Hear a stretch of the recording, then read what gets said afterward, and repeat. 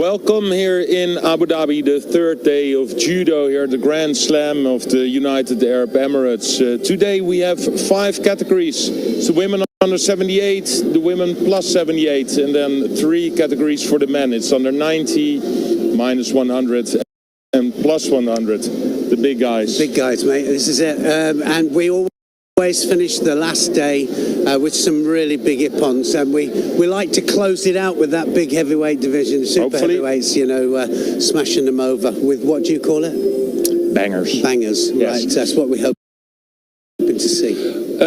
Well, we were in the warming up area. You felt that there's a real good vibe. I think yesterday we had a beautiful day of judo with a few guys who won the gold medals. They were so good. I think that we've seen, you know, not only great technique, great transition as well, and some big techniques, but also I thought we saw some great tactical work as well from people like Stum. You know, because he works things out, doesn't he? And also, you know, I've got to say that, I mean, he was doing exactly the same. He was doing exactly the same. Let's see if they give a bit of extra motivation for the people today. The women under 78. I think it's, first of all, a good German clash with Oleg and with Bohm, of course, high ranked. Then we have 2 Dutch, Steenhuis and Lieke Derks inside. Camara from Italy, or Bellandi from Italy, Camara from France. Linaire's in there as well. Yes. You know, and Linaire is one of those that, you know, we talked about yesterday about sometimes absolutely she come out, rips them out of the ground, and then other times not, you know, so it depends which one turns out. Bellandi, we haven't seen her, have we? No, I mean, World Olympic champion, so, and had a little bit of a rest. That's what we said. You called ring rusty because we don't know in which shape they are. No, we don't. Sometimes they just come and this is their first. Yes, to do an event, and we don't know, but we can actually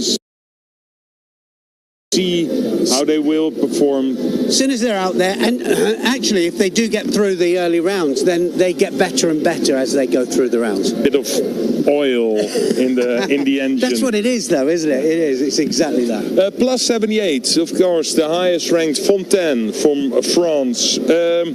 I just wrote down Sabic. Marit Kamps, of course. He is a Dutchman. I like to see her already a few silver and bronze medals. She's got a few medals, hasn't she? She's been doing well. Yes, still searching for that third gold medal at a Grand Slam. And it will be not that easy with Ivanova from Russia. I don't know exactly if she's good enough, but to be honest, the Russian, they have a good team here. They do, and Bayrou as well. Don't forget her, because Fontaine and Bayrou, both, the French always got a lot of super heavyweight ladies that are in the top 20 in the world, you know, and there's 2 of them. And then we saw Trenot. Doing some stuff here in the training area with the Chinese team. And we know that the Chinese, they always have a really good heavyweight. They do, always, and they're always putting new ones out as well. So it's new. Then we go to the men. Under 90 kilograms. Well, the highest ranked are a few guys from Brazil. Macedo, of course, and Franco Villac. Multiple Grand Slam, Grand Prix medals, but you call them like point collectors. Well, they are point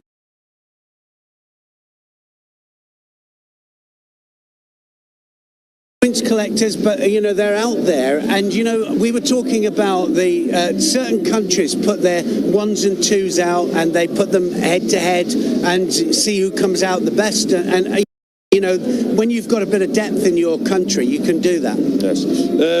I pointed out Kim from Korea, the Paris Grand Slam winner, in my opinion, out of nothing.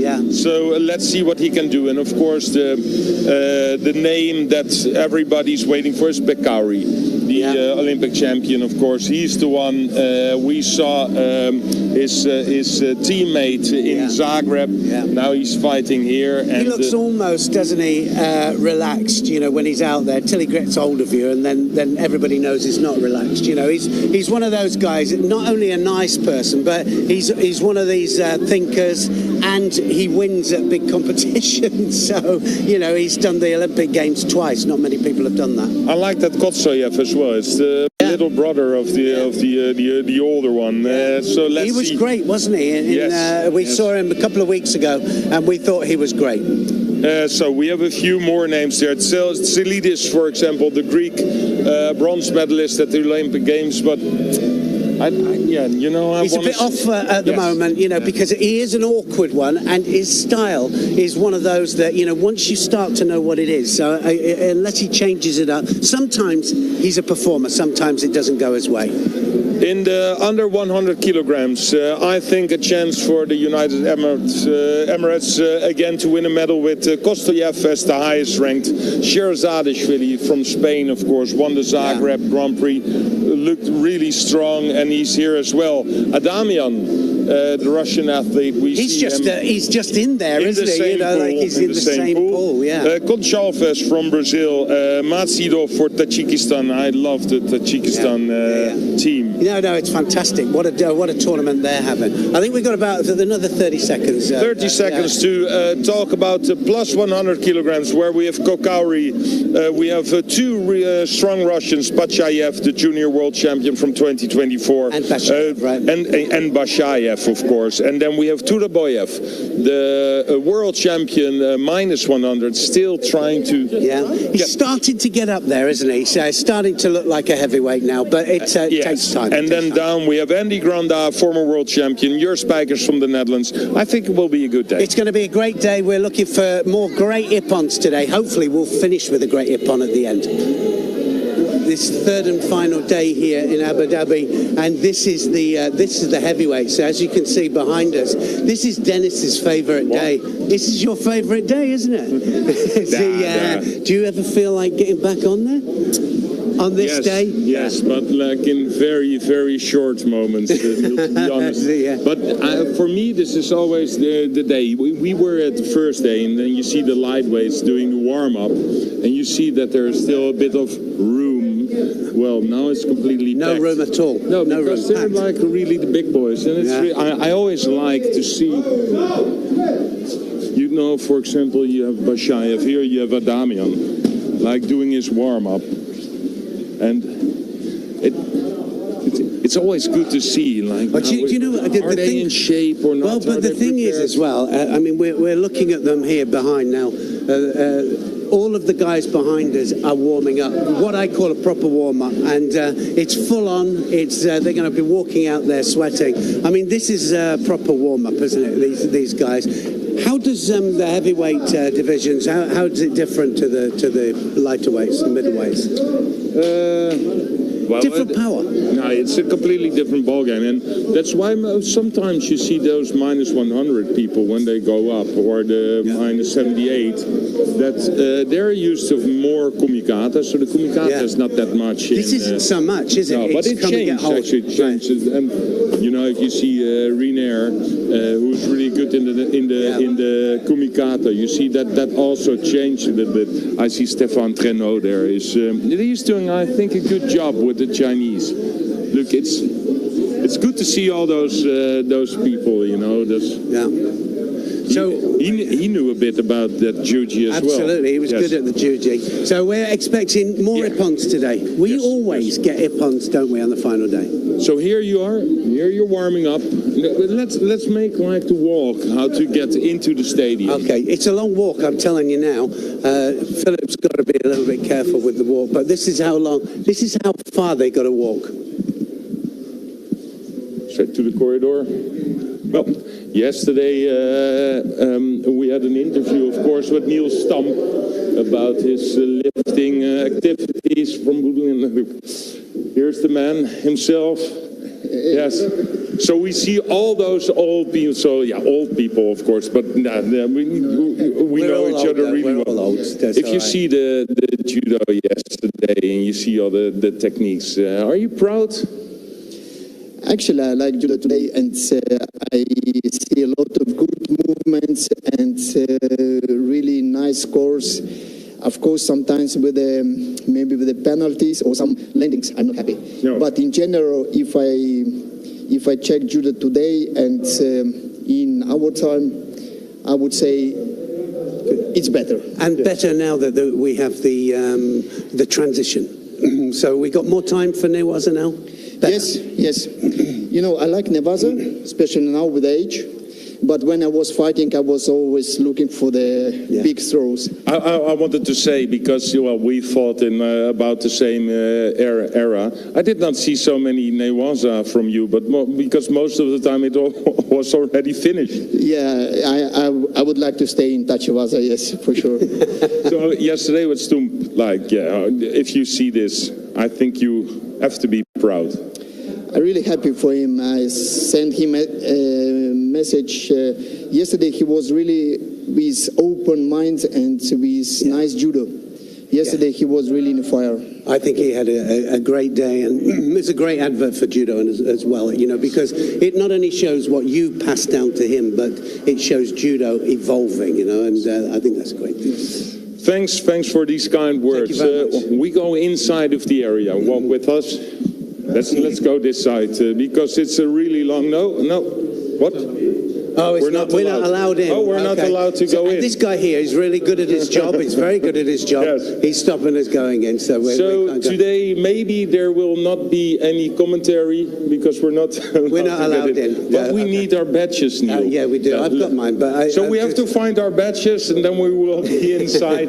I think we will manage. Yeah, and we will see you for the third day. I think it will be a big punts today. Big punts. Bangers again. Always bangers.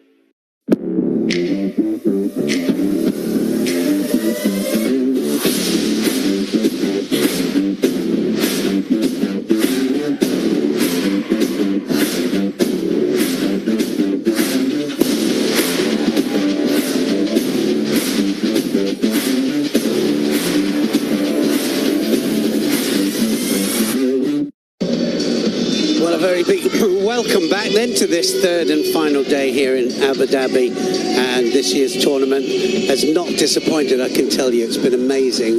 We've got 5 weight categories. We're going to start with first of the 3 men's weight categories here in the under 90 kilograms category, and Dennis van der Geest and myself will be commentating all the way through. We got in, Neil. Yeah, we did. We did. Absolutely, we got in. And eventually we got in. The doorman wouldn't let us in. That's funny. Under 90 kilograms here we're looking at on mat number 3.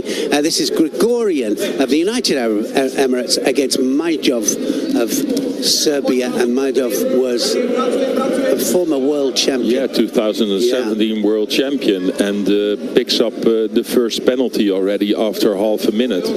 This is already a really difficult first match.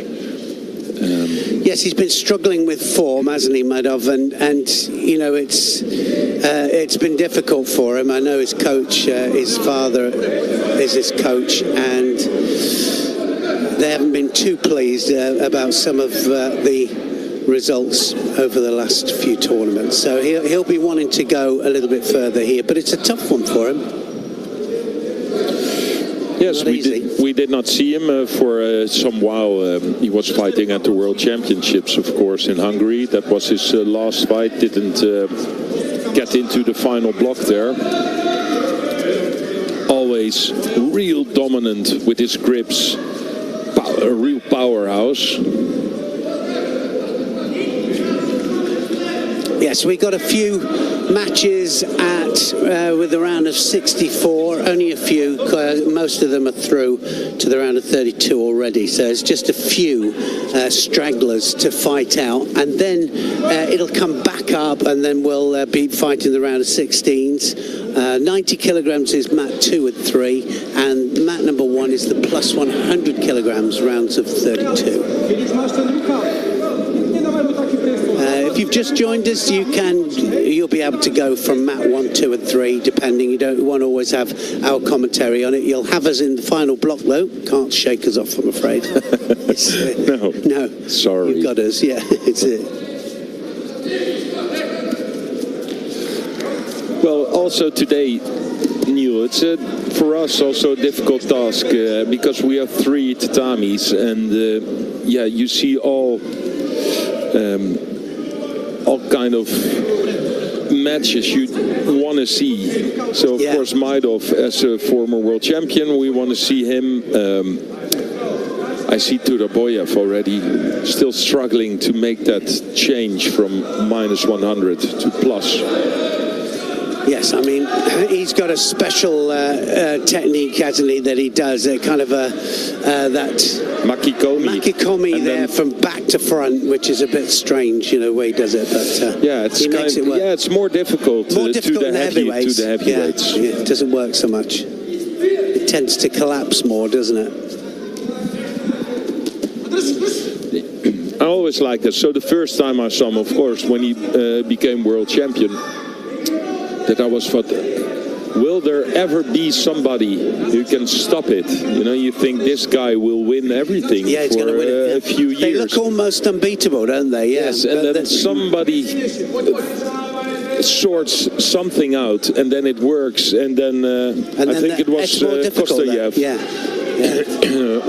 And the Georgian as well, and then you see other people, they're watching it as well, and then it's getting more and more difficult. Right, so it's another Shido, but one each now. Gregorian gets one. So starting to go to work here, Maidov, and he's looking for the Uchimata. Big arm over and then the Uchimata.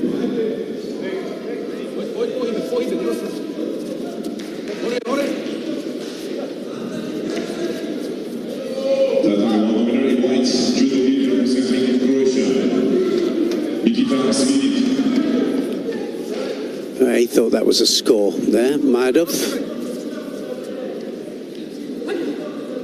A little bit of frustration in the last couple of events, and you see it with his father, and they just getting angry with the referees, angry with anybody really, and it's just not quite going their way.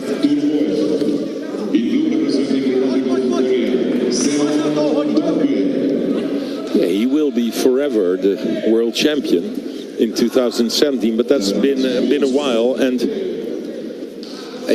his grip is always perfect, always strong, dominant right-hand grip. Still, sometimes, he just lacks a bit of judo. A little bit of judo coordination and getting everything right at the same time.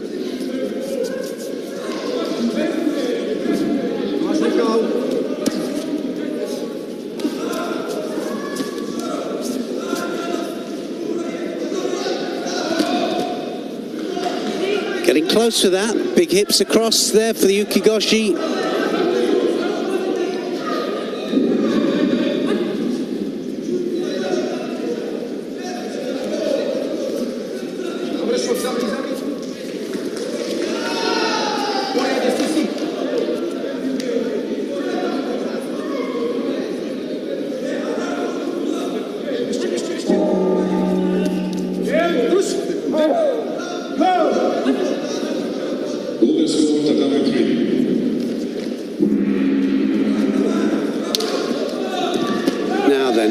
Literally onto his head there, so he's got a Yuko for it. Maidov, he literally went on his head to get leverage for that technique.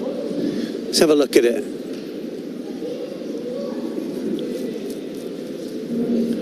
Of course, they've relaxed the rule now if the head touches. We know that. But to use it as a springboard, no, they've taken it off.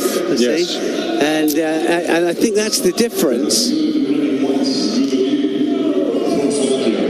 And he'll argue it. You can guarantee if he finishes this and he loses it, he'll argue it. They will be angry again. Yeah, he will be. He'll be angry. That was Yuko, in my opinion.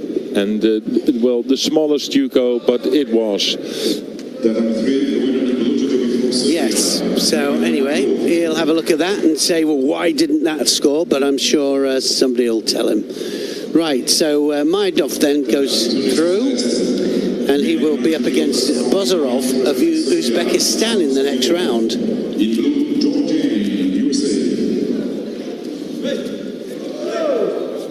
So it's 7-0 for Mongolia against Vines from the Netherlands. Are these new Netherlands fighters? No, he's already on the circuit for a while.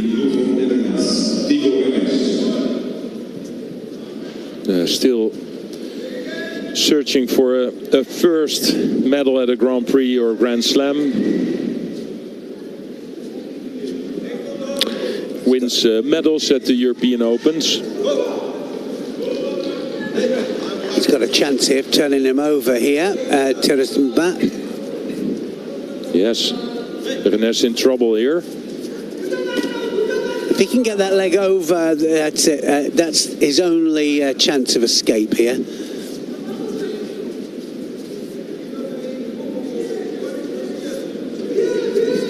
Can he get the knee down? Yeah, but he has to strangle on as well, yeah.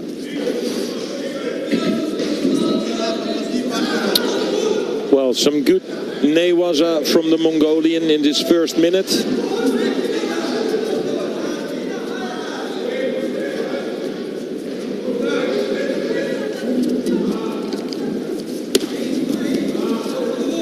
Renes had some really good results in his junior time.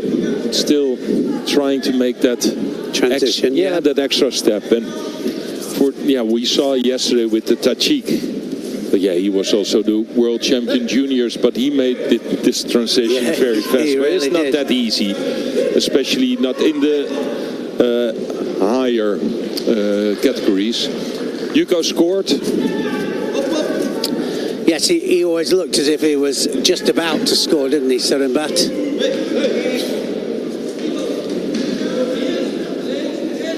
So Sumigashi then, you can see there, side landing for the Yuko.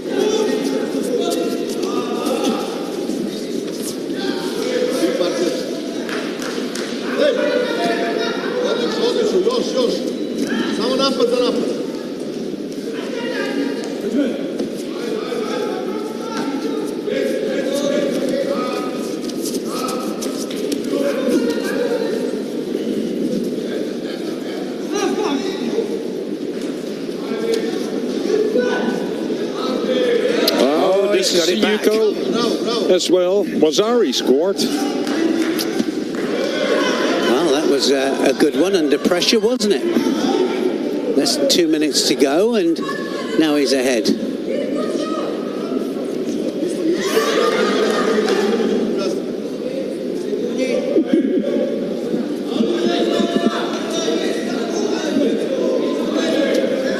Soto Otoshi there, just taking him over. And of course his landing was towards the back as well. That's why the Wazari rather than the Yuko.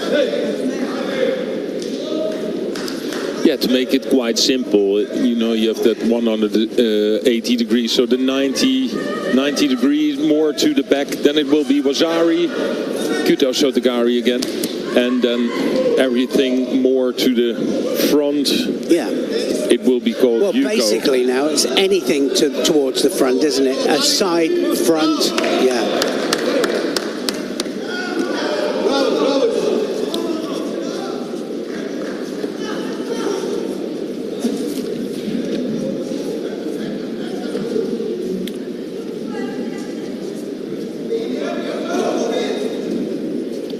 Well, a lot of kumikata. Sedenbat has to attack with good deep shoulder throw on the left side from Rennes. That's nice stuff, isn't it, from Rennes? I like I'm really glad. You know, he's a good open judo, and he's really taken the fight to Sedenbat. Sedenbat doesn't know what to do. 39 seconds to go, and that wasn't far off going in as well. That could have been quite easily another score from that. You know, if you want to win a medal at a Grand Prix or a Grand Slam, these are the fights that you have to win. It sounds easy, or you know, you have those few really big names. If you have like Bekauri in your quarter, or some of the other big names, then everybody understands that it's difficult. Oh, so, look at that. Was another really nice Wasari. It's over. Was that Tipon? That's it. So, good, decent win from the Dutchman. Nice. Ashigaruma, and takes him right the way over there. Didn't stand a chance, did he? That was a good win from him, and so Rennes goes through, and he'll be fighting Nuhu of Cameroons, so a great chance to go further. Can we make the change to tatami 2, please?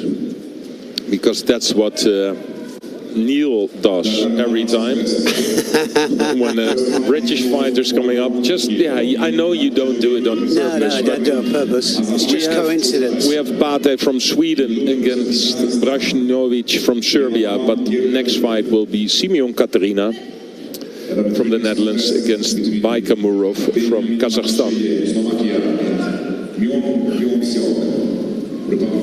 And then, well, a British afterwards. Ah, right. And then Sherzadishvili. Another coincidence.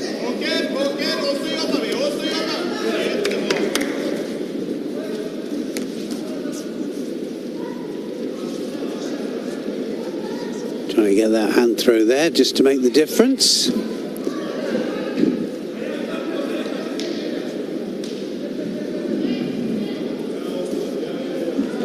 Rolls him over. Yeah, trying to get the momentum there, and Bath now needs to get that leg out, tie up the top half there.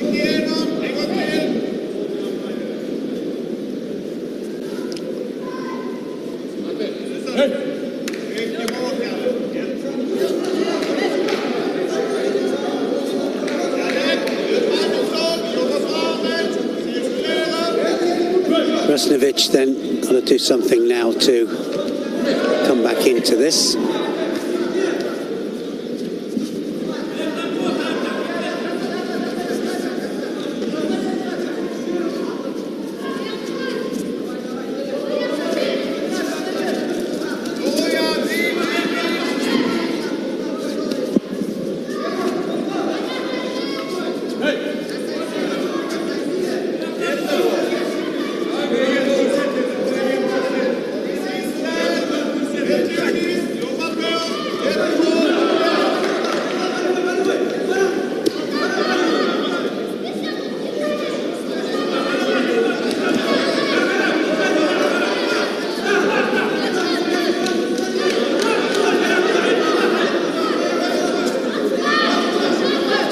Shido in a minute. Any second out, that'll be 2 up for Bath.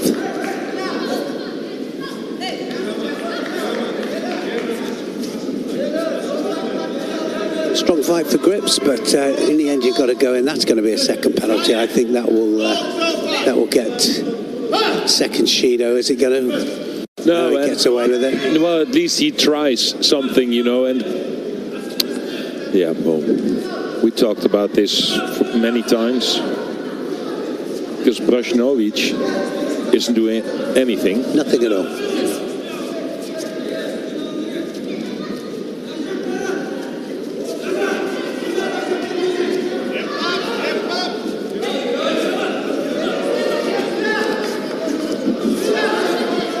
Look at the grip from the Serbian. He has this right dominant grip on the back. You see, like, okay, if you have a grip like this, well, do something. Yeah, attack. Yeah, because you know, I don't understand what's the fun. You know, yeah, trying. So yesterday I was speaking with the Canadians. They say I always like to throw and try to throw people for Ippon, and because that's also. I kind of understand, you know, like for us now, if we're doing randori, or you know, we're looking at our legs going, right now. Yeah, you know what I mean? Yeah, if it's I make a randori, right? I cannot even make a normal score anymore. I can understand it for us, but not for the young ones, right? The young ones should be able to attack. So maybe they're not, you know, training that way. That can be it, can't it? No, but I cannot understand that you will be like for years and years on the international circuit. You just want to like throw people. You see so many fighters that are really strong, dominant grips, everything like this. Look at this. Yeah.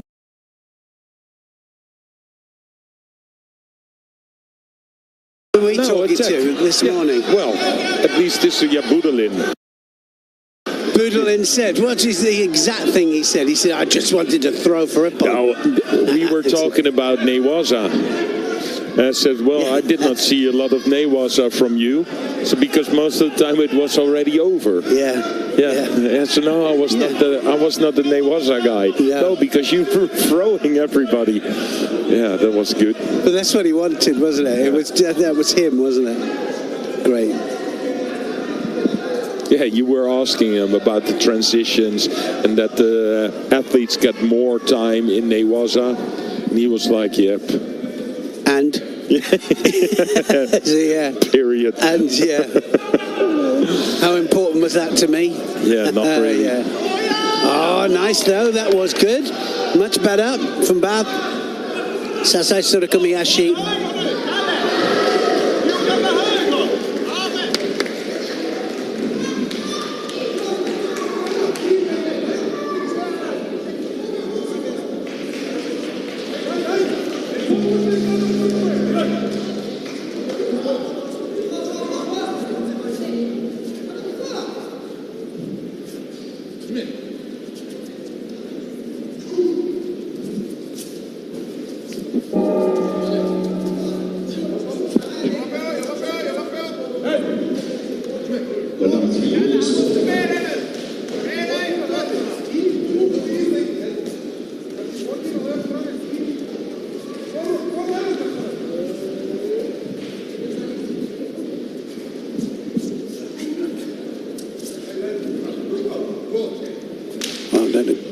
They're looking at here.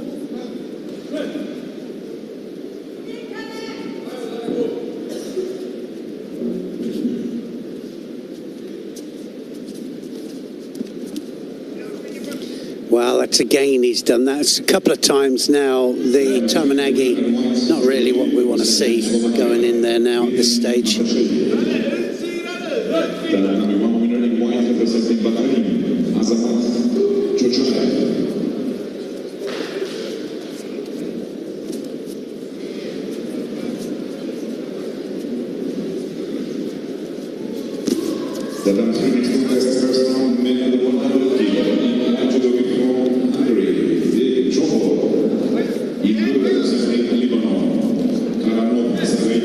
So we're now on to the minus 100 kilos category. Round of 32.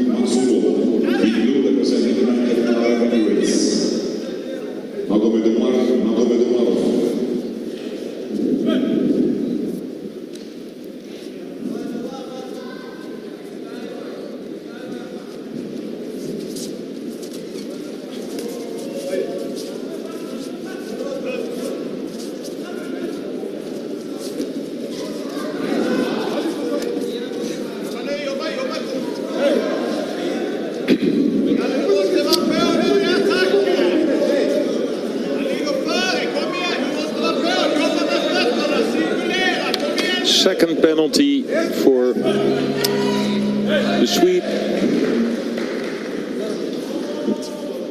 Yeah, that side. I want to see another penalty on that side. A little bit of a problem sometimes with some of the scoreboard people. Not quite on it.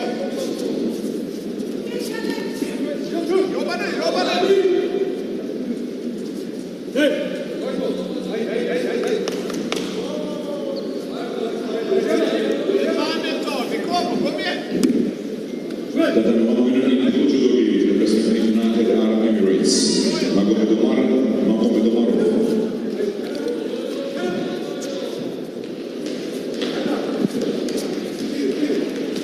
And again, a good shoulder throw. So a few good attempts now from Brashnovic.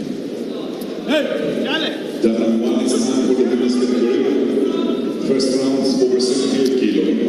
Yes, trying to come back into it a little bit. The longest golden score so far today.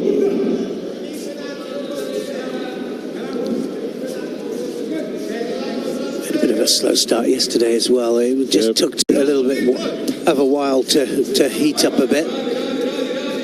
Oh yes! Big Ogoshi then, and just as soon as it went through there, it took a while. This grab all the time, this grip. Look at that. The Ukigoshi actually just hits the first hip. Look at this. Watch the hip he hits there. He doesn't get the hips right the way across, but he catches that front one, and that Ukigoshi scores him ippon. Finally. Finally.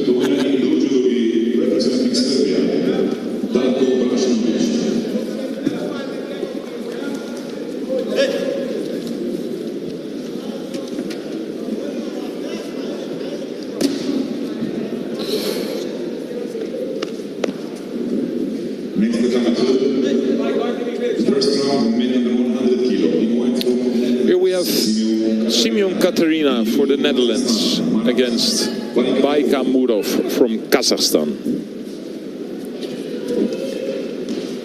Katerina, for me, is one of these that can perform really, really well. I mean, he is a talent, isn't he? But and then sometimes, you know, it goes away from him.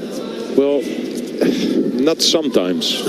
No, but to be honest, he really is a big judo talent. Yeah. And he showed that a few times. I think not enough. Just we're still waiting for that extra step or something.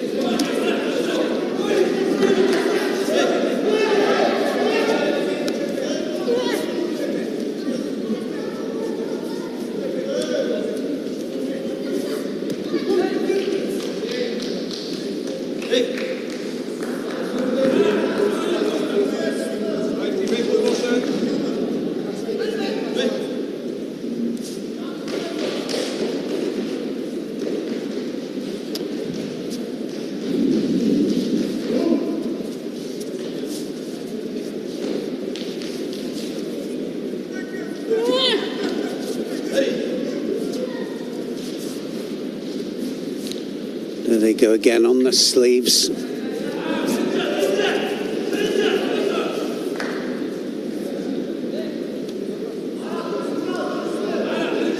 This happened on mat number one. Oh, very low. Seotoshi there off the sleeves. Kurbambayeva.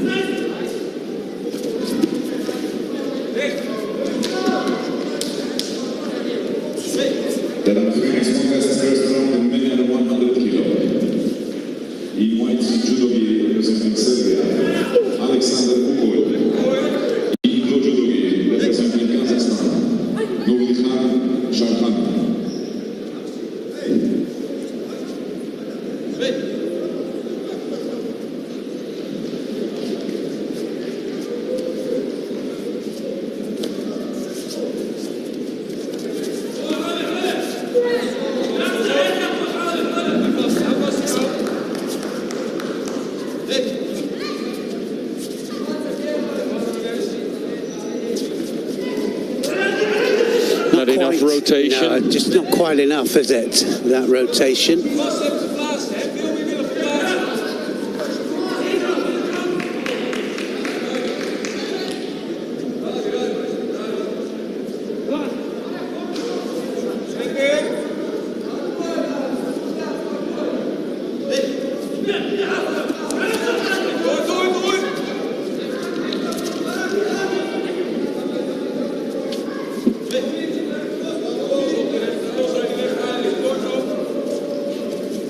Dominating the grip here, Katerina. This is where he needs to go in. Yes, and the fight is at a slow pace, and that is really in the advantage of Katarina. Kind of likes that. Not too mad. No.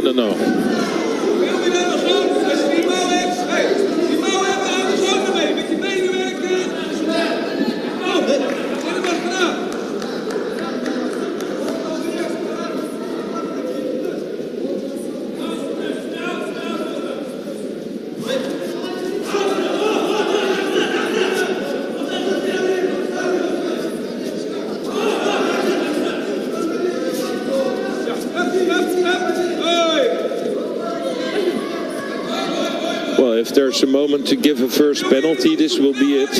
And I think it's coming. Yeah, of course, you see the referee already standing for this first penalty for Baikamurov.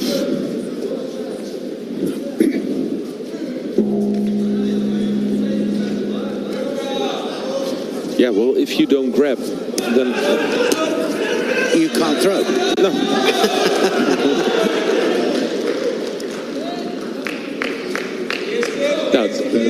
That will be my game plan then, you know, because there's a penalty on the board for the Kazakh. Well, if he's not grabbing me, I would just wait.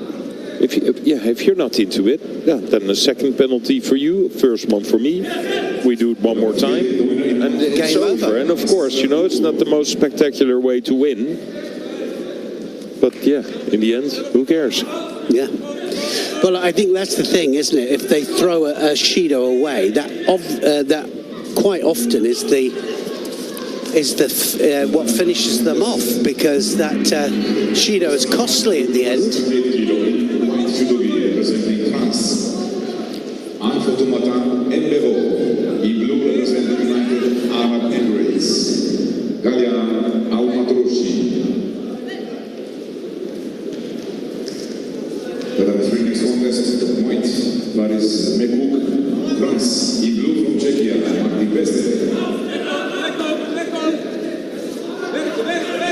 Well, he has that cross grip, but he needs to use it. And like you said, Dennis, he likes the slow motion, but yes. But Baikamurov has the cross grip as well, or that one-sided grip. Yeah. Yeah.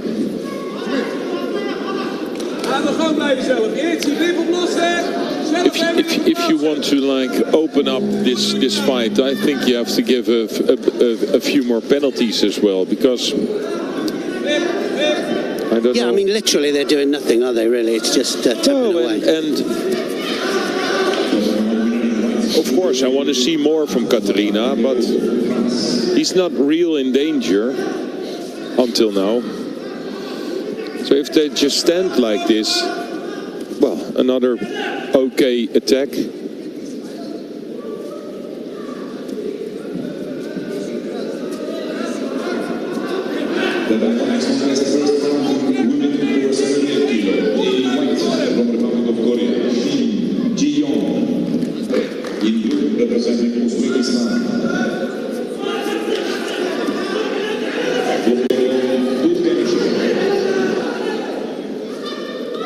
Well, Baikamurov is absolutely doing nothing. No. And he has got a second Shido for it as well.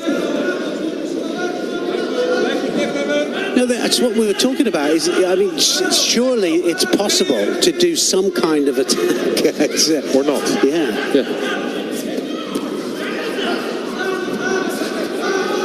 Now he goes.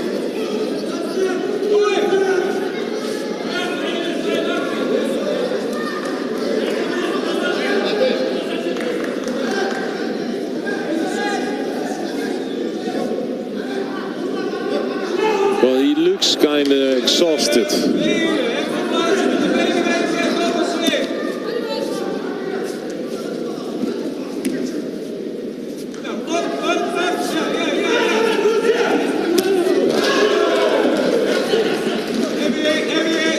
Big Ippon just down on mat number 3. We'll have a little look at that one. See, at least catching Ippon from another mat.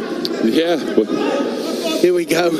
Big Sode Surikomigoshi there. That was huge, wasn't it? Massive. So happy that we did not miss this one. No.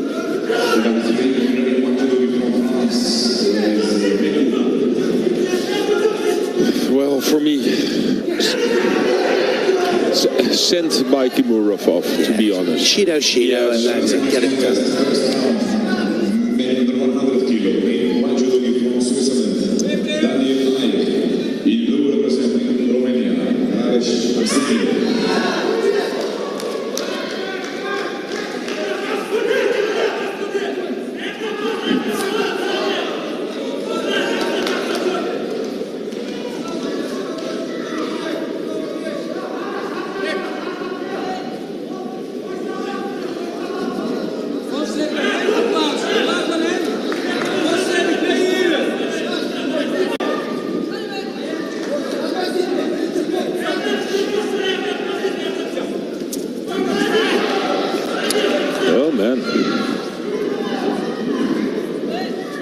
Yeah, just about saves the day, doesn't he? With a That gives us another half a minute of entertainment, Neil. Oh, yes.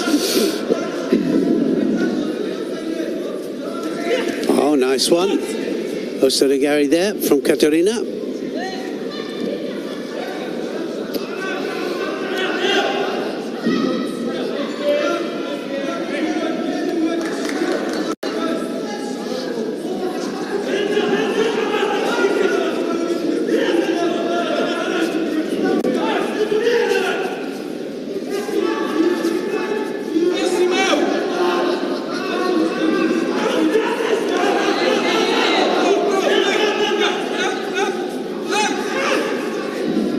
I think one more. Yeah, but really he just has to move around a bit, and this guy is completely done. It's over. Just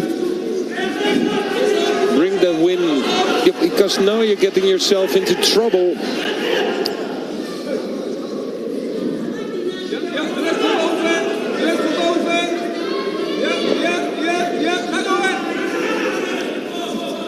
Ooh, he just timed that right there, didn't he?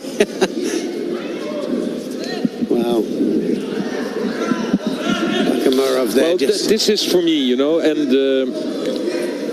we know that Katarina can show better judo than he shows here in this fight, but I think he also can kill this match so more just to win it. Easy. Yeah. You're now 4 minutes in golden score. Baikamurov absolutely did nothing. You could win this match in, I think, 3 minutes with 3 penalties if you just put up the pace a little bit.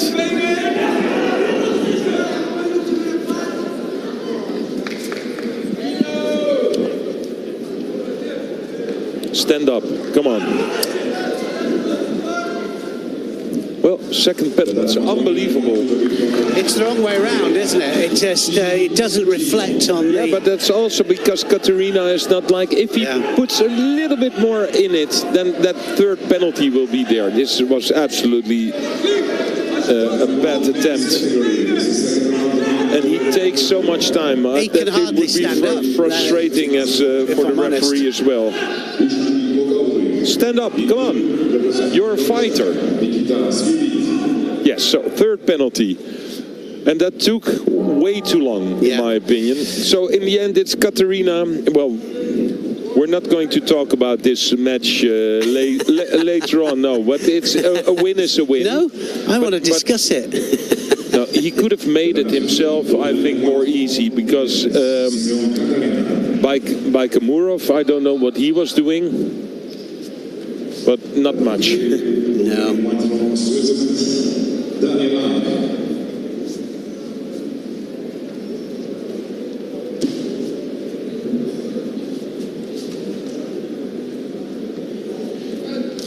The next contest, personal men under 100 kilo in Judo Ki Vines, Israel, Yosef Simin. In blue, representing Russian Federation, Dhabi. Barrett for Great Britain against Sekai for Kosovo.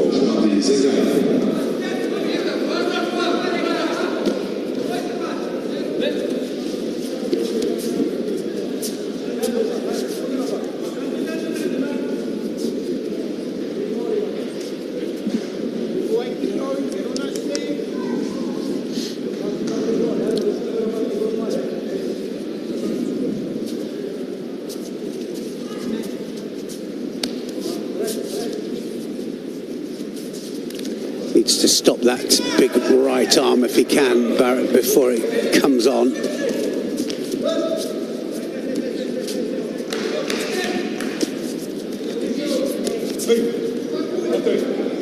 Well, I think he was on the way up there, then Barrett. I don't think he needs to kind of really click up with this man here, Zakai.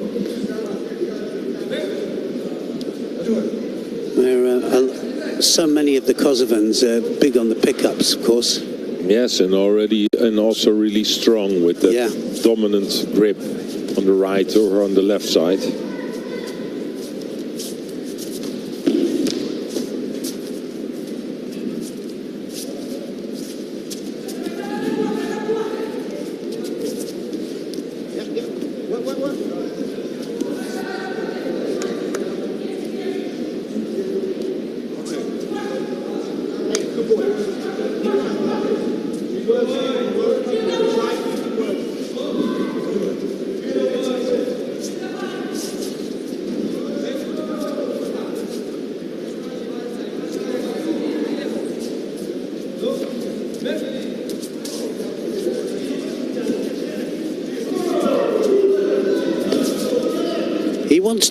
He wants to take his chance with it, Barrett.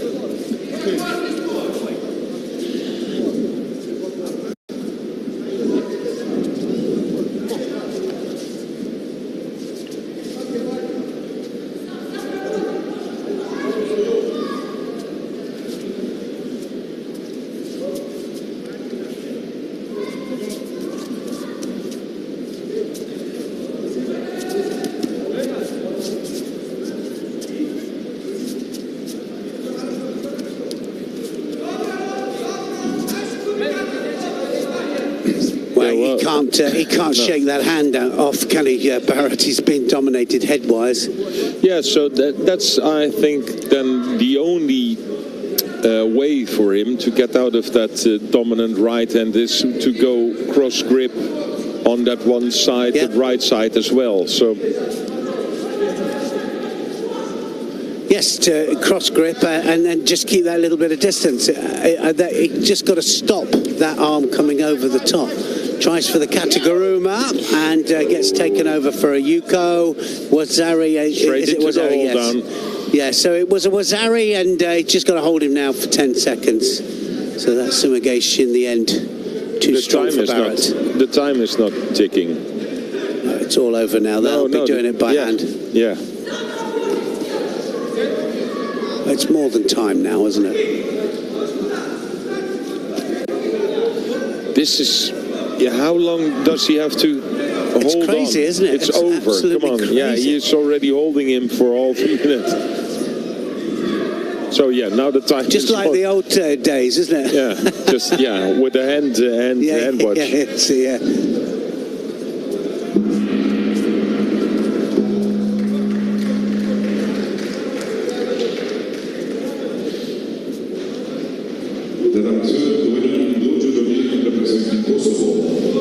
So Sakai through to the next round.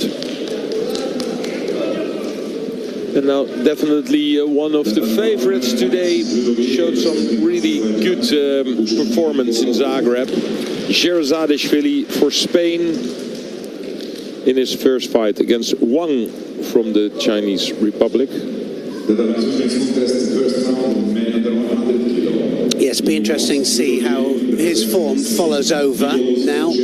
Very consistent, of course, with his performances, Jerzadishvili, and established now as a heavyweight. I think feels better now at minus 100s.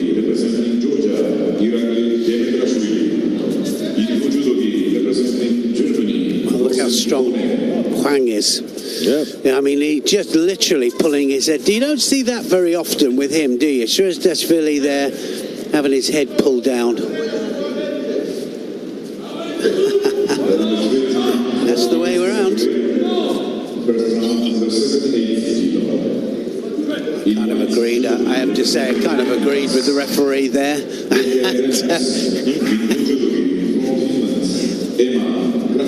Wang not doing anything with it. He pulled the head down. Yeah, but Wang, a winner of a bronze medal in Dushanbe. So Stefan Trenot already been called easy. Yeah, I mean, he was up in air, Yes. in arms about the Shido given to his man for pulling the head down, doing nothing. You know, so he wanted to tell everybody else that he's not going to stand for it, just going for the penalties. But at least, you know, I see the Chinese, he's doing a good job until now. He's a left-handed fighter, and you can see that Sherzadishvili has a bit of trouble with that left hand on his lapel. Now he has the grip he wants, but Wang just managed to get out of that situation, and He hasn't fully committed yet, has he, Sherzadishvili?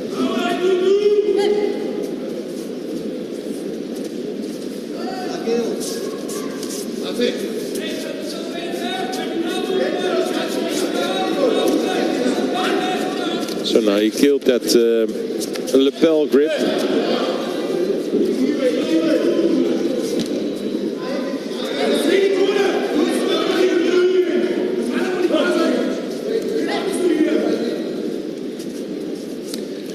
So the winner and the double world champion, 90 kilograms here, just having a real problem getting into the rhythm here of this event.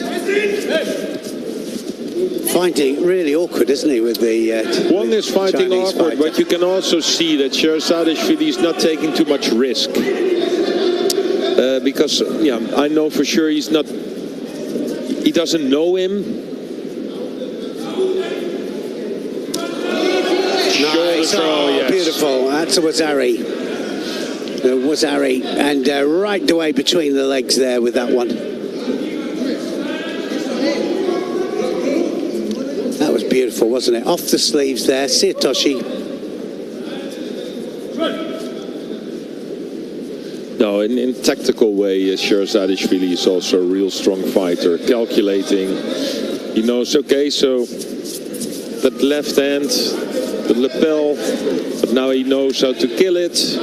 He has felt the strength, the power of his opponent. Don't rush, don't do stupid things in the first minute. Yeah, and he doesn't, does he? No. He's not taking any chances.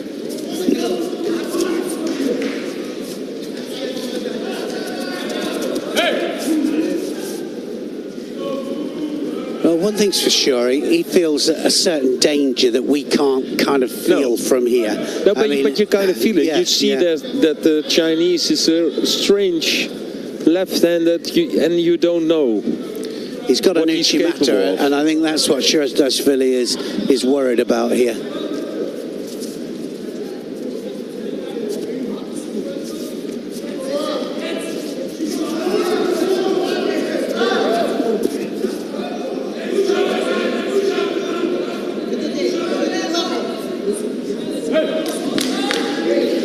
No, he's going to bring this one home. It's a minute to go. Yeah. He's not going to take too much risk.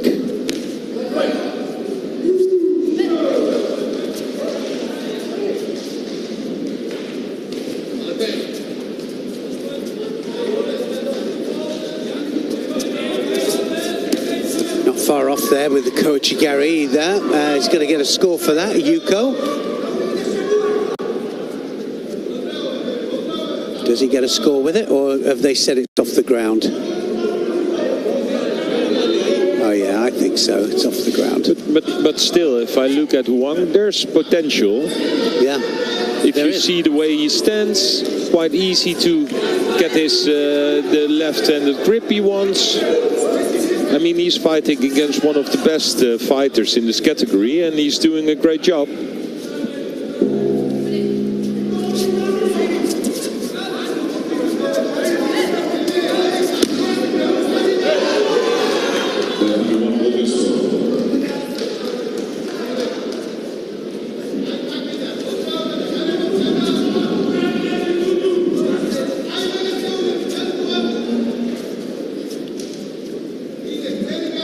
got some big names coming up, Dennis. We've got Bachayev. On tatami 1. We're going to make the change after when we finish this one.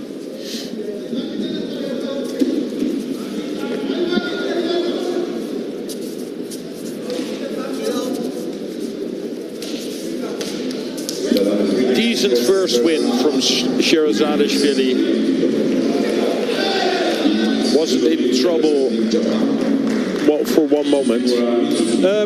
Let's change to tatami 1, please, if possible. Where we're into the... Oh, it just finished. Ippon scored by Demetrashvili against Kone.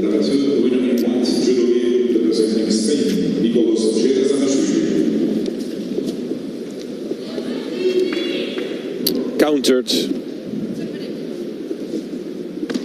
So tried to make that massive hip throw, but well, the balance wasn't there. Easy countered by Demetrashvili. So here we have the former world champion -100, Tudoboyev, against Bachayev.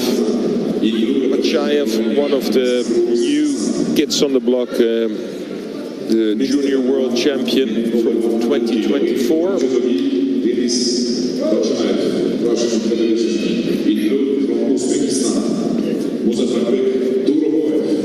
So with Tasoyev, with Bachayev, and also this Bachayev, a few really good heavyweights.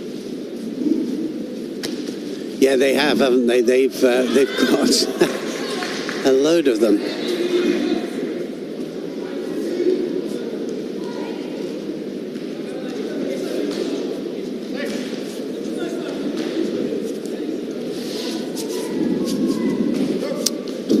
I saw this TikTok. So Tudoboyev is 2 meters and 2 centimeters. Yeah. But is like 6'7". 6'7". Is that right? Yeah, 6'7". All the kids are doing 6'7". So he's 6'7". He does that, does he? No, it's just a worldwide trend that you don't know that. No, I don't. You do with the hands. You look like 6'7". Didn't you say? You see, everybody is doing it now. It's an age thing for them. It's an age thing. Yeah, I think you totally missed this one. Yeah, I missed that one. I'm just like at the end of it. I know now. My daughter's doing it. Yeah, and your son, you said. Yeah.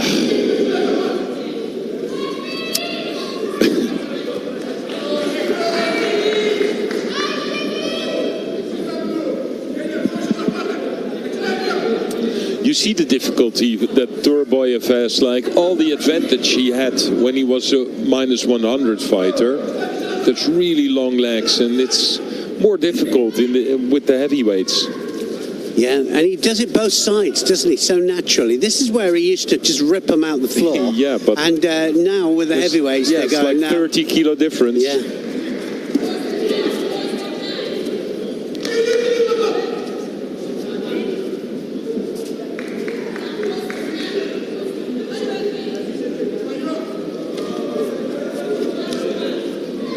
It's one of the few that I see that just goes left to right, right to left. Look at Bachayev, yes.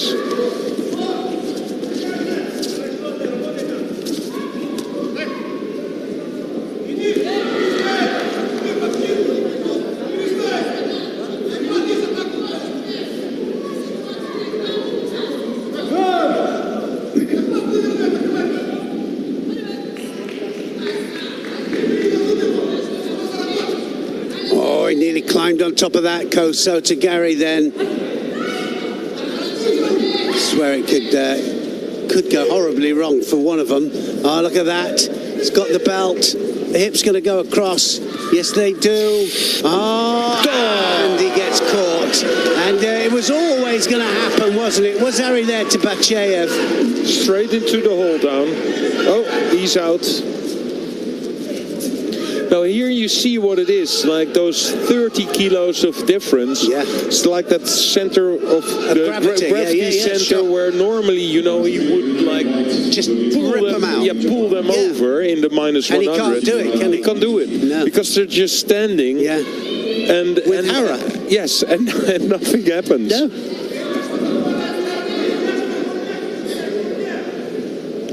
And his style of judo is not hit and run, it's to get close. No, it's not close. Yeah, it's close to his fighters. Yeah. One thing that I learned in my whole career is, like, when I was fighting guys like this, well, keep them away as far as possible, because if you're up close and personal and you have like 30 kilos difference,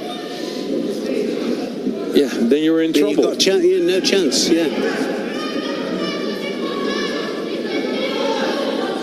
Yeah, because fighting that close like this, this is what Shayev does for breakfast. Yeah. All the time.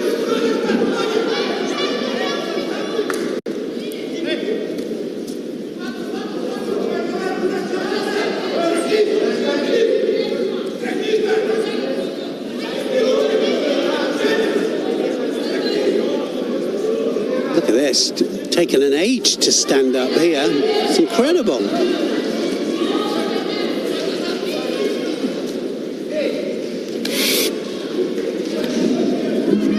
Yes, it's going to come. Second score is going to be any second now. Oh. Definitely fun to watch. Yeah.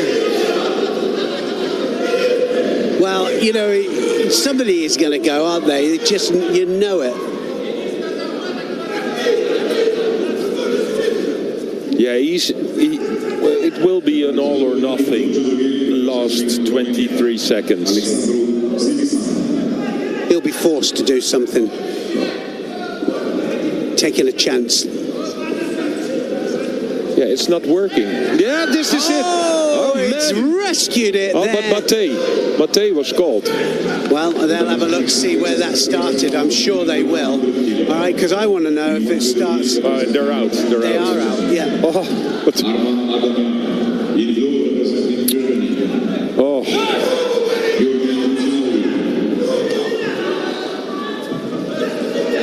Seconds are ticking away for Turboyev. Still the Yuko on the board. Big one. It's just going to stand there. No, it's over. It's Batshayev who wins. Wow. That was an interesting win. Yeah. Okay, so for me, if Turboyev wants to win medals, then or he has to gain 20 kilos, or he has to fight minus 100 again. I agree. I don't know what his weight is, but... No, yeah, well... 110 probably. Something I don't know, but it's not enough to make the impact with this techniques. Can't do it, can he? I'm just going to leave you for a second with Dennis. I'll be back in a second. Next fight, Batkuyach from Mongolia against Prilin for Estonia.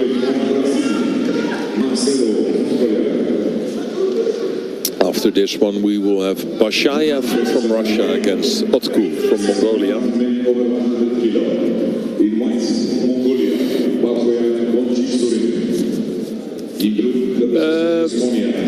Let's make a small change to Tatami 2, please, where we have Adamian against Usilari. Adamian fighting for Russia, Usilari, Germany.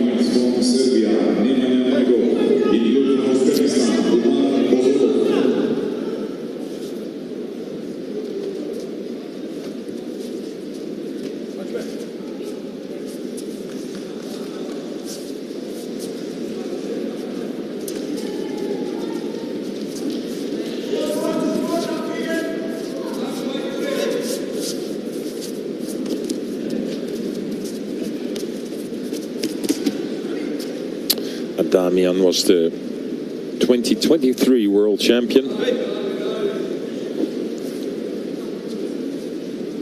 bronze medalist this year, World Championships.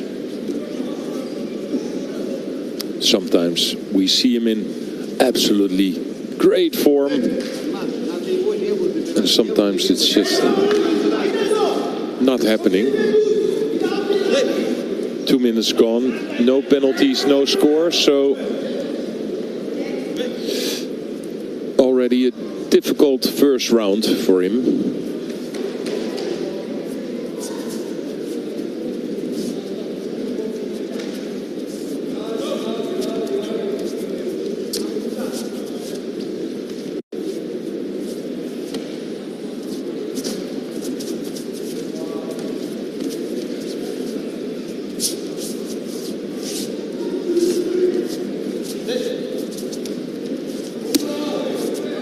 Larry still waiting for his first medal at a Grand Slam or a Grand Prix.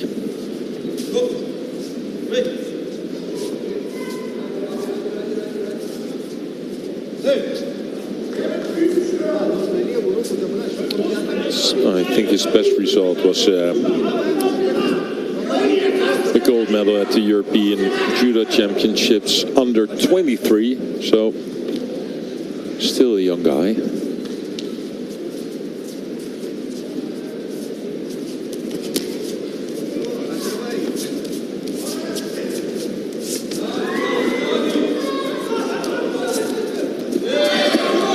To be Yuko, yes. So Yuko scored from Adamian with this strong left-handed grip, and then the Ouchigari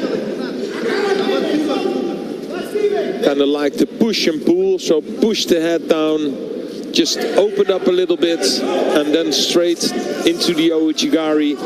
Score on the board with 45 seconds to go. So the pressure is with the German.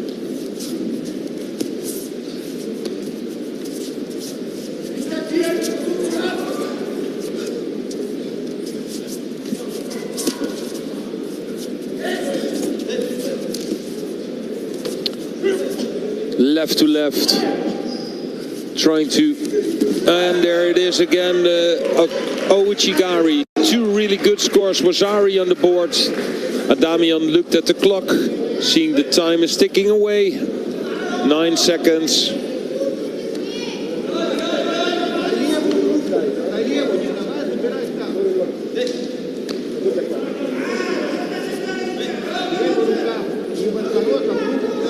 Good Ouchigari. Strong, dominant left-handed grip. Of course, the German comes rushing in. The seconds are ticking away.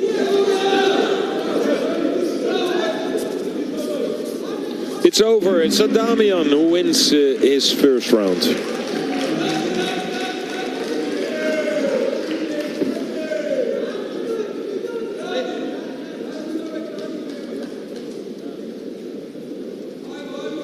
The number 2 dominating points is Judo Ki Vines.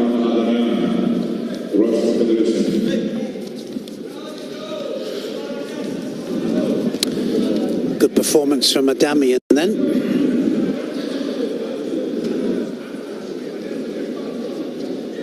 Now it's the next contest. First round, men under 100 kilo.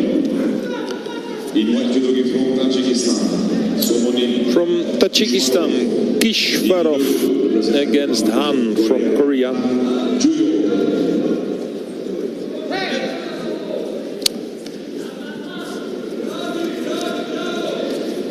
Well, they've certainly had a good result so far, haven't they, Tajikistan? Wow, they've every category they've been competitive in. And you said yesterday that they must be doing something right.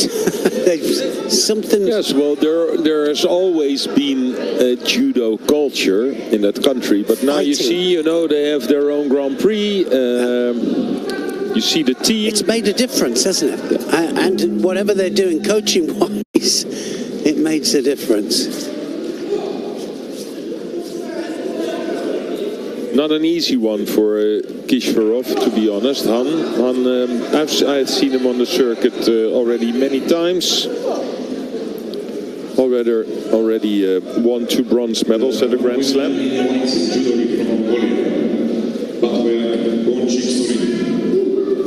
But I want to go to tatami 1 if possible, because yes, tatami 1 please, because I want to see Bashayev from Russia against Otku for Mongolia.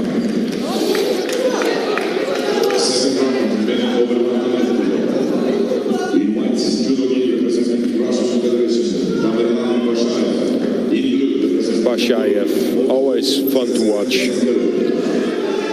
One of the smallest in the category. Well, look how he upsets the odds sometimes. I mean, he was the first one, wasn't he, to break the winning run of Teddy Riner? Yeah, at the Olympics. Yeah, before, of course, but it didn't happen so often. He was the one who did it.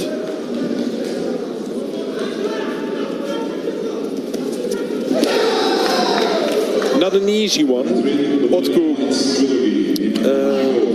is one of the stronger fighters as well in this category.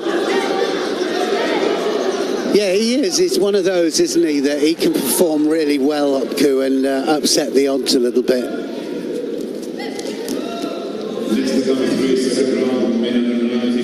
In white, Judo Ki Vines Estonia. In blue, representing USA,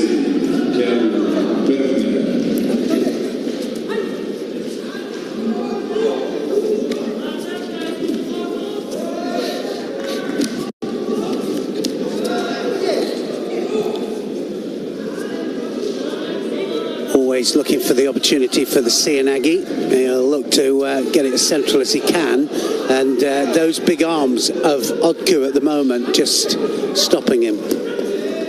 But he can go right or left.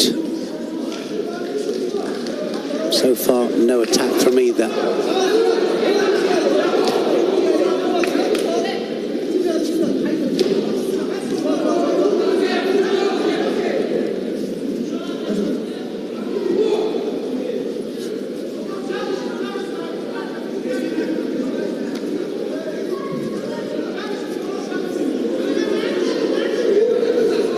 Here it is.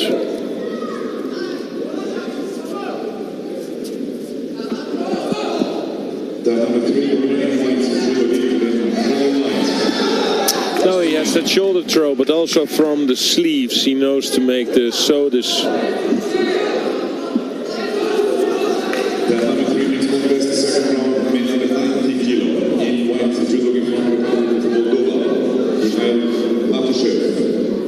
In blue, representing Bulgaria, Boris Georgiev.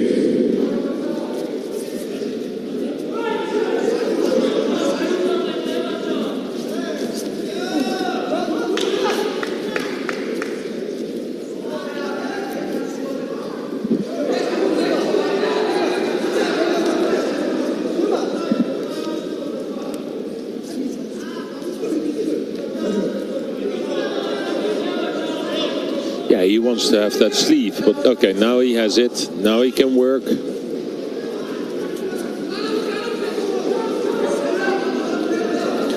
Now he was right the way in there, wasn't he? He's getting closer and closer. Up to Otku now to fire back. Second penalty for the Mongolian.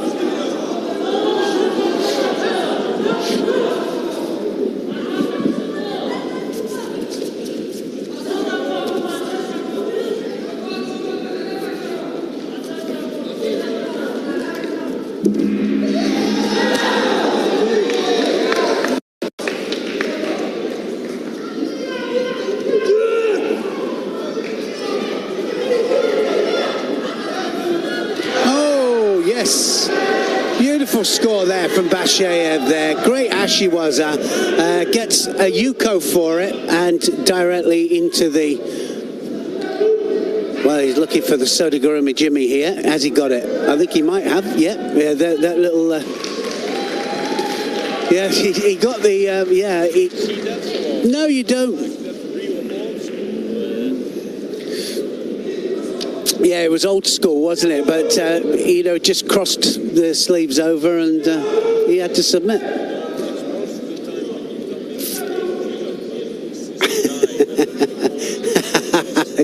That's what he's been doing for 50 years, yeah. And he catches everybody with it once. Yeah. He's got that one. He will. And he does. He does, yeah.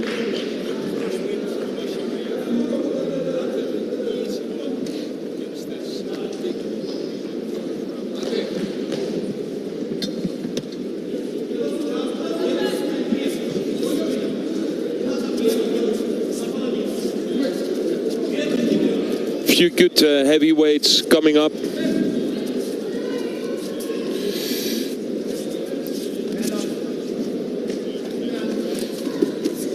Satganov from Azerbaijan against Chotchayev for Bahrain.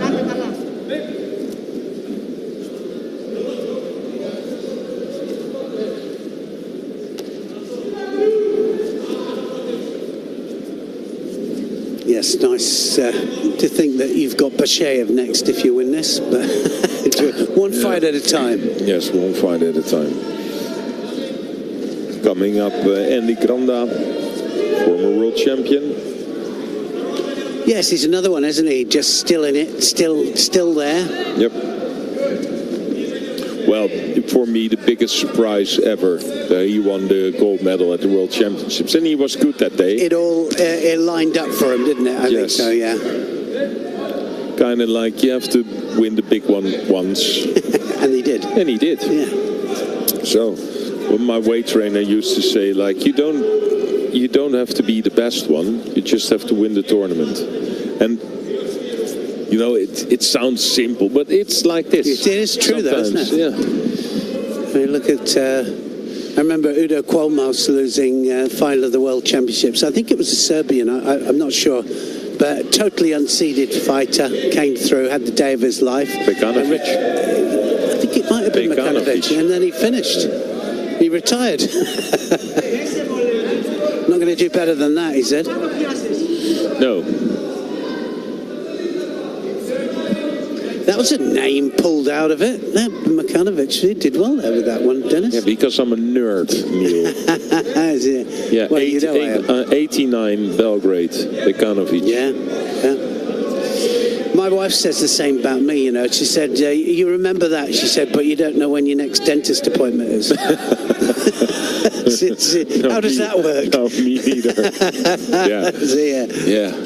You know, things like, no, but I know in 1981, Philip Takahashi won a bronze medal. In the World Championships. In the World Championships, He did. What's the point of that information in my head? None. Taitoshi. No. He did like but he did really low Taitoshi. Do you remember that picture of him, almost with the splits? Yeah. Ippon scored by Satganov. Well, we're talking about nonsense. Judo nerdy stuff. Yeah. Beautiful Osodagari there. Really collapsed the leg, didn't he, there, to take that. So Gamsakanov then goes through. Yeah, he has to recover a little bit. Oh, man. Yeah. Well, to be honest, if I would be thrown like that, I would run away as fast as possible. Yeah. Yeah, but probably it wasn't possible. That was a banger, wasn't it? The impact was there. So Andy Granda for Cuba, the former world champion, against Li from the People's Republic of China. It's the next fight. After that one, we have Jur Spijkers from the Netherlands against Magomed Amarov. Fighting for the United Arab Emirates.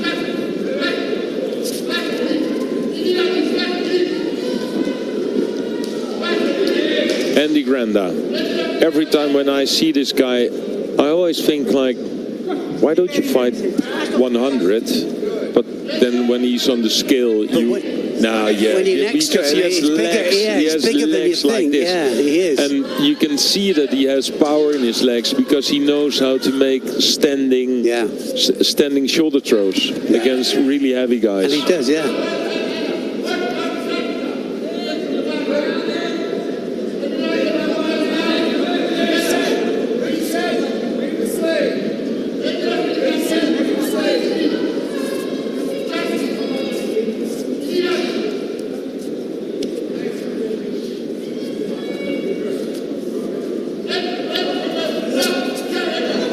No coach for Granda? No.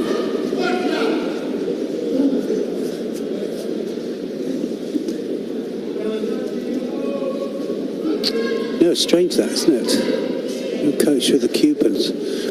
I think there's only one Cuban in it, isn't there? There's only him here. Or is there a couple of ladies as well? I don't know.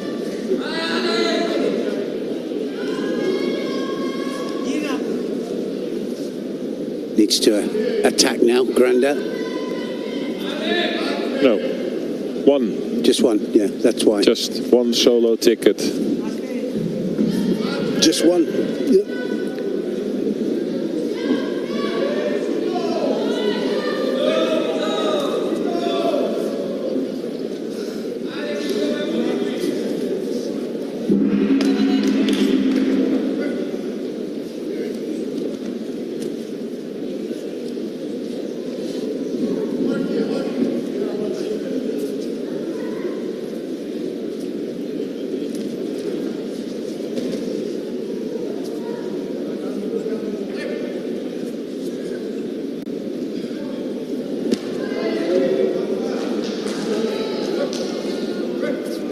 Second penalty for Lee after this shoulder throw, but without any impact. Wow, yeah, this is a really difficult match, isn't it, to commentate? It's hardly anything happened. There we go, Chigari, and that was a nice movement there. And Lee manages... I think he hurt you, Neil. Yeah, he must have done. So now can he get that leg out halfway through? There's a Yuko on the board. This really was a good technique. Yeah. I mean, it was... I know Chigari, but he changed the direction of it as well, didn't he? Here it is. Look at the way he turns it. Yeah, on one side, so he has that double lapel grip.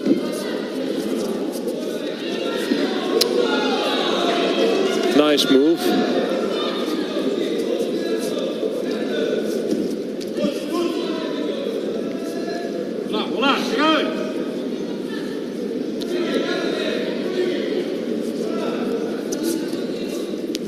Now, you mentioned it yesterday, and you said why, when they're in trouble, do they start to open up, and then yes. Why is it got to be different? Why all of a sudden?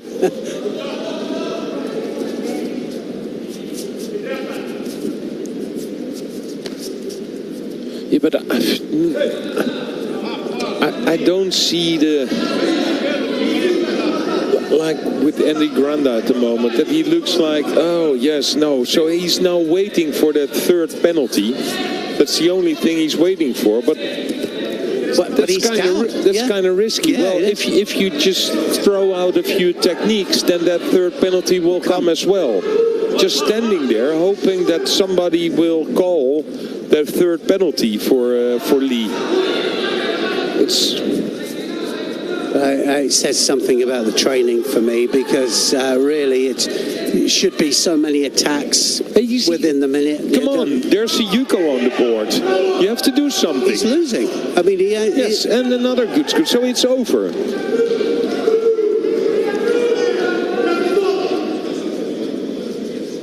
Yeah, he managed to burn the seconds up there, and it's an early exit for Granda then. Lee Yang will go through.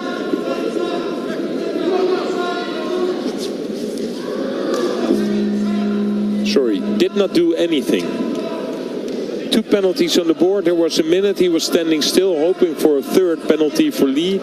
Did not come with any attack himself. You wouldn't be happy with that, would you? No, at least, well, there's not a coach you can like scream, like shout at do him. something. No, yeah.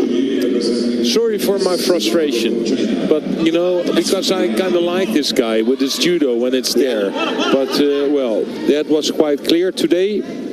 It wasn't there. It's Lee who wins. The former world champion from Cuba already out. And Lee will be fighting or Spijkers from the Netherlands or Magomedomarov from the United Arab Emirates.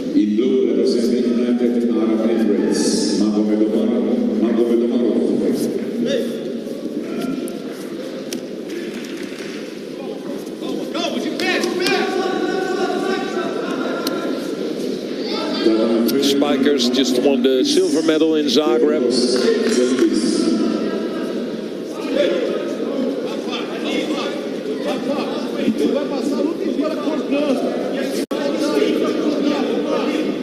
And you can say whatever you want from Spijkers. Sometimes he loses, also like the Zagreb final. I think he made a mistake, and but at least to compare it with what I just saw from the Cuban. At He's least out there attacking. He's out there attacking, trying, and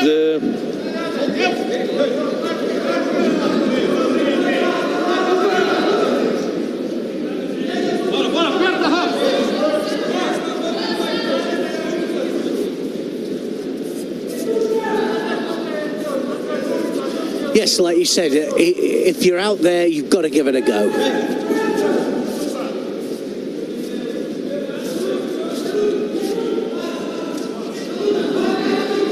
those back stickers, or I don't know how you call it. Back patch. Yes, it's like the number 155 already torn off. Yeah, sometimes they're just not put on. Whatever they use to put them on, they're not very good. Sewing machines.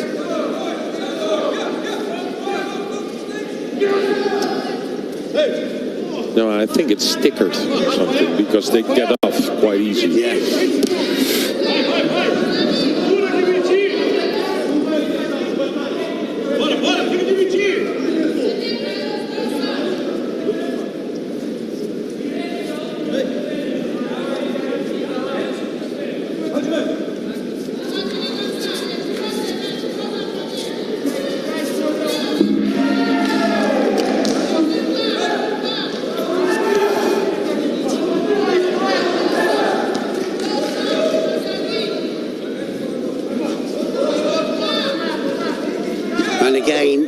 Trying for that really low Sienagi. So starting to win through here, Spijkers.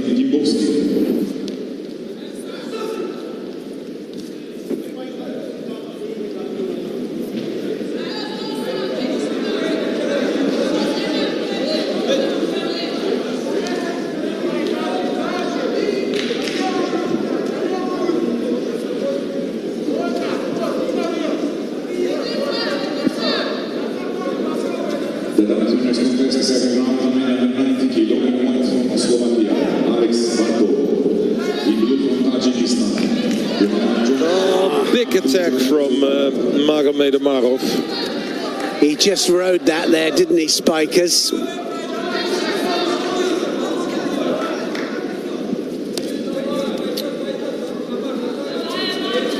Well, he takes his time to get back to his place.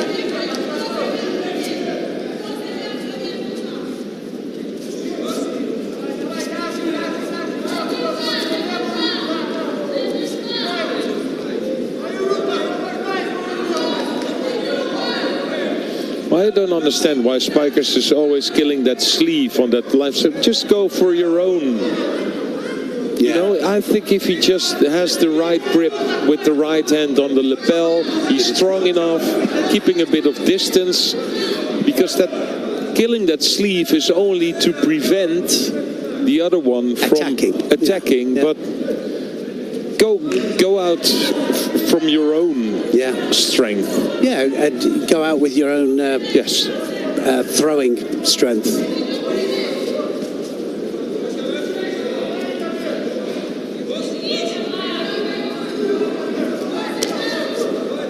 Really is about making the Kumakata yours.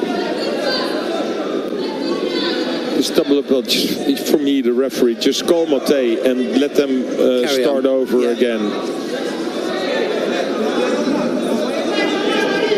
Well, the tactical game plan on the other side is now, in my opinion, in the favor of Spijkers. He's the one, but at least he's the one that's attacking. You know what worries me, Dennis, is there's not one Shido on the board yet.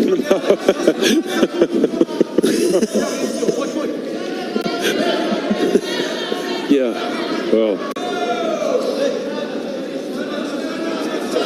well, be patient, Neil. Yeah, I am. You have to be patient. Yeah, well, there's the first penalty. Yeah.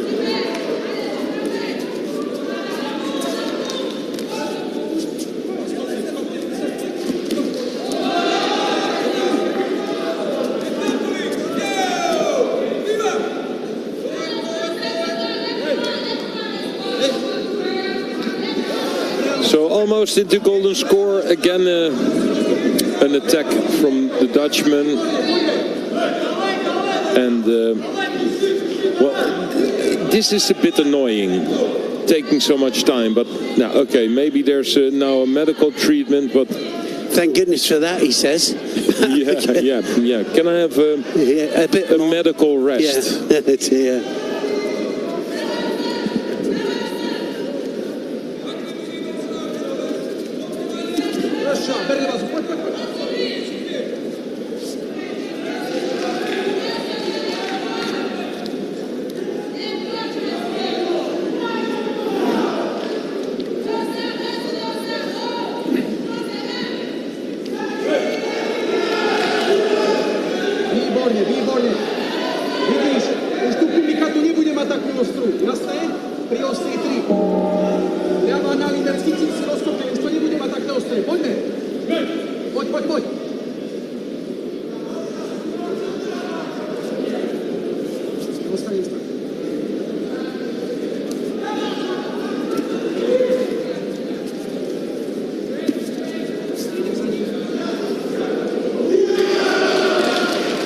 Right, so as we wait... so we're waiting for it. Is he coming back?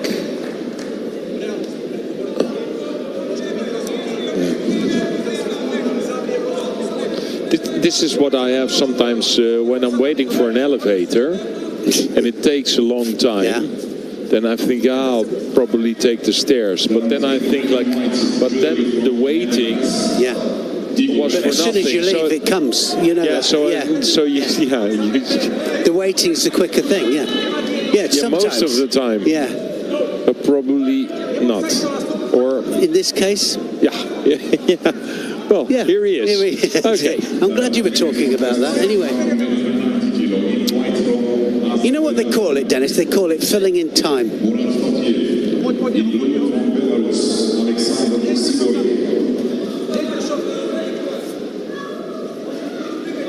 Well, it's going to cut. That's it. And so it's going to be a second Shido any second now for Marov, because he's definitely behind on attacks. Oh, rolls him over. Straight into the hold down. He's got it. Yes. Yeah, he's going to do it. Just Good 5 seconds. That's all he needs. I'm happy with this one. 5 seconds, so it's over. It's Spijkers who wins. Good Newaza. We have to wait a bit for it. He just got an elbow there from Mamerov saying, "Get off." You just gotta watch this. Yeah. Well, here's the 5 seconds. We're not in your story. No, we're not in my story. No, it's a pity. So I was somewhere good, else. Decent win from Spijkers. He will be facing Lee from China later on, who beat Andy Granda.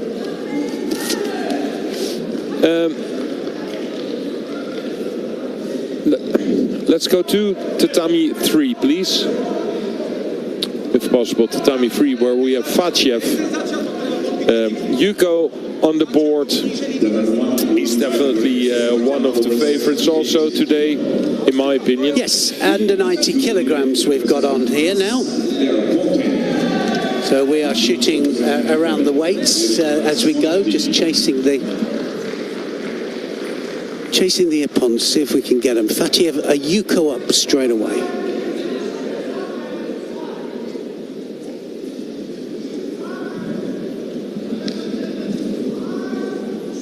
Well, how many of the big names did we see go out yesterday? Yeah, definitely in the 70s, 73s, with all those names in one block. Yeah. We could go up to mat 1. But no, we'll stay on this one. We'll stay on mat 3.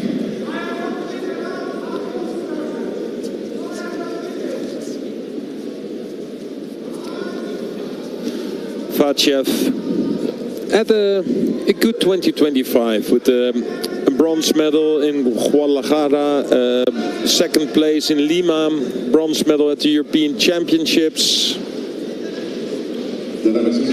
Last year in Abu Dhabi, he also won a bronze medal. So yeah, he likes the fighter as well.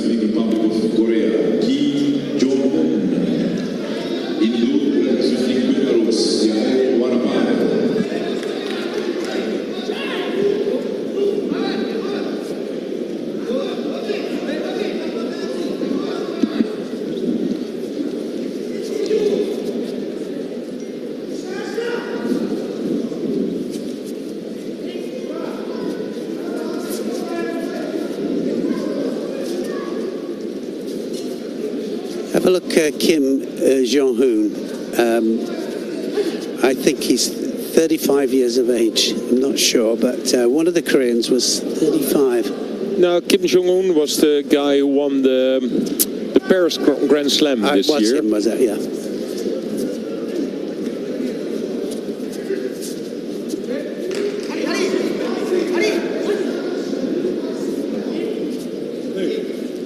Well, often when we start slow, it speeds up as we get to the bigger 24 matches. No, it's a different one. Kim. Different one.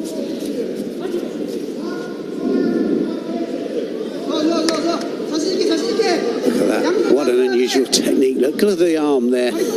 Kind of thought that if he just pulled out a small Uchigari, he would have scored it. He would have.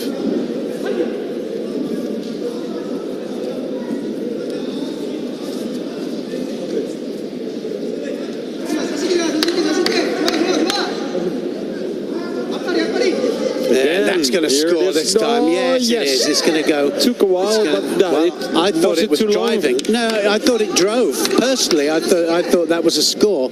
I mean, I'd like to see it again, but it's. I know why she's hesitated with it because you know, well, did it have 2 halves to it or 3 halves? I think it was a score as well. Yeah, I do. Yeah, I think it drove.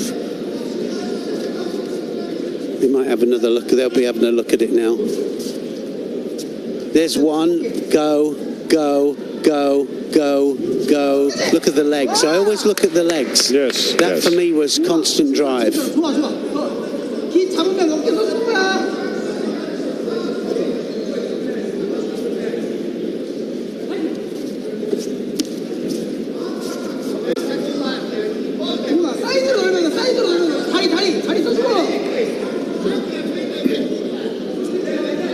Yeah, just go on. That's what I like. Yeah, just get carried stand up. Like don't give penalties. Just go on.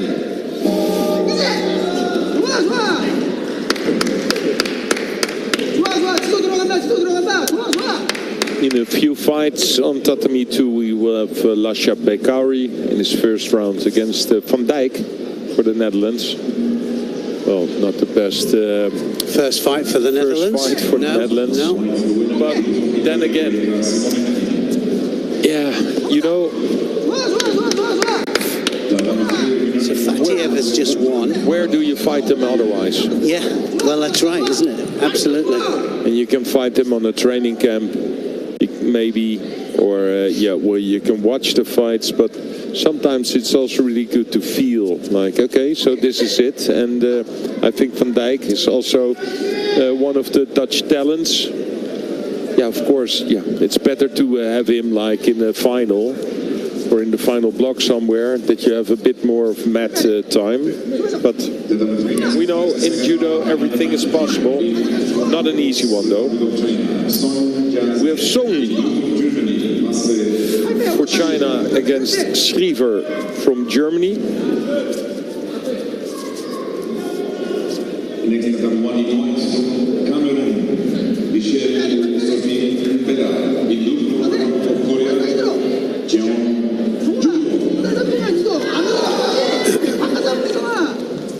So far, the Chinese team really starting to perform and win. And I'm talking about the men, not just the women, of course.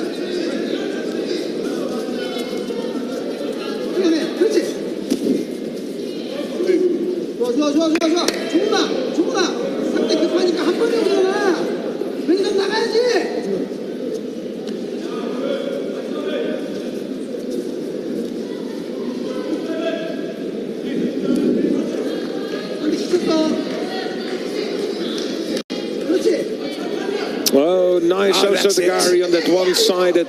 Going to be a Wazari, isn't it? Yes. Try that. As soon as that arm was over the back there, it was going to be something. Look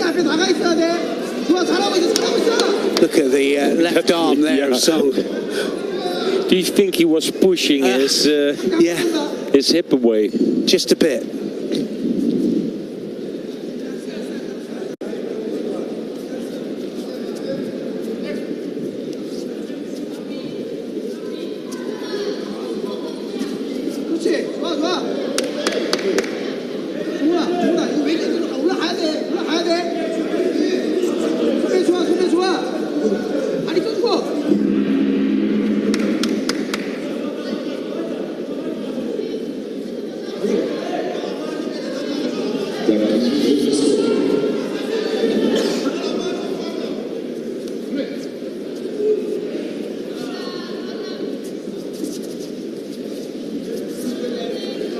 Just looking up, and Machado lost to Gimovitsky of Moldavia.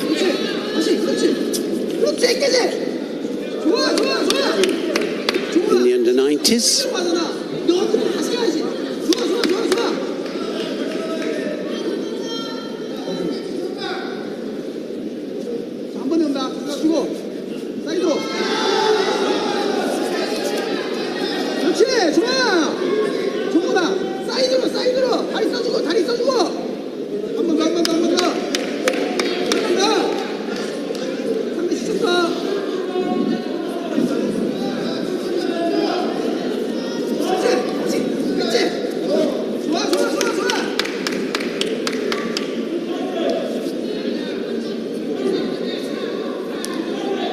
Breaking the grips off here without any kind of attacks. They've got to put something in.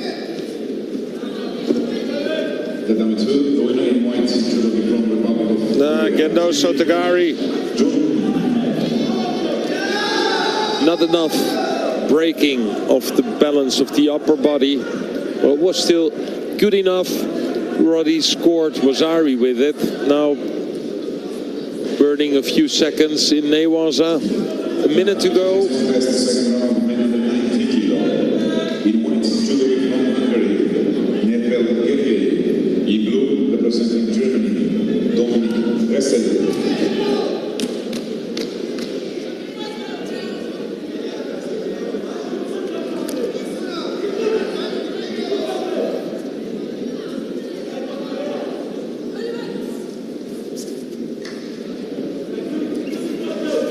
We're still waiting quite a while for that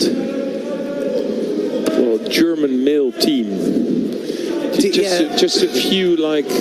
I mean, it used to be so strong. Then it's had a few years now, hasn't it, where it's not as strong as no. And I'm wondering with Marco Spitka now in charge, how long it's going to take. It takes time, doesn't it, to build a new team? Marco Spitka, he knows what they have to do to he does. Win medals at the highest level, of course. I remember he once, when I won my first medal at the European Seniors, I was still quite young, but he already was following me, and then we were in a training camp, and he walked towards me and he said like, zo moest het zijn. Hard trainieren en dat medaille gewinnen. I was like, yeah, okay, right. well, I'll train hard and I'll win medals, thanks. Yeah. And he was like... And then he walked off. Yeah. You thought he was going to ask you for a randori, did you? Yeah, and I was happy that wasn't the case. No, but yeah, you could see the spirit, and you still see the spirit in it. And hopefully he can bring that spirit back to the German team as well. Schliever wins. Let's change to tatami 2, please, if possible, where we have Nerpel from Hungary fighting Dominic Ressel, the other German. Oh, he's in trouble here, Ressel.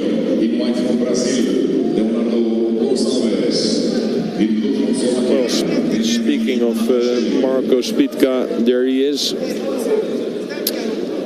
That's the coach from Ressel.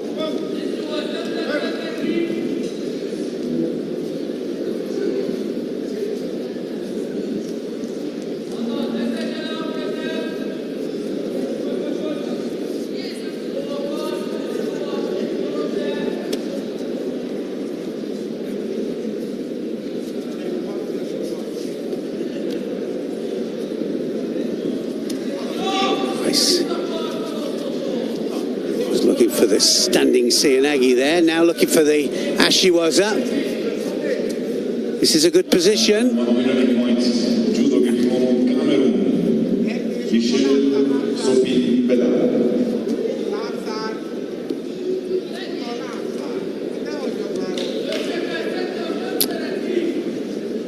Didn't like that position at all there, Ressel.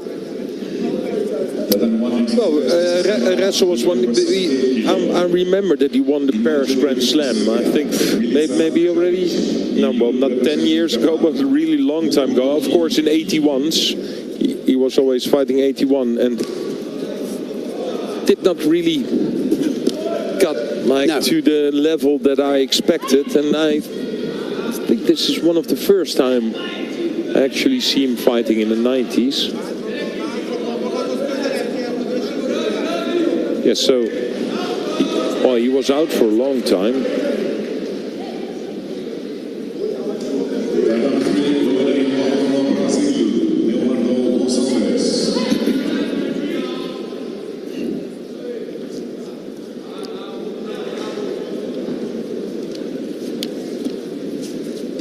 next contest, the second round, main under 100 kilo. In white from Hungary, Big John Paul. In blue representing Serbia, Alexander Kukol. Yes, well, want to go over and see that? Wrestle, yeah, I think I check his Instagram because sometimes you can see, but I see like he had some major injury.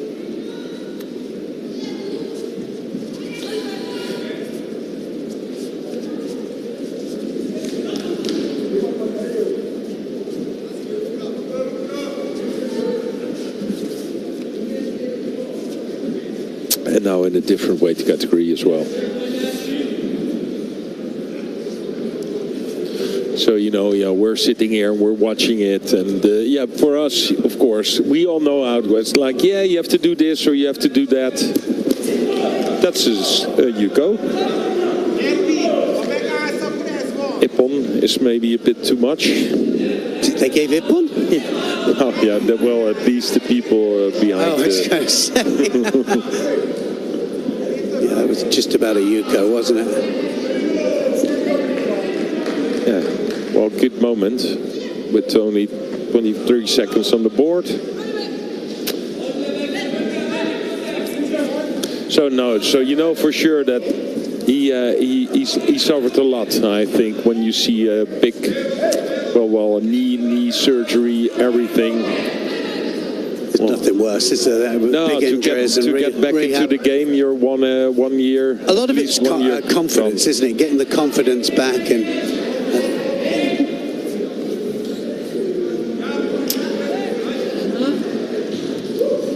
So it's Ressel who wins his first fight of the day.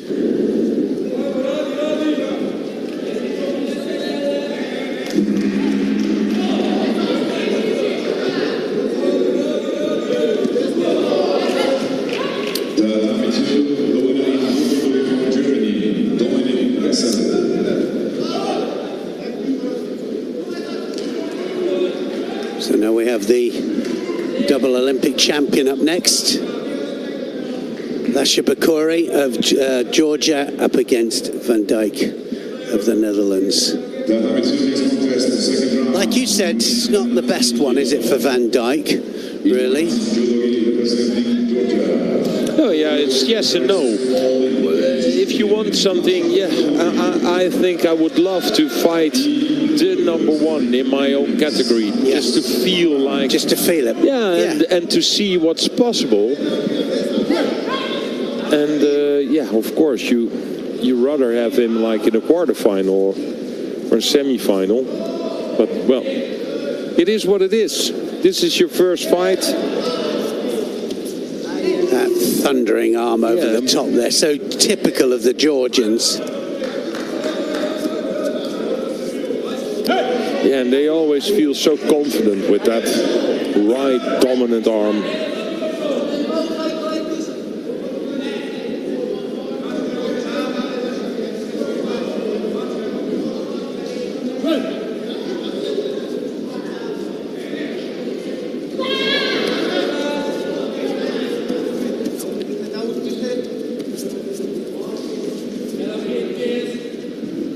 Just watch it for these big hips across. He's got that Taniotoshi as well. They've got that Georgian variation of that Taniotoshi. I'm watching this and I don't understand why you put the left hand on the lapel, try to keep him away, but I don't feel power. And but that's where he's wrong, because he's leaving that right arm able to come over the top. He starts every time he starts with the sleeve. Yeah.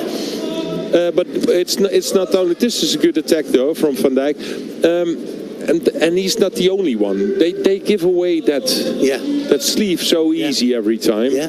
But then again, you know, maybe if I ask him, in theory, do it yourself.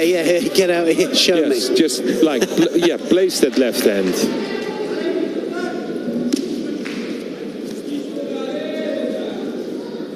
Well, here it is, at least, but he doesn't know what to do, does he? You can feel the danger there as well. Get out of it. I think that left hand is too low. Put it up a little bit higher. And, you know, I don't favor, because I'm a big fan of Bakari as well. But you're always watching like, okay, how would I do this? Yeah. This really dominant right arm always comes over. How do I stop the big right arm? Yes, well, fight the lapel there and stretch. That's how I used to do it with. But if you do the cross grip, your sleeve is gone already. I would go for it like the left hand. Just try to get him away. You go on the board now. But it's so easy said from the outside. It is. Yeah, of course. Yeah, but that's why we're here. Yeah. Just a little bit higher with that left hand. That also for his seonage on the right side. Van Dijk has a good seonage, but you see the strength of Bakari as well. And he's not by accident, of course, twice Olympic champion. No, he's not. He's a great judo man, and I see that he was out at one of the European Cups. A few of the Georgians sent out there just to get mat time and just get on there. The Yuko is gone.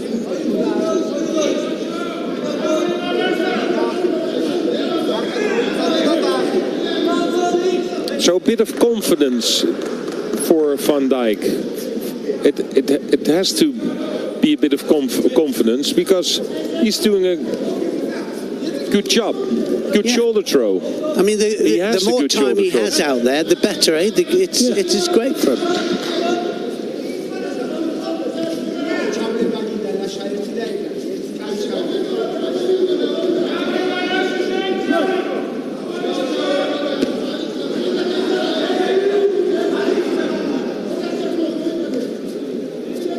he's going to fully commit in a minute. He's able to just go up to the next pace here, Bakori. You saw the way he broke the grip with his knee. Yeah. But that left to right Seoinage, because he's so coming forwards every time, Bakori.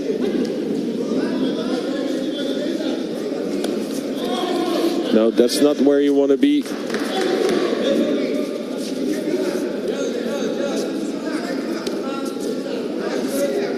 Yeah, well, no, I think he's doing everything right. I think he's doing everything right here, Van Dijk. He's attacking when he feels in danger, and you can see that Bakori is getting a little bit frustrated here. Yeah. And of course, we don't know in what shape he is here, but I think the Dutchman is giving him a hard time.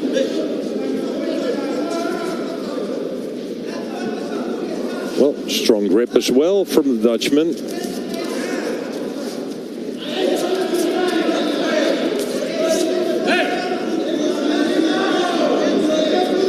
I think it's always nice, Dennis, just to see that they're competitive, you know. So he's out there against the Olympic champion. Just go for and it. He's competitive with everything. Because he's also putting time, energy, everything in it. So, yeah. Okay, so it's a golden score. And every time when he places that left hand and he keeps the gap, then it's possible for him as well to throw in those shoulder throws.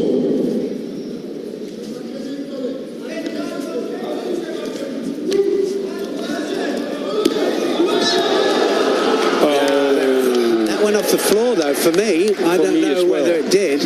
No, is it in two different parts? Yeah. I know, it's all part of one movement. Nah, yeah, well you can, yeah. No, okay. Wow. Yeah, I understand that they're going to see if it was from the ground, and if from a Dutch perspective, of course, you will say it was from the ground.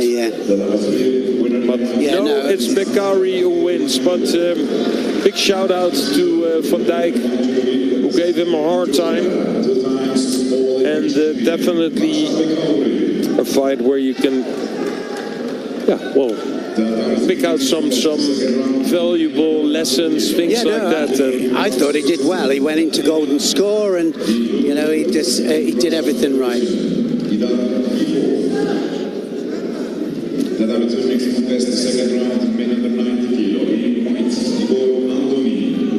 Andoni, Russian Republic up against Namian of France.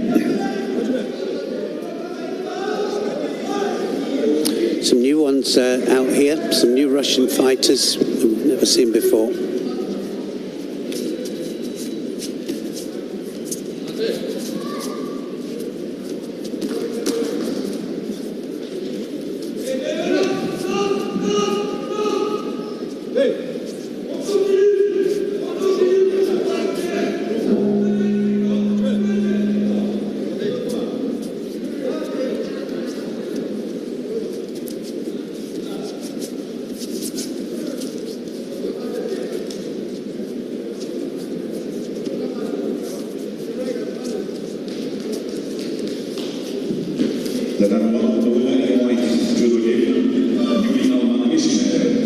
Representing Israel.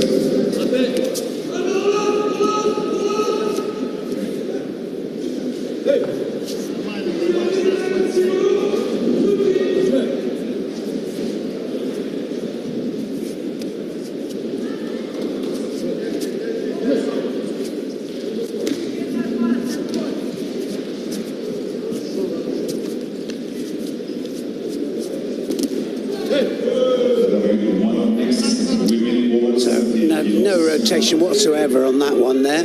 No movement. So it gets to Shido.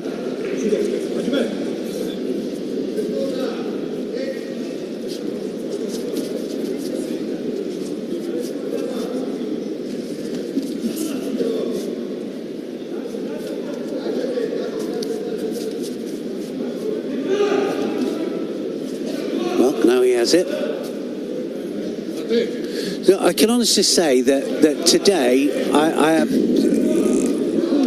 I've seen real negative judo. It's like there's not a lot of attacking, using the kumakata, and I'm just hoping that it's going to warm up as we go. Everybody's a bit cautious. Yeah. You know, it likes the whole vibe.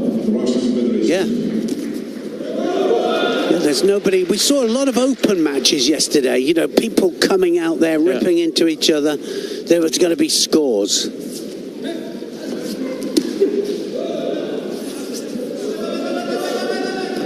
Can he get the momentum on this now? He's going to go again on it.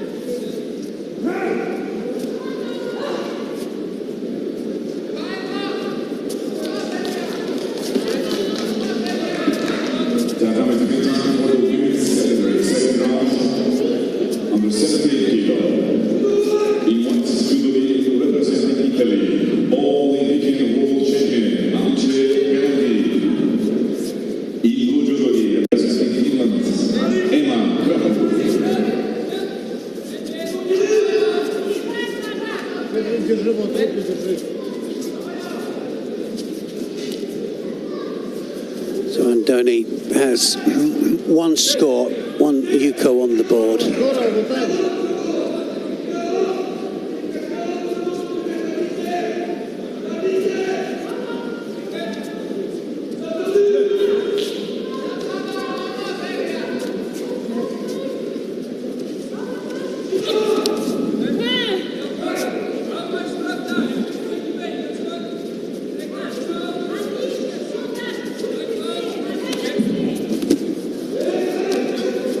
Namian looking for the Sianagi there, but Andoni just climbs on top of it. Under 90 kilograms, round of 32.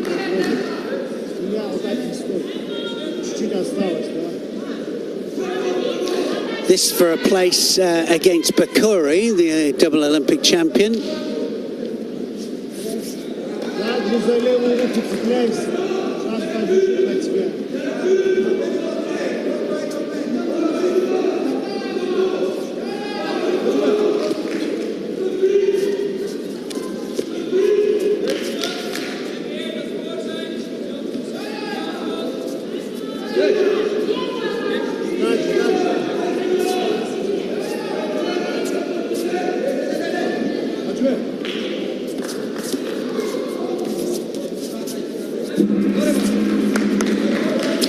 So it just lets the time run out there. Andoni then will go through.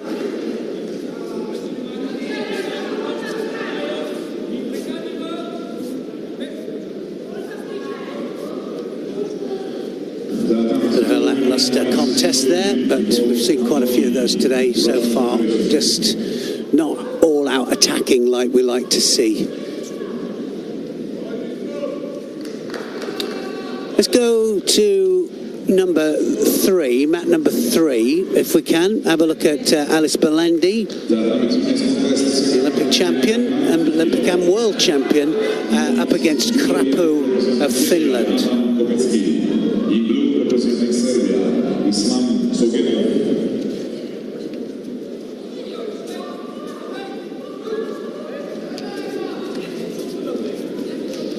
Nice sumigashi there for a Wazari.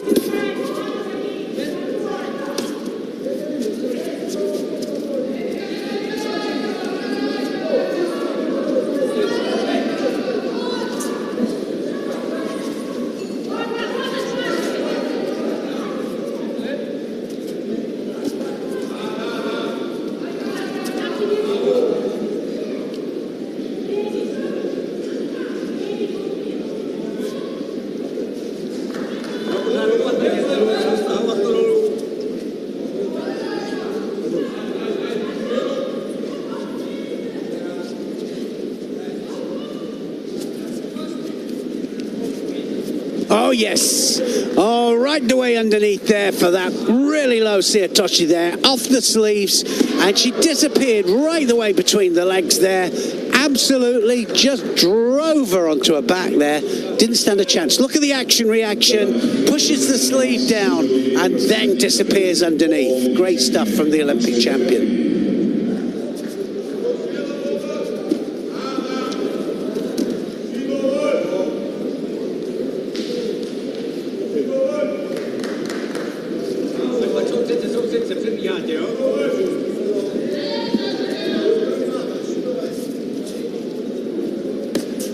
Sufi up next. Of France, up against Deng Moon of Cameroons.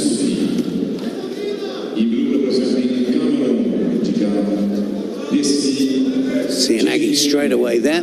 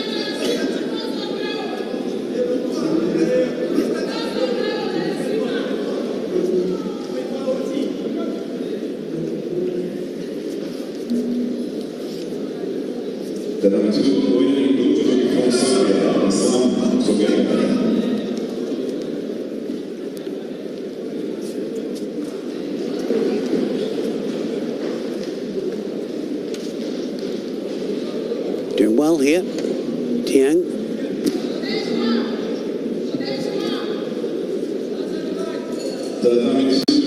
Possibility here with the turnover. Can she just wrap it up top end here, start the roll?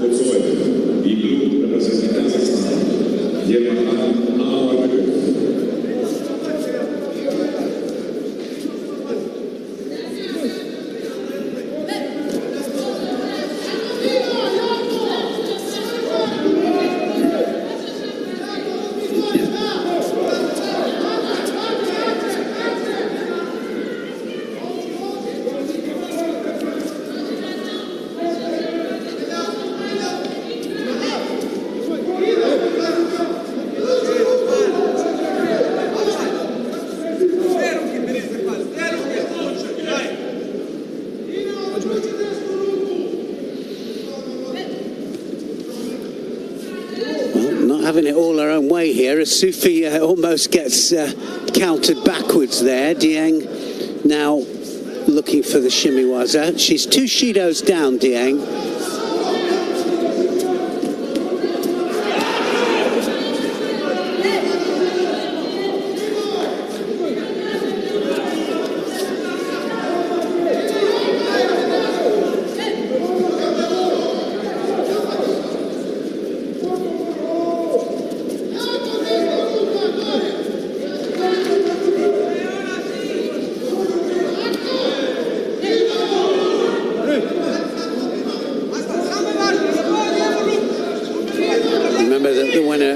This will fight Belandi.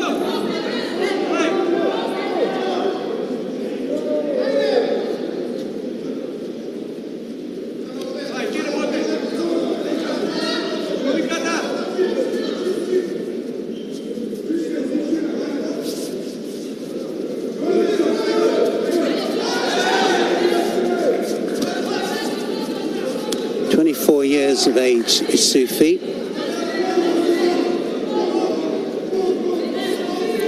Second place in Lima just a couple of months ago.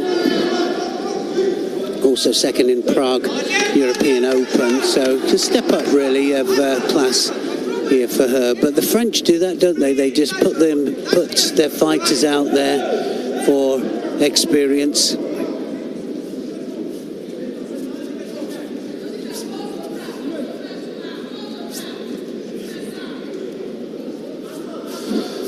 So we are going to go. We'll come back to this. We'll let you know what happens to this match. Kotsiev is on mat number 2. We could go to have a look at Kotsiev on mat number 2 in the under 90 kilograms for men. And we've just missed it. Oh, and Kotsiev, I think, has gone over. Well, the youngster who did so well, just got thrown with a beautiful, really low Siatoshi. Look at that. Just drives him downwards there. What a beauty that was. So Kotsiev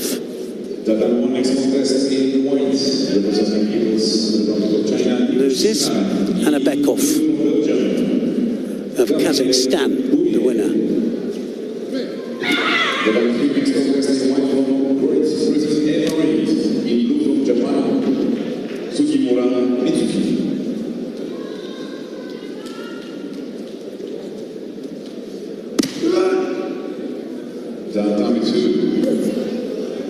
So now Kostayev of the United Arab Emirates, and that's who I thought we were turning on to, but we've got him now, and he's up against Brajanovic of Serbia, and Brajanovic is going to be in blue here.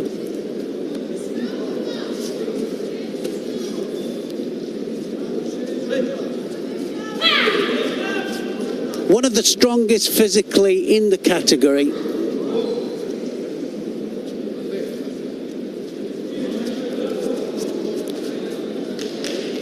You watch this big arm come over the back, and looking for the Sianagi here. So started from a real positive angle here.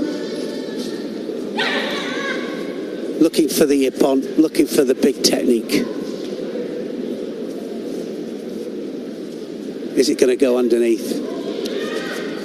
Watch the drop any second now. Yes, and there it comes. And now up on top. So he's got to try and get back into this. Brajanovic then is behind on attacks.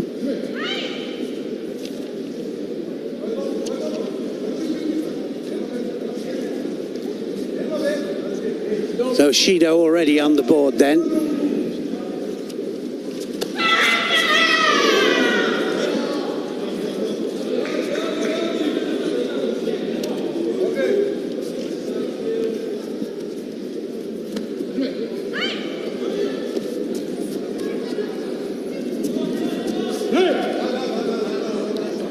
Well, he's getting a little bit frustrated, isn't he, Kostayev? And I think it's because he can't quite find the line of attack, but he's going to try and find it now.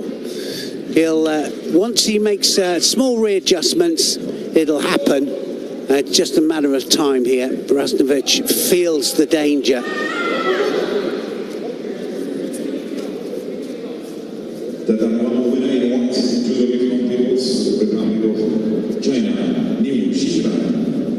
He literally has done nothing here, Brajanovic.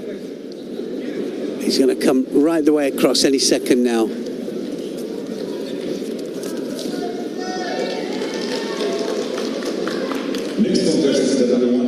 Well, he's going to get a second Shido any second now, because he literally hasn't been able to put an attack in any way.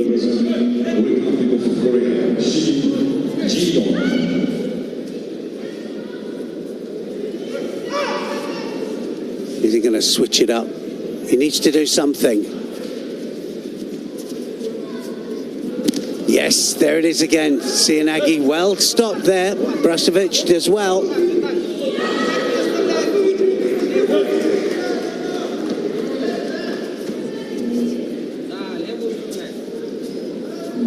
Well, so far, literally, Brajanovic. Oh, there. Oh, sorry, Gary.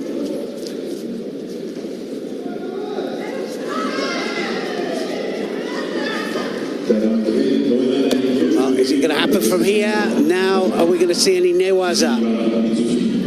He was looking up there almost as if he thought, well, that might have been a score.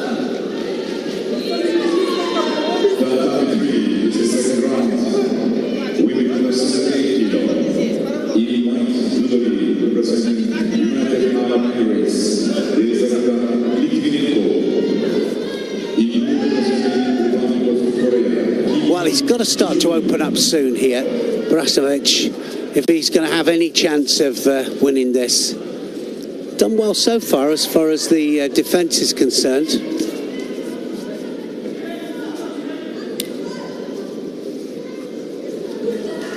So it definitely hasn't gone all his way, has it, Kostyev?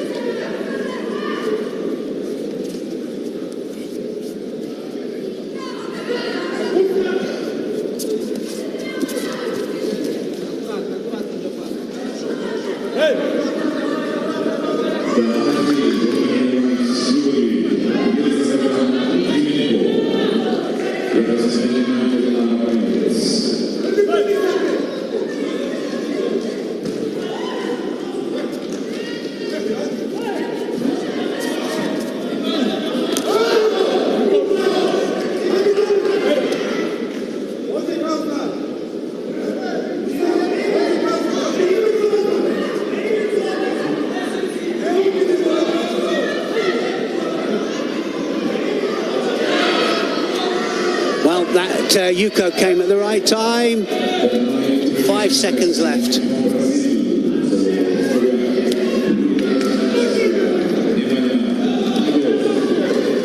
Brasovic then with this Sumigaeshi and manages to get a landing there and manages to get the score. And Kostyev is going to be out.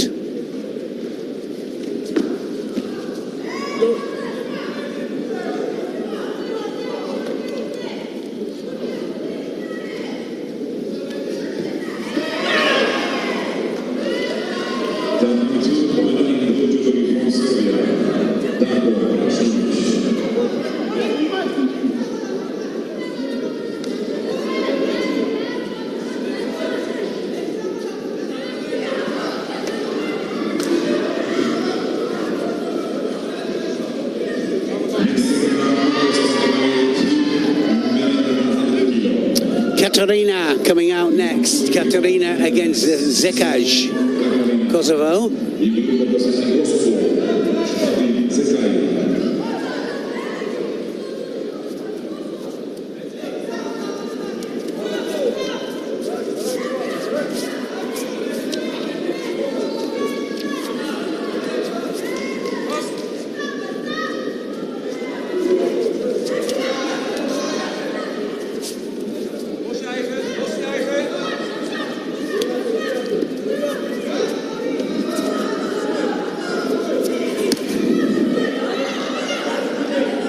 Bit of a slow start, didn't he, Katarina?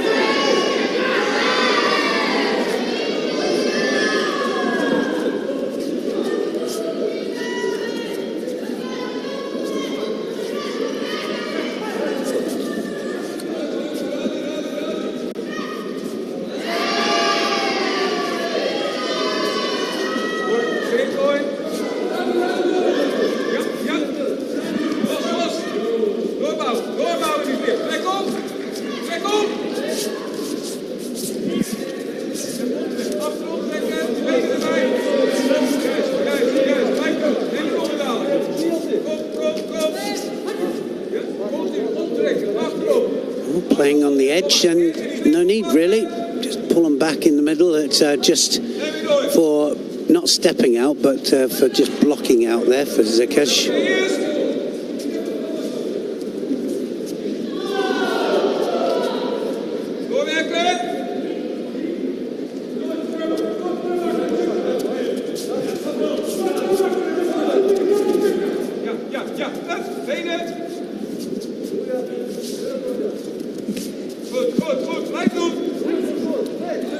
Now starting to attack Katarina. right to right and needs to use that cross grip. He's got the cross grip, but use it. Looking for the Seanagi as well.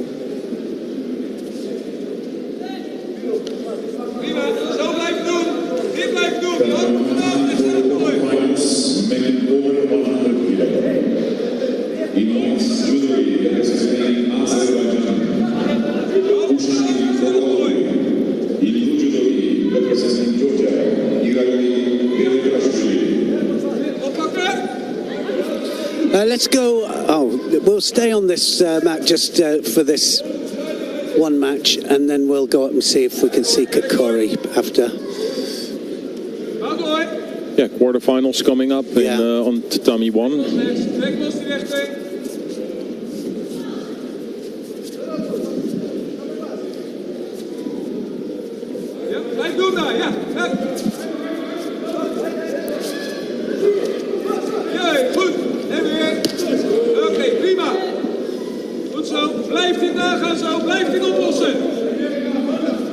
Going to be a penalty for Katerina now.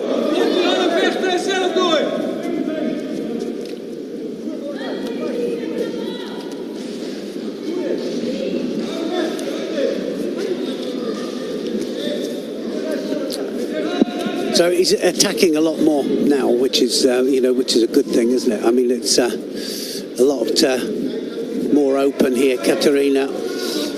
Yeah, and sometimes, you have this first fight and it's a long fight, but it also helps you.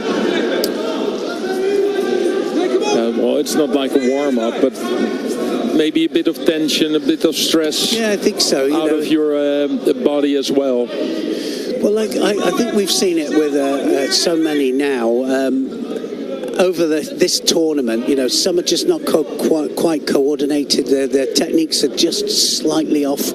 No, and it's one of those events.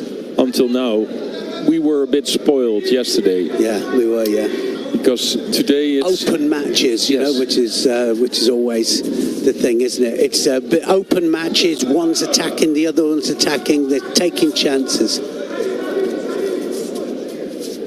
And we definitely, in this tournament, we've seen it so that they're not taking big chances in these categories.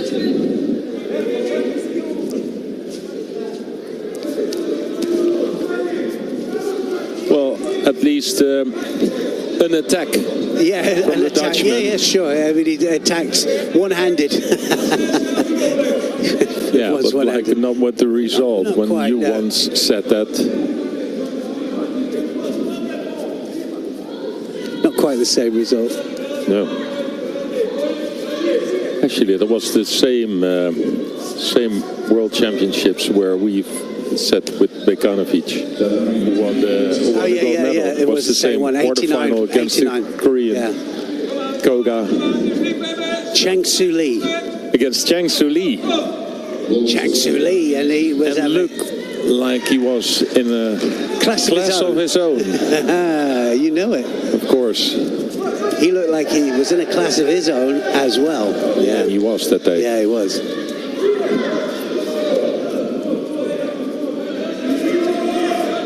Now starting to really go for it. Golden score seems to have woken him up a bit.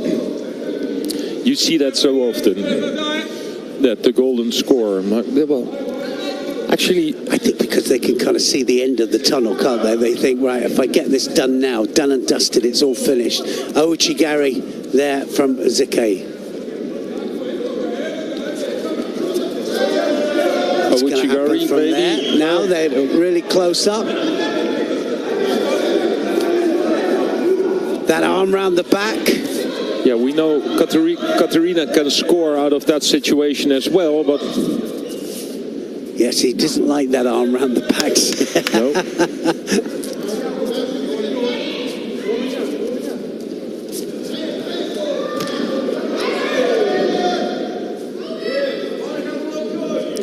Yeah, well, here we have that double lapel again, and, well, this is a lot of grip fighting. But no techniques. Kind of double lapel stalemate, isn't it? Yeah, they're kind of cancelling each other out. This is another really hard match here for Katerina.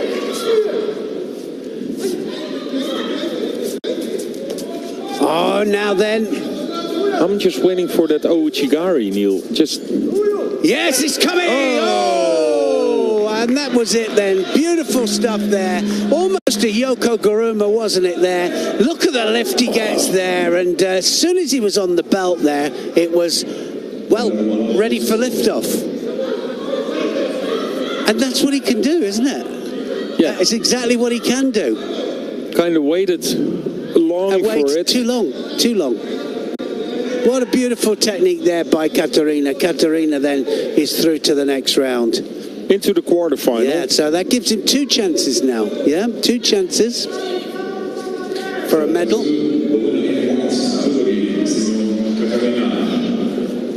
So Katarina manages to pull it out the bag there. He goes through to fight Brajnovic of Serbia in the next round. Let's go to tatami 1, because there we are in the quarterfinals already for men over 100 kilograms. It's Kokari for Azerbaijan, and he's fighting Demetrashvili from Georgia. Here's another guy, right? He just, if he really wants to, when he feels like it, he can pull it out the bag. He's got big techniques.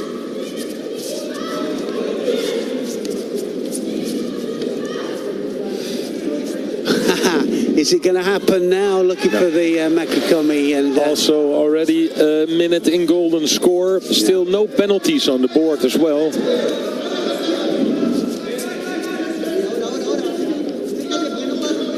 He was junior world champion, wasn't he, Demetrashvili? He was the junior world champion, but they've got so many, haven't they, the Georgians?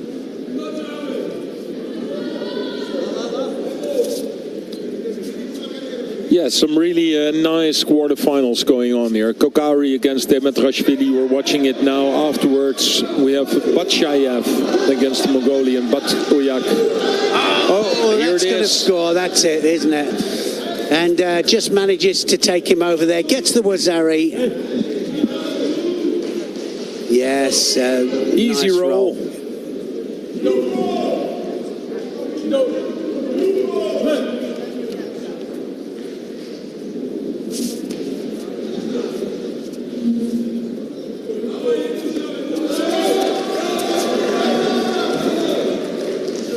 So, first semi-finalist, Demetrashvili.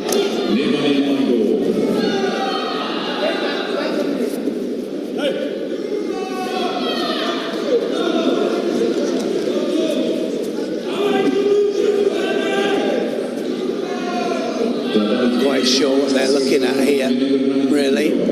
Whether it came off the ground or whether it was a vacuum cleaner technique. I thought it was good. Vacuum cleaner. Yeah. No, it was not from the ground. Yeah, of course, Kokari was with the knee already on the ground. But but it was all one movement. Yeah, one movement rolled over, so definitely no question for me. Well, we're going to stay on this with Bachayev. Oh, there's Bachayev, then we've got Bashayev.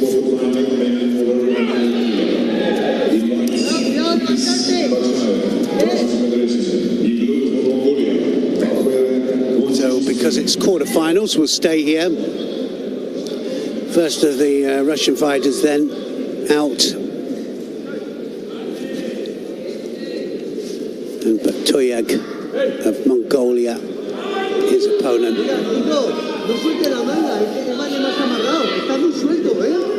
Former junior world champion Bachayev won his first fight against Tudoboyev.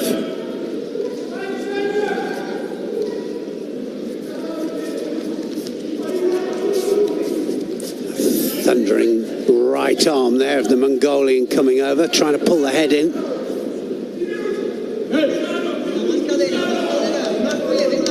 You're right about the back patches as well. That one's coming off Bachayev's back as well.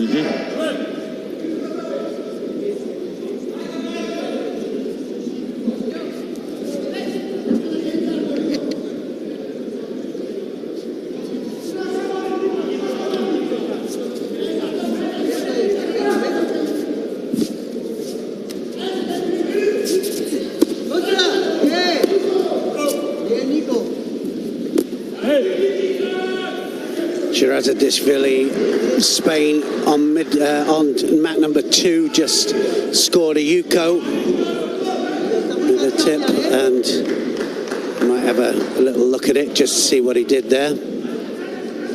Similar thing that we've just seen on this mat.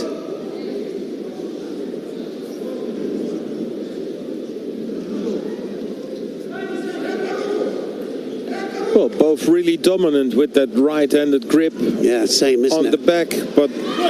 Are they attacking? That is the key point. Yes, so 2 penalties on the board. This was the Shirazadishvili one. Yes, rolls him over. Yeah. Nicely caught. Yeah, well... Thank you, Philip. I think they put that one off. Because I think there was, he didn't get a landing, but there was no landing. No, he didn't get the landing. Yeah, I just thought that then. Seeing it back, I thought,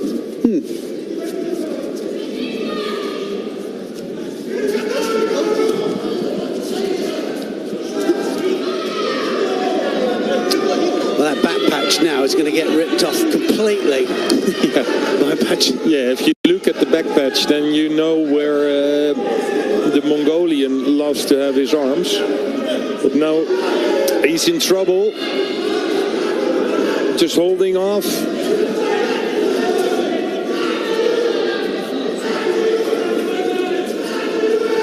Just looking for that. Now then, that's the closest. Just got the opportunity to go in there, and Bachayev just ahead on attacks here now. So it's up to Bachayag to come back. And off comes the back patch.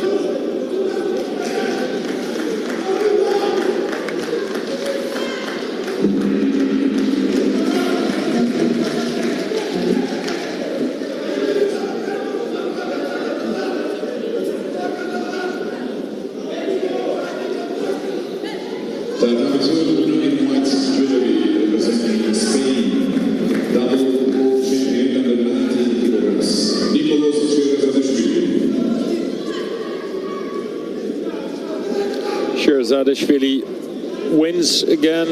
This is a good attack, double attack. First to Osotagari. Hooked away the other leg as well. Yuko on the board. Yeah, just at the right time as well for him here. Look at a little panic stations going on here from Bachayev. He wants to get back up straight away and get cracking.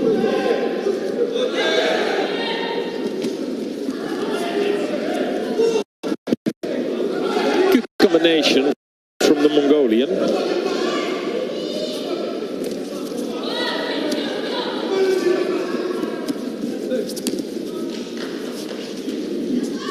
Starting to liven up a little bit now. We've got some really good matchups happening.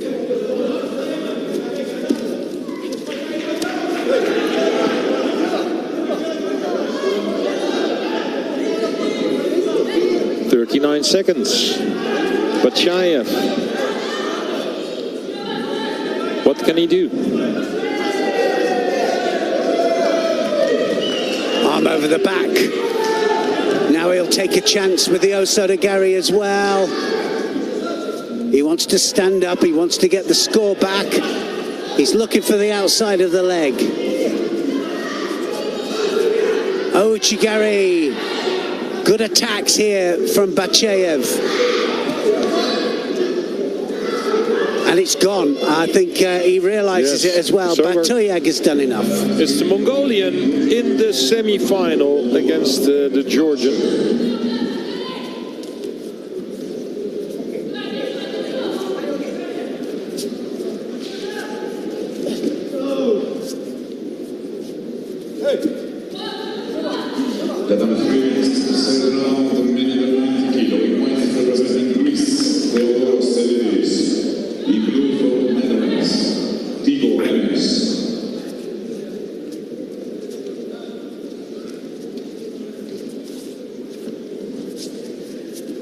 I think a bit of pride there, hurt from the Russian, and I think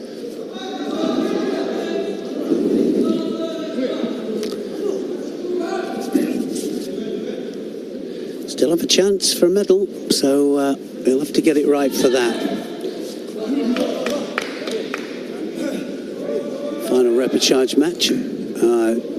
That looks pretty bad, doesn't it? Yes, so actually, I don't know if we will see him in the repechage. No, probably not. They have to fix him.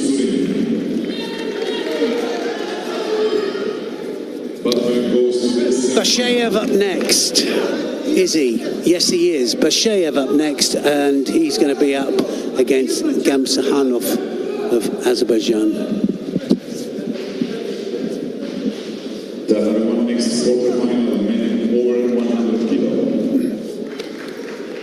Gamsahanov from Azerbaijan in the blue judogi. Bashayev in white. Do you know, he always looks to me, so he comes out and you think, well, you know, how's he going to handle the big guys? But he does. Yeah. He does. And he does it consistently as well. And he goes left and right for that Sianagi, and if he gets underneath there, gets the grip that he wants, he'll be disappearing under Gamsahanov.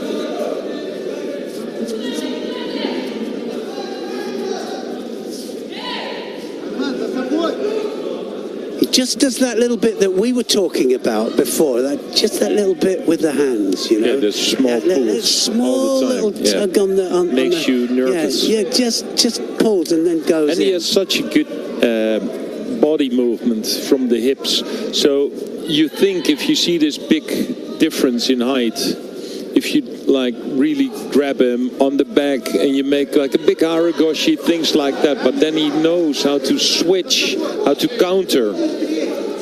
It's a really difficult fighter to fight, especially for the big heavyweights, tall heavyweights.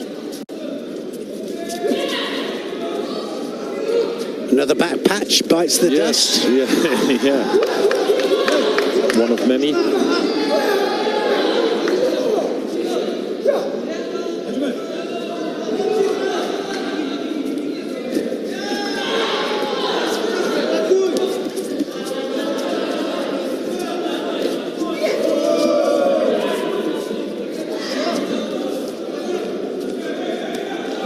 There's a battle royal going on there. I was just about to say it's a battle royal going on mat 2.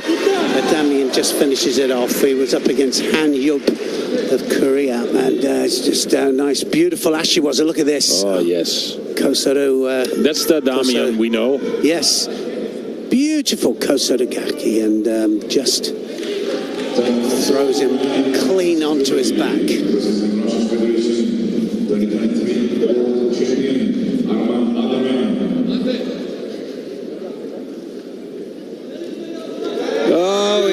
But man, also good defense from the Azeri, because this was really in for a score. Deep entry on the right side.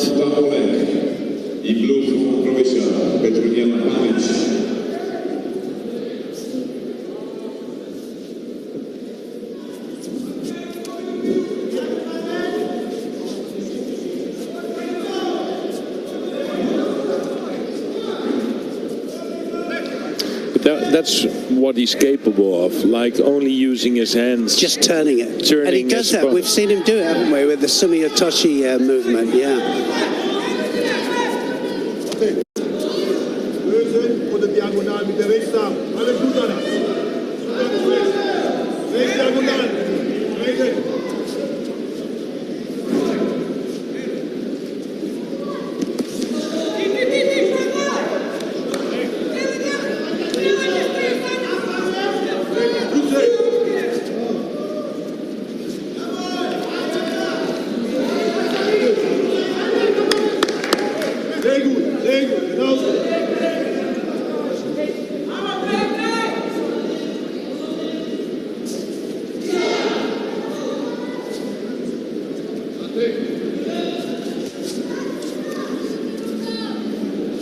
There's the left one. No. Oh, not far off either. Oh, landing on the knee. Also good defense from Bashayev. because this was a really good driving Ouchigari to the side.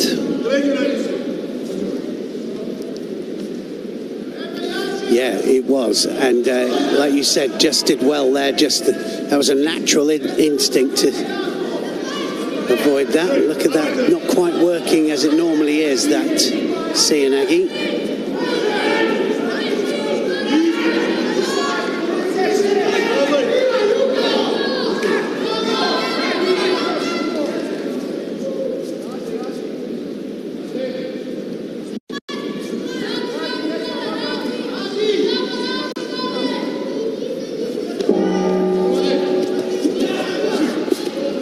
Yeah, he felt like, okay, that's a chance. I can do it. Yeah, I can just do it with in this the technique. leg and just go for it.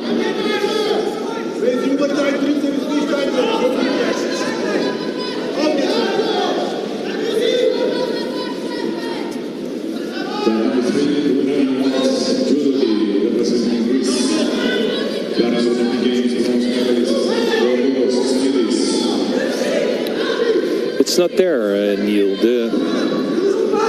The energy from Bashayev. No, it isn't. I see some heavily breathing as well. No, the energy's not there, which means that it's just not as sharp as it normally is, and that's why he's not scoring with it.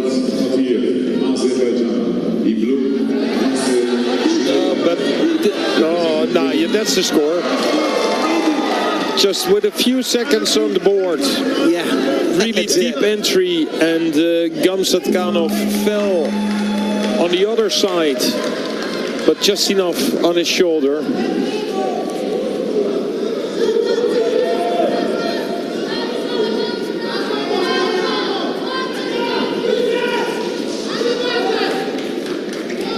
So Bashayev had to work hard for it, but he's in the semi-final. And in this semi-final, he will be facing Lee from the People's Republic of China, or Spijkers from the Netherlands.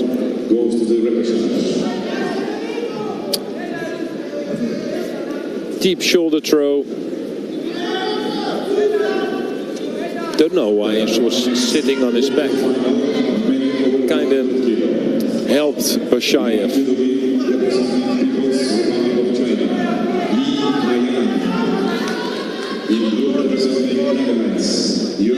So, Lee won his first fight against Andy Granda from Cuba.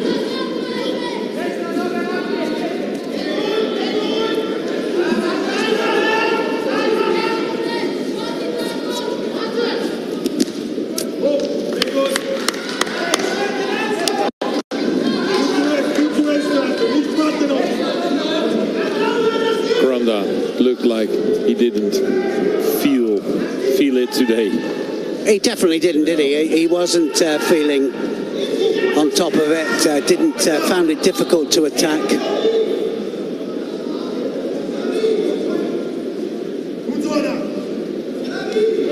Good chance for the Dutchman, but then he has to win, of course, this quarterfinal.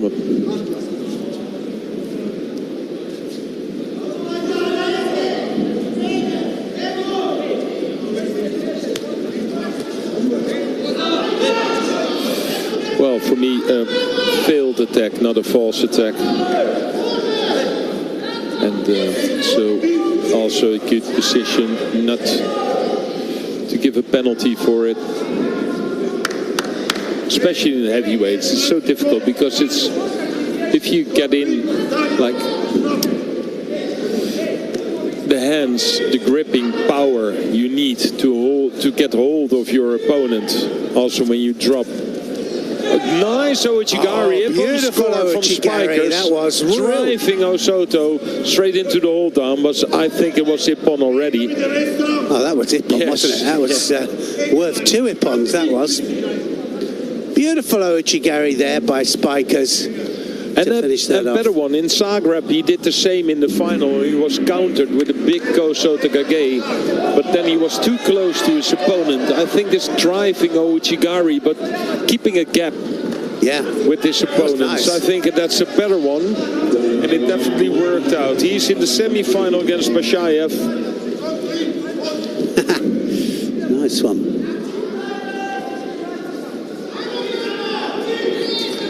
Right, let's have a look, see where we are. So what have we got?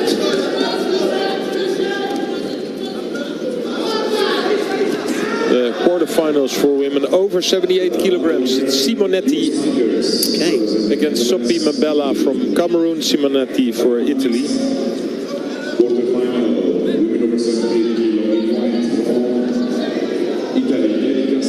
Simonetti, who won her first fight against Fontaine, the highest rank today, but that was crazy. Yeah, it was. I mean, because Fontaine was penalized. Yeah, there was something happened anyway, across the face or something. No, she bit. Is that what it was? Yeah. You're not allowed to do that. No.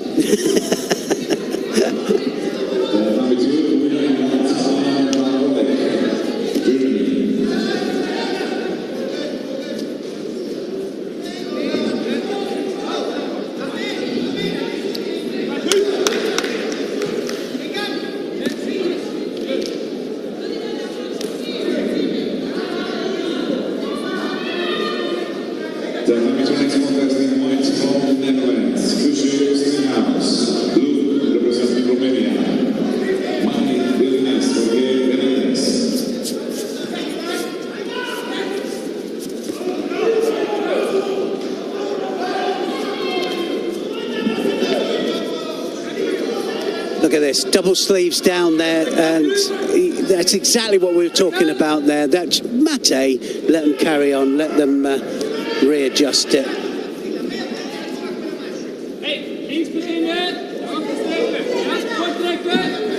Second penalty for Simonetti, first one for Sophie Mabella.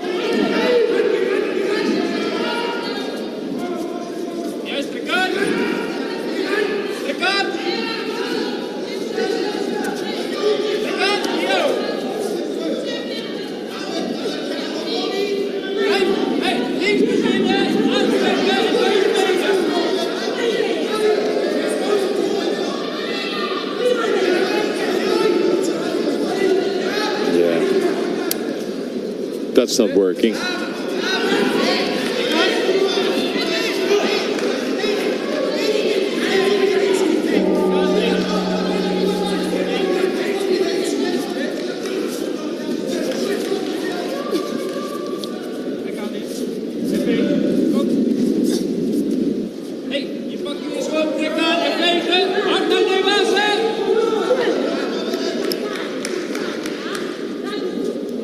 Slightly better attack from Simonetti.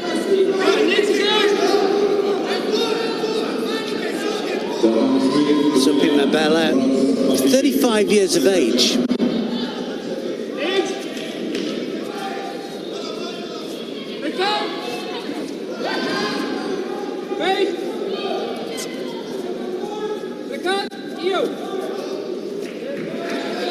So this will be a big breakthrough if she got through here into a semi-final of a Grand Slam tournament. Yeah, massive breakthrough. She's giving it away. She was in the lead with the penalties, but after a few okay attacks from Simonetti, kind of reeled it back in.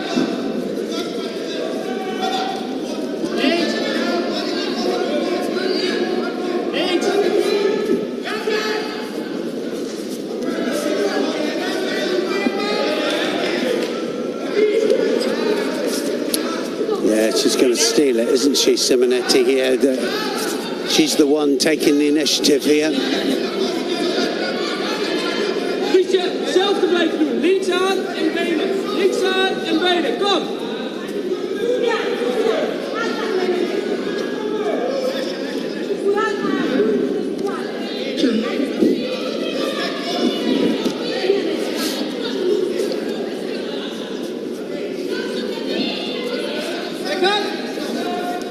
Yep.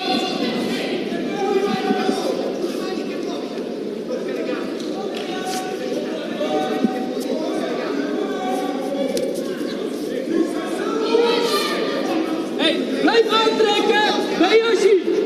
Kom. Houd agressief, druk aan. Well, not the best time to... No.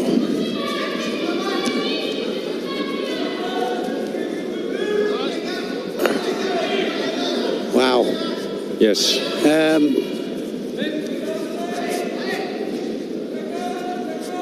Yeah, what what do you want to say? No, I was speechless, actually. En voor! Hey, dat is het! Daar moet je zitten, trekken! Goed trekken! Hou die tempo voor! Waar is die linker? You know, in every different weight categories, this will be penalized now.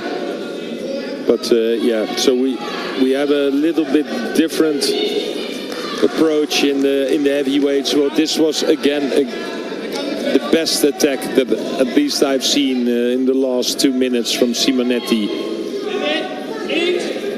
A third penalty could be given. This could be it now. I'm almost sure it's going to be it. Yeah. So there we go. Simonetti goes through to semi-final then. Okay, let's have a look, see what we've got here. We've got Concava's... Quarterfinals at Tatami 3. Yeah, Tatami 3, please, minus 100 kilos here happening.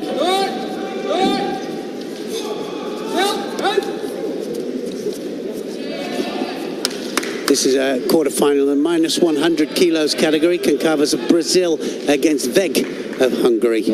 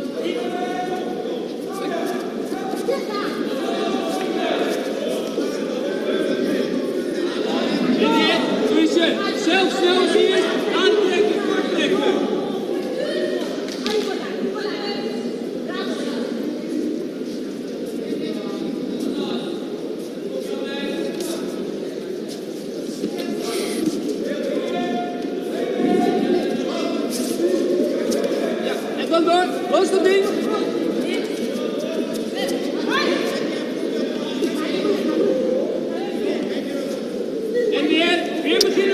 Israel, Shido each. Just for blocking out, I think.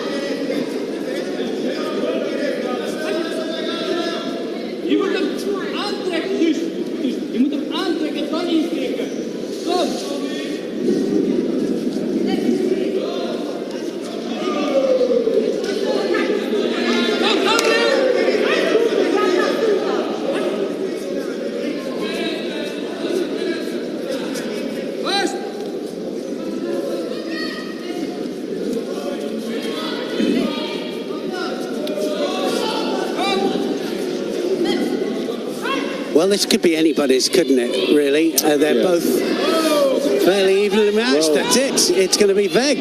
Concavas goes over, and I think that's going to be difficult to come back from. It really is. Just with 15 seconds left on the clock here now, Veg just needs to keep it busy, and a few valuable seconds here in Newaza.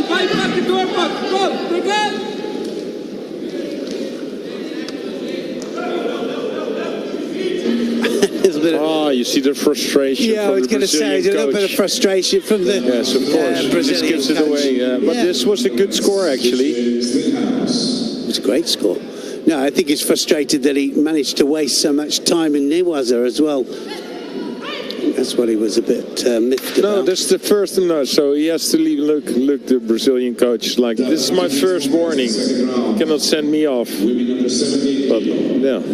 Well, that's him gone, and that means that with the repechage fight, he won't be able to come back out.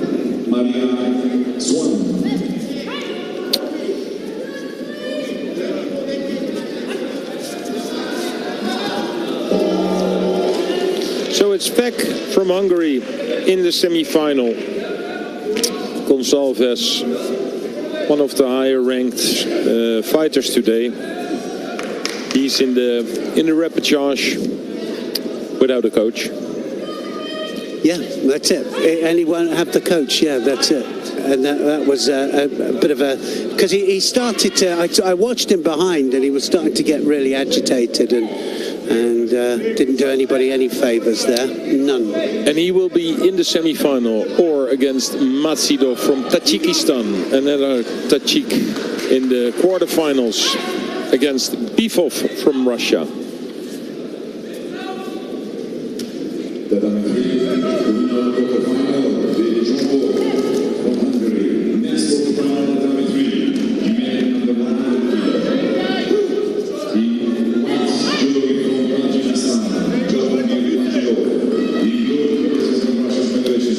Matsidov then against Bifov.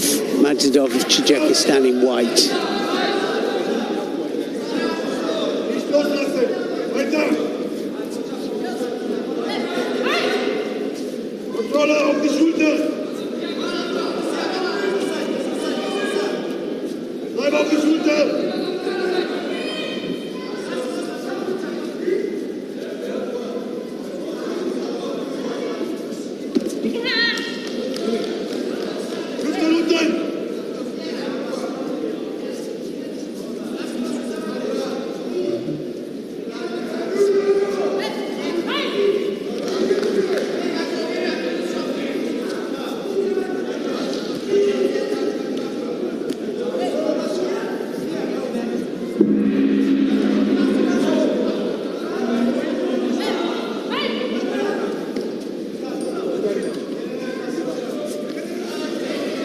Sort of Gary there, Bifov.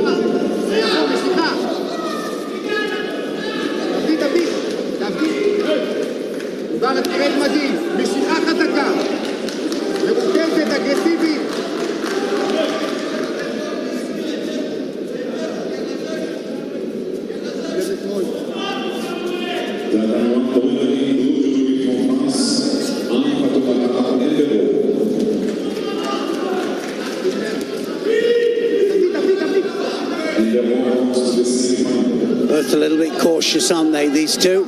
Yes, sir. Yes, yes.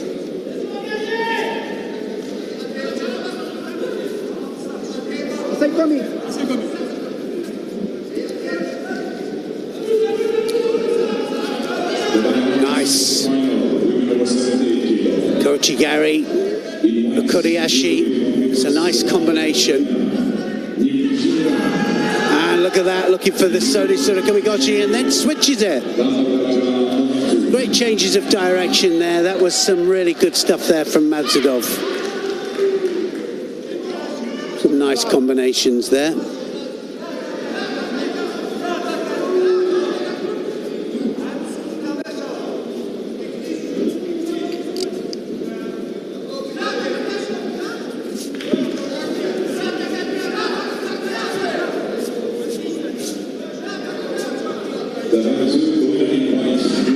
Ochigari this time.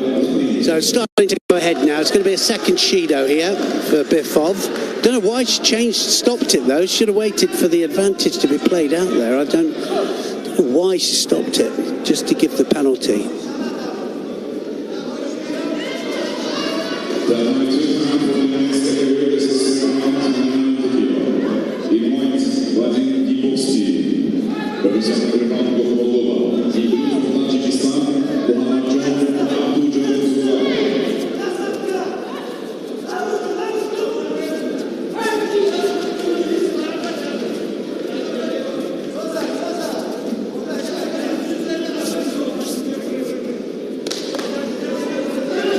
It's going to happen from here. Oh yes, Kochigaki there, and Bifov then manages to drive off the back leg. Look at that. Unusual way of doing it, but it was really effective. Massive Kosodagaki for Ippon, and that takes him through to the semi-final against Veg.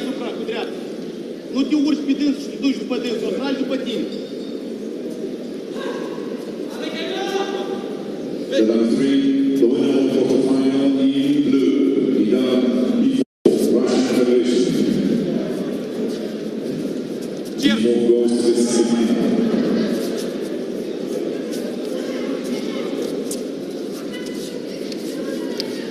Wow. Belandi coming out next in the under 78 kilos category, up against Sufi, France.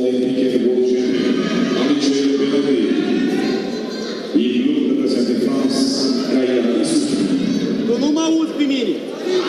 Nu-i da să iei cu stânga în chef. Rupi stânga lui și e tu. Stânga lui nu trebuie să aibă frică. Tu nu-i da să iei cu stânga.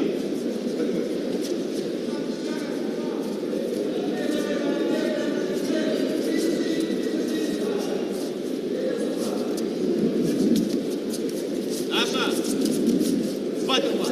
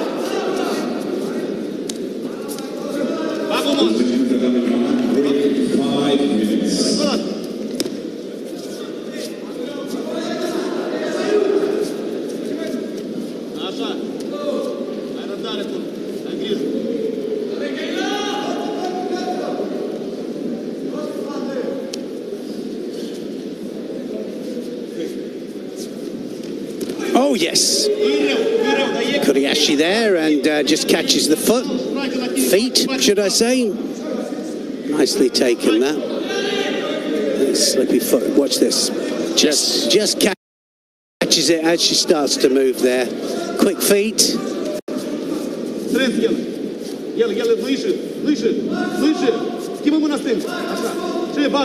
Fighting well today, Belandi. I haven't seen many of the top fighters really on top form. You don't expect it at this stage now. We're at the end of the year. It's been quite a hard year for them, and she's still producing some really sharp judo.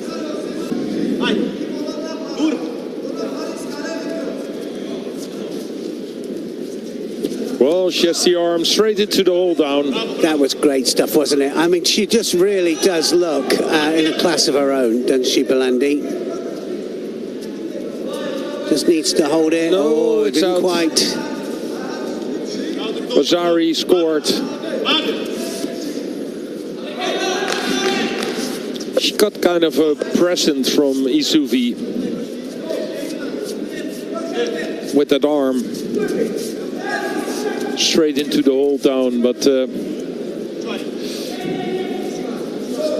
not long enough for that Ippon, Vazari and Yuko. 1.5 minutes to go.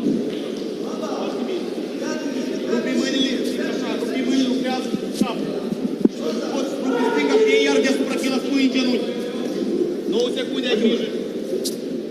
El omurit. Nu te arunca.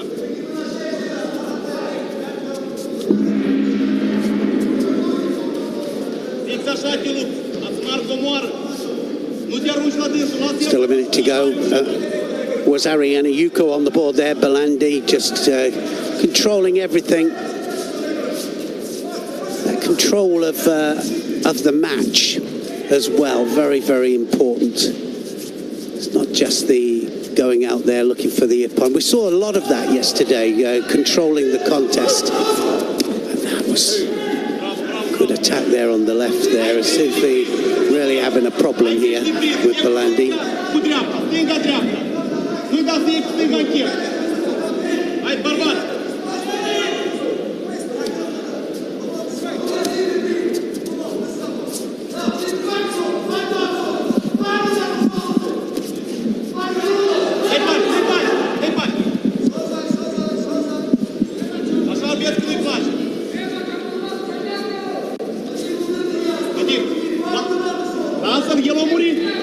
El a murit, nu presa tare.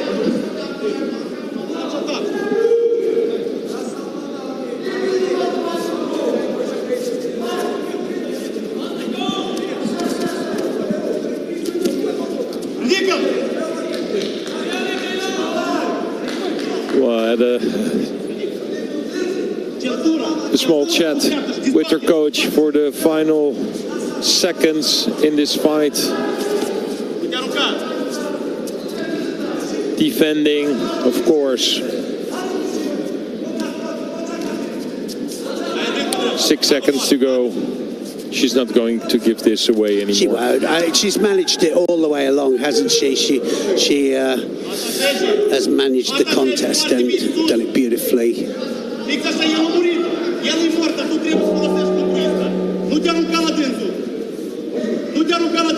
Belandi goes through to the semi-final.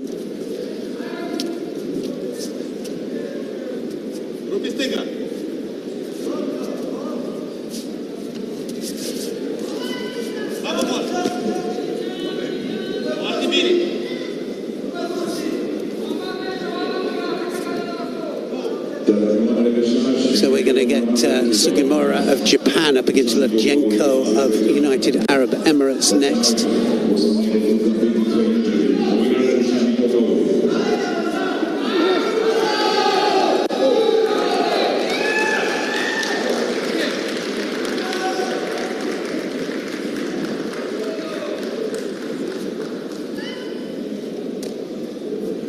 Always looking for under 78 kilos representation, the Japanese.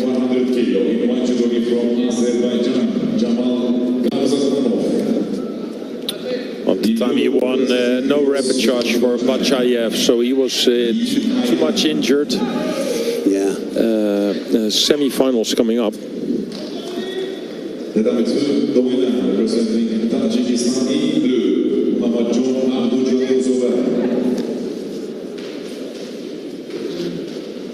Yes, semi-finals already. It's gone through quite quickly, the second part of this morning session.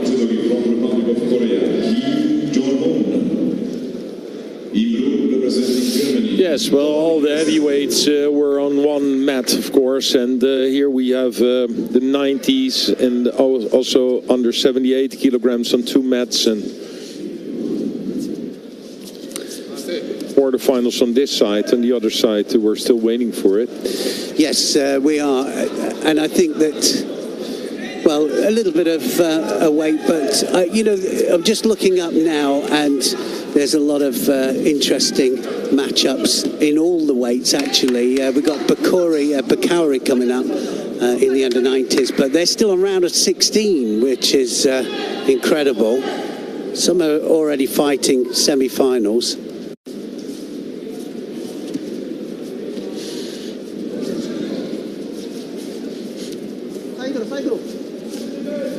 Look at the difference in height, these two here. Sugimura will be looking to get underneath for the Cianagi, of course, using that inside grip. Levchenko fighting her own particular style here. Totally different. What a clash of styles.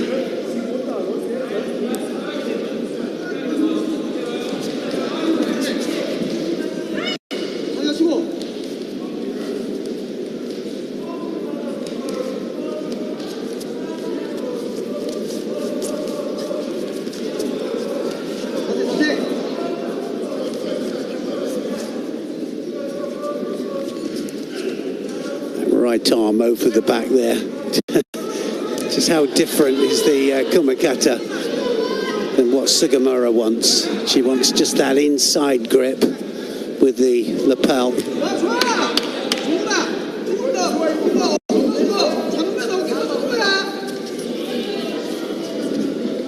So she's been told now that Shido on the board says we need more attacks.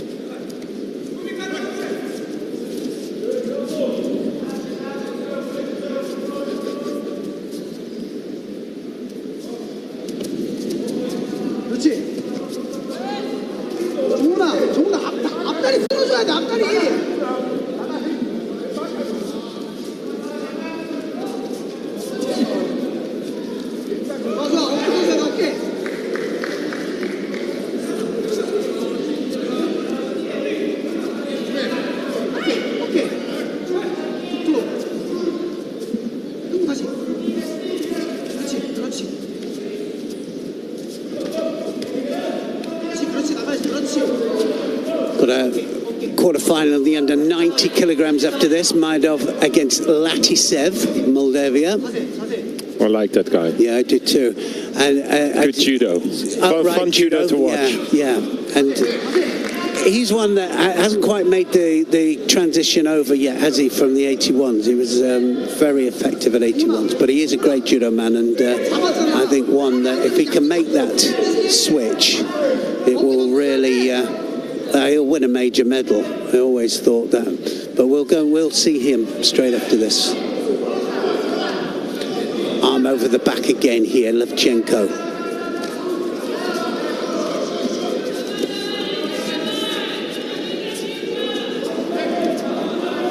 The left against right stance. Look at this. They're just pushing outside the area here, and just don't get that. Fights are hard for the grip, and then you just drift out the area. You've got to come back, fight again for the same Kumikata. Yeah, that's just surely like Kumikata doing just to do Kumikata. Yeah. Sometimes you see them fighting really hard, and then they have like the grip that they want, and then they just let go and they start all over again. I don't get that. No, me neither. I don't understand it. Yeah. Pull them back into the, like, if I fight that and I catch it, I want back in the middle. Let's go.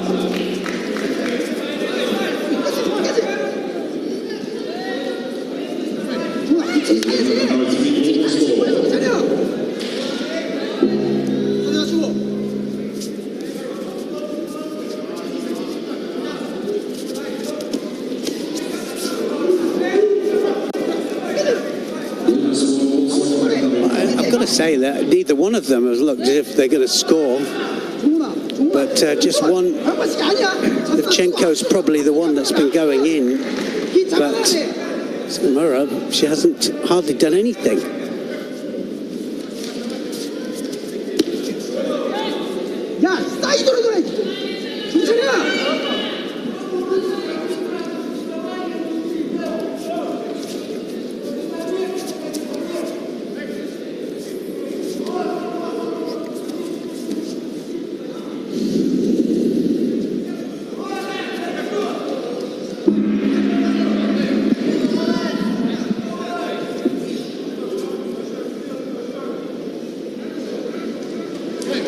Very often see that, do you? Sugimura of Japan there, just 2 Shidos for not attacking. I mean, normally they're the ones that are putting an attack in every few seconds. Yeah, and every time she has the hand placed, her left hand on the lapel, everything right, controlling the sleeve, but then no attack. No. In white, Judo Ki let's change to tatami too, please. I want to see Bekari in his fight against Andoni. Are you okay with that? I'm absolutely 100% with it. 100%. So let's go over to the double Olympic champion then, Bekari.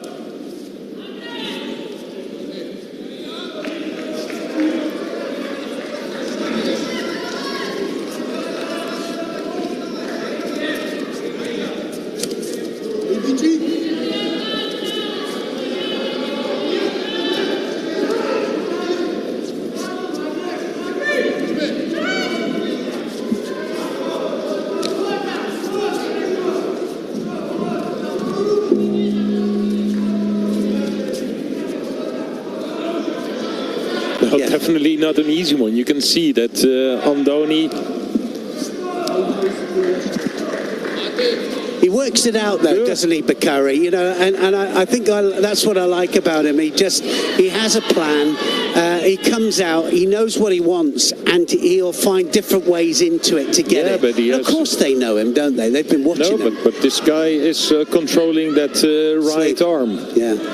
Well, I don't see that so often. No. One of the first times I've ever seen it, actually.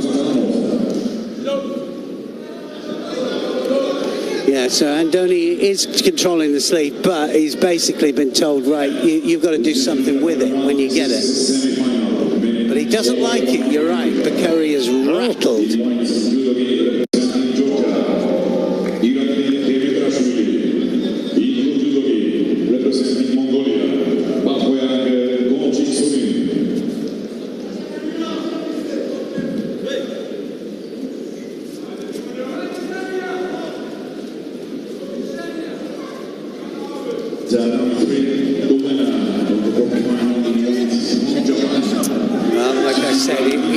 It out, Bekari, and he'll find a way to get through Andoni. But I've never seen Andoni before. I don't know if... Yeah, well, I think he won one medal at the Grand Slam. In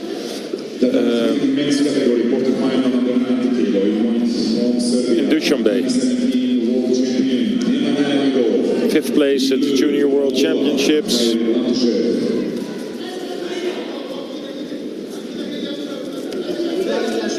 Here he is, standing up against the double Olympic champion, 90 kilograms. Yeah, but giving him a hard time, to be honest.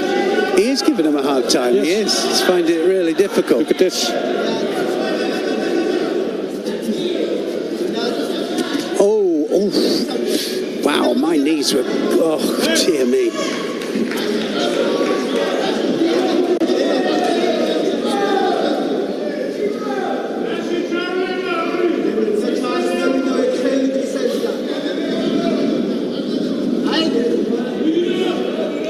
There's a mouth-watering prospect there, Sharadashvili against Adamian in about 3 matches' time.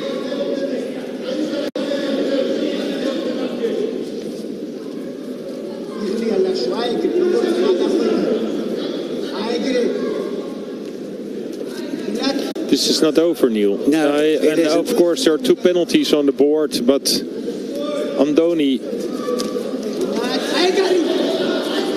is fighting Bekari really hard. He is, he's fighting him hard, and this is the best way to fight him. Big hips across. Now he'll have to fire back, Andoni, because he's starting... Well, the referee asked, well, did he duck underneath? Yes, he did. So it will be a 3rd penalty then. If that was the... Both want to get on with it there, and Bekari... Well, I don't know for sure if Bekari wants to go. I think he would be happy with that 3rd penalty. No, so it was already one-sided. Yeah, he went through the other way, didn't he? Well, kind of missed his Yuko now. No, I don't think so. Do you?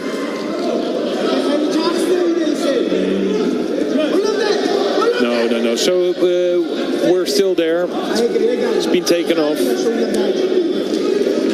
Or no, it's still there. No, no, it's not. It's been taken off. Yes. It has. It's quick look over there. The eyes just went to the scoreboard to see if it was on, because then he would have played a different match if it had been on. But now he's still got to go for it. So now we'll see. Bakari under a little bit of pressure here because Andoni has nothing to lose. No, nothing at all. Respect for him. He's fighting a real good fight.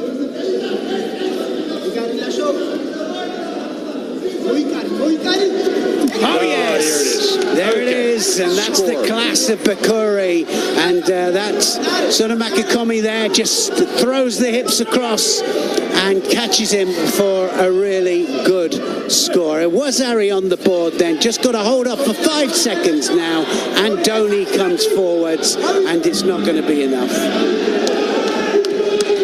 They had to fight for it, but that's the class of the double Olympic champion.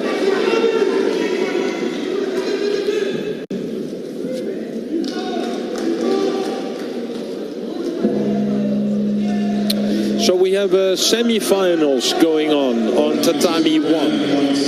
Can we go into Tatami 1, please? Where we see Batkuyach, who just won his semi-final, rolled his opponent over, Demetrashvili from Georgia, straight into the hold down. Kutne Waza from the Mongolian.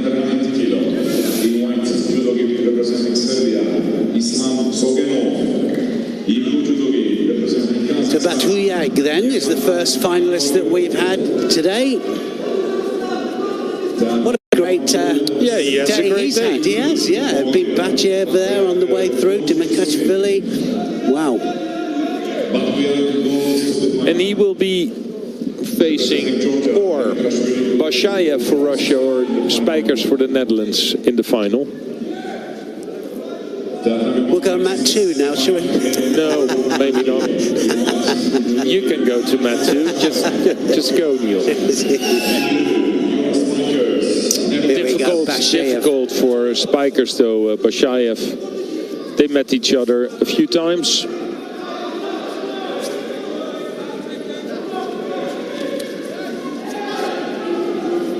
Yeah, not at his best, Bashayev, but still here, isn't he, in the semi-final? And underneath there with the Sodi Surikomigoshi grip. Sodi grip, should I say.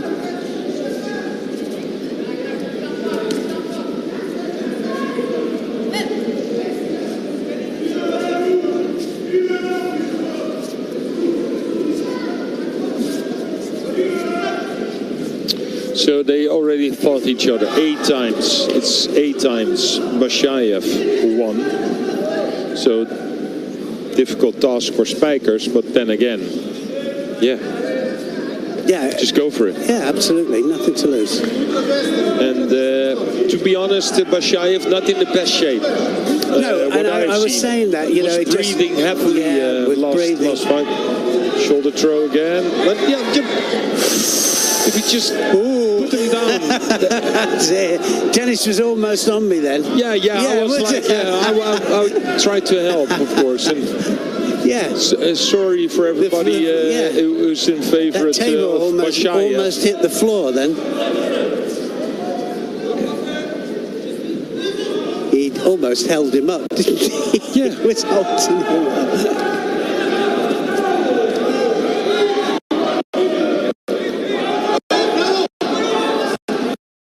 Well, he'll never have a better chance of doing something special, Spijkers, especially not in a semi-final of a Grand Slam, because, like you said, Bashayev not at his best here, and you can see it, his head's down just that little bit. He's struggling with his timing.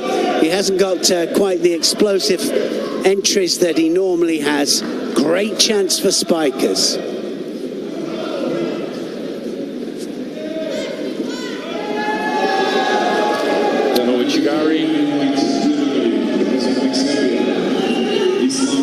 Big shoulder throw again. That was close.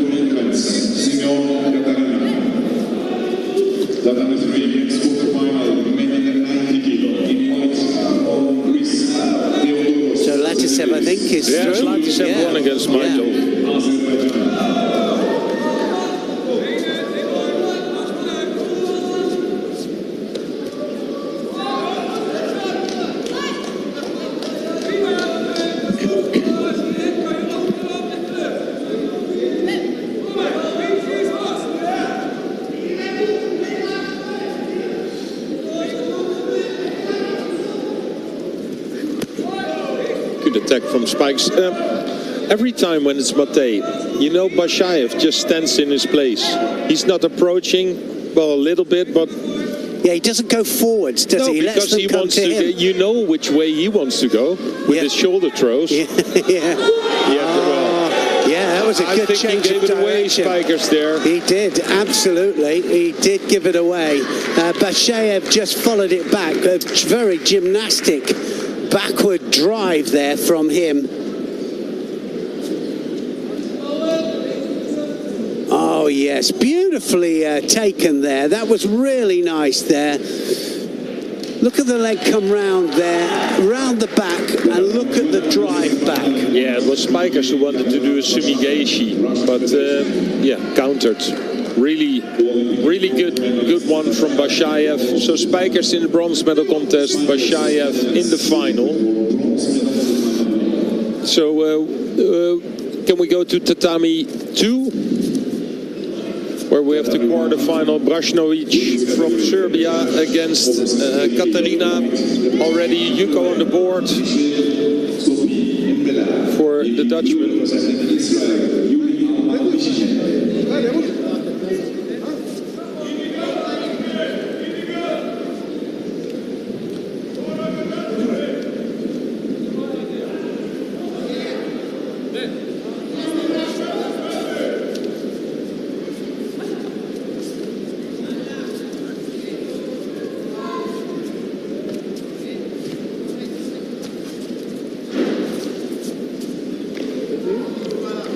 This is a great opportunity again for Katarina. Yeah, great opportunity. Well, he knows his quarterfinal, or his semi-final, or quarterfinal, afterwards semi-final. That will be a real hard one with Sherzadishvili and Adamian. Yeah. Yes, you can only fight one of them.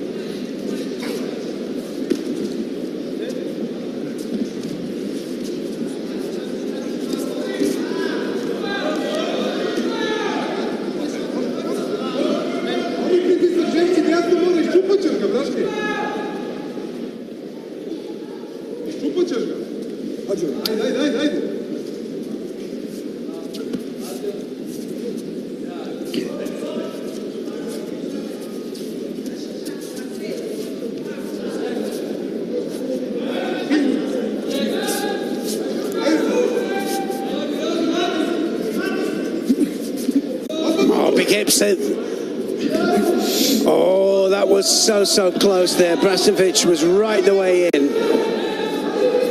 Last minute.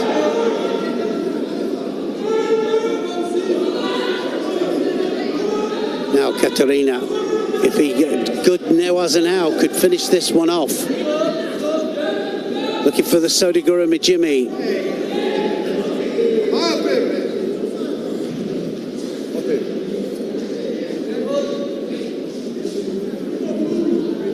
.35 seconds to go. The Wazari or the Yuko on the board.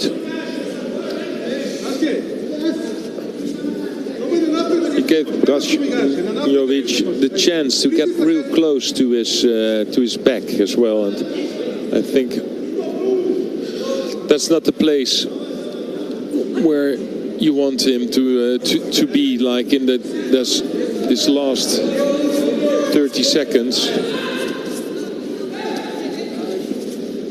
Yes, needs to stand strong now, I think. Yeah, with that left hand. No advantage there by backing him out the area. I don't get that. So we don't do that anymore. No, we don't. It's quite clear. Oh, that's going to be should be a Shido. He was almost going to ground there, Katerina. 10 seconds to go. He might get it.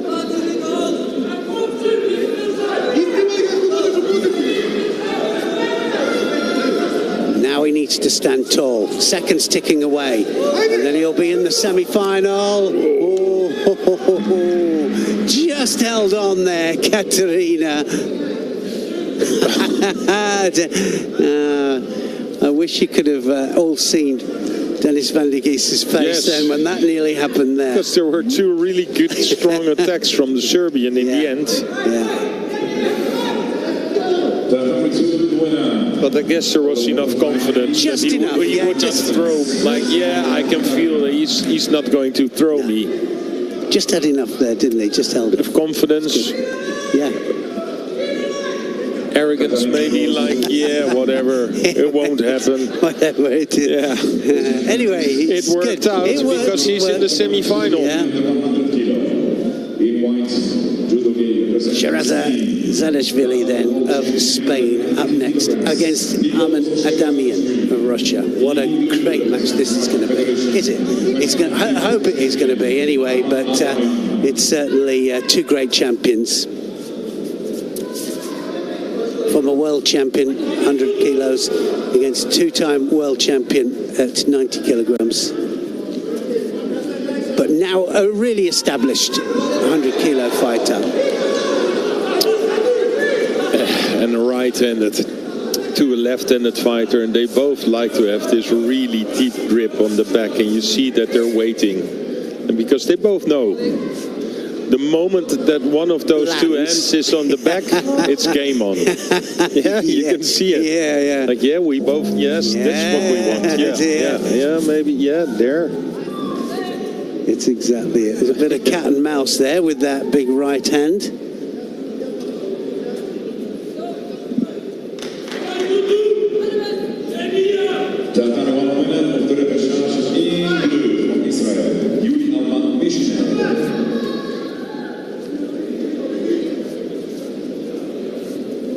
Now he's got it.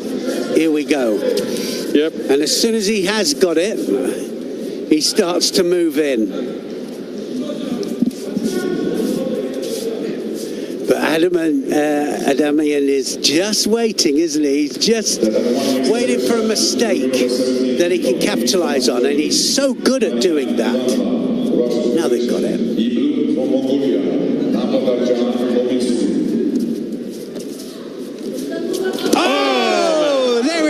And that's what he was waiting for there. And that Kosodagaki there absolutely just catches him beautifully there. Damian then at his best. Look at that Kosodagaki there, and he just drives him over. Shahrazadashvili then will be fighting in the repechage. That was brilliant. That was the first one. Yeah, they were waiting for it. Yeah. And you know, Shahrazadashvili is also the calculating guy. And so for Adamian, he had to make a big attack in the first few minutes for sure.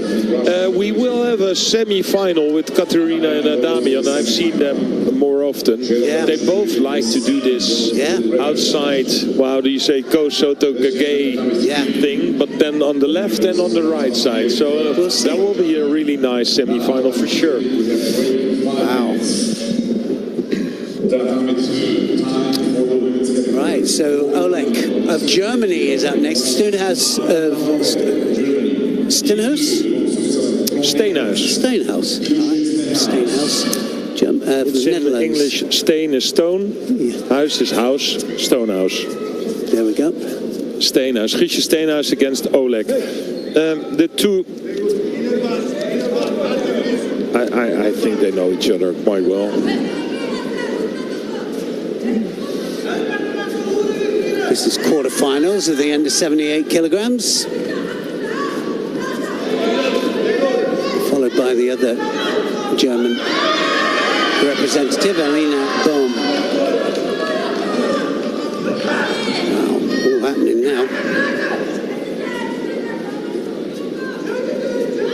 Yeah, you know this German fights is going on, both really high ranked. But yeah, well, the only problem is that there are a bit more from other countries that want to win a medal as well.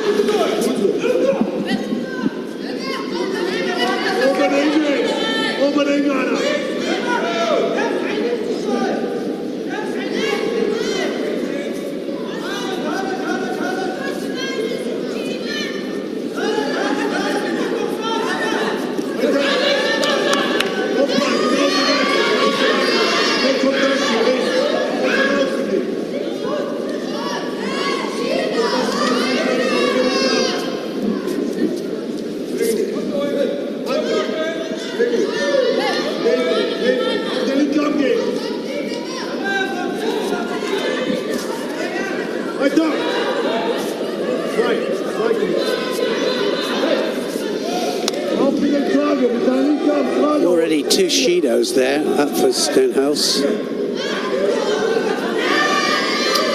Well, she's used to that, to be honest. It's always Shidos, not so many scores. Always really strong with that left stance, hooking in the leg, but sometimes I just wished that she would made bigger attacks.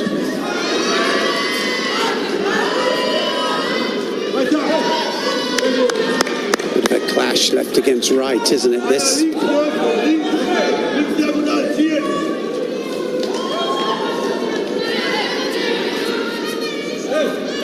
Yeah, and it's every time on the side of the mat, you know. And yeah, you can see. This is where I believe that they should do this. I think that this. It's over. But yes, yeah. Well, you have to show this. Yeah. It's not thinking about it, isn't it? That's the problem, right? So she had 2 Shidos on the board and drifting out all the time. So it leaves it open for 2 more penalties. Like I said, I don't think that's the right action. This, giving this, no action. I think it should be edge. But that's every time I say, edge. When I see Steenhuis fighting, make bigger attacks. He always has a really good left hand grip, but then always to the side of the mat, putting the leg in and then just hopping out and edge Shido, and that will stop it, because the thing is that there's no edge play now. Well, there shouldn't be any edge play. That's the only edge. It will stop her. No. And of course, you know I'm Dutch, so of course I want her to win. Well, straight there. Linaire was absolutely ripping in trouble in the first few seconds. Oh, got away. Was Ari already on the board? Linaire just, I mean, we know that she can do this, don't we, Linaire? She just can come out here and it can be all systems go. And she just doesn't know what reverse is or take your time is, because Linaire is now Wazari up straight away there against Bomb. More action in 20 seconds than we've seen in the whole other quarterfinal.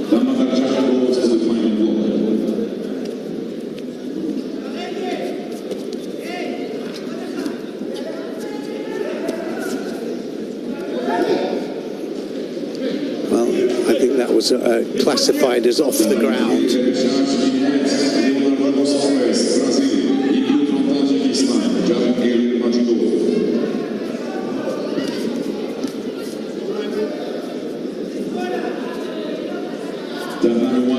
I like it when Linaire is on form, because she just comes out, she just takes chances and she goes for it, you know, and she'll either go herself for a big score or she'll throw them.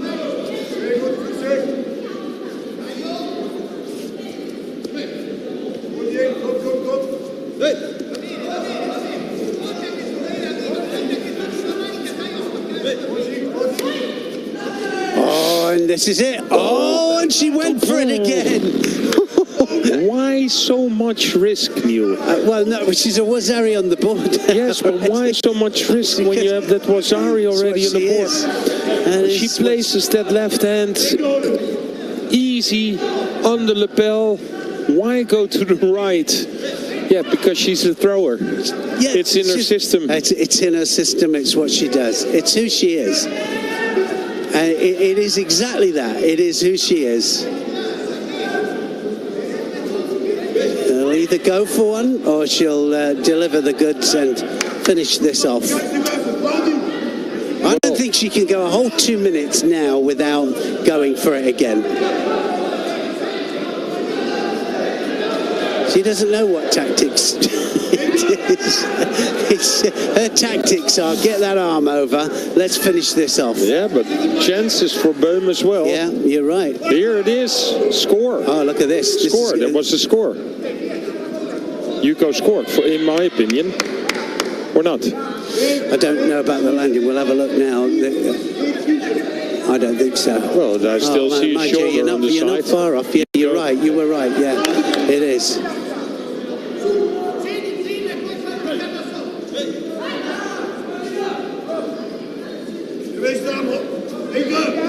I would scream. I don't understand. I think, well, straight into the hole. Straight into the hole. Just needs 10 seconds here. And so she absolutely sussed it out. Yeah. By Boehm. And it's gone. Isn't that amazing? What an amazing match that was. And Lanier, she said, well, I'll take one on the chin. Yeah. Another score, and then I'll come into the hold down. Why don't you throw me for a Wazari so I can hold you? I can hold you down. Yeah. I mean, that's a fair exchange. Though. I don't think that was Wazari, no. And straight into the hold down, but... Well, that is what you get with Lanier. Brilliant stuff, and that puts her in the semi-final. Gives her coach a heart attack, to be honest. Yeah. If she just placed her left hand on the lapel, there was absolutely no risk at all. None. But for us, great. Yeah, for us, great. We love it. We're commentators. Well, there is a quarter-final here. We've got a semi-final going on at the moment. Simonetti of Italy against McCunny. Oh, good start from Kim. We'll start with. We'll carry on with this one.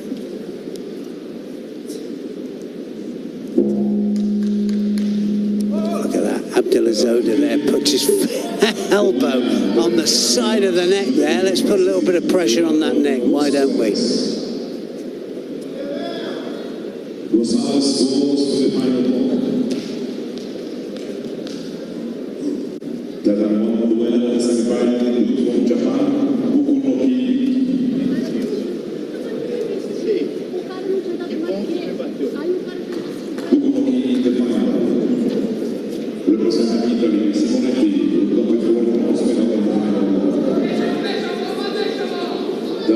Some good Newaza here. Abdelazoda taking it to Kim.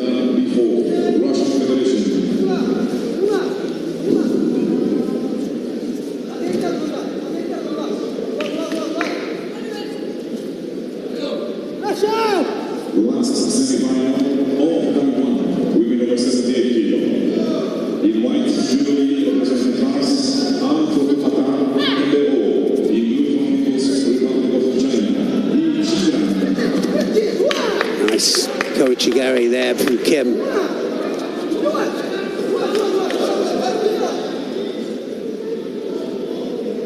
Yes. And he gets a score for it. That was a Yuko on the board then for Kim. Nice skip across. We didn't see who won the plus 78 semi-final. The Japanese. Was.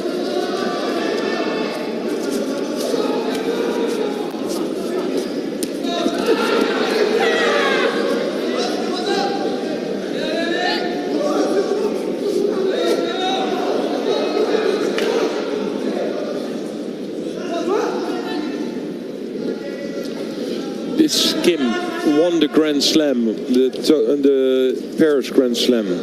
For me, like out of nothing. Yeah. Nice.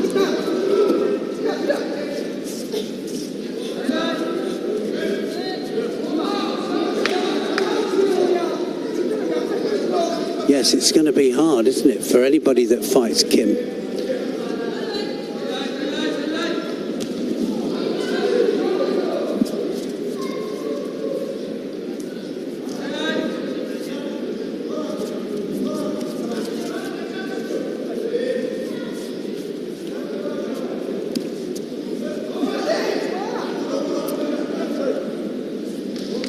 Yes, just like one of those Koreans they produce years and years and years. Good stance, body stance, good seonages.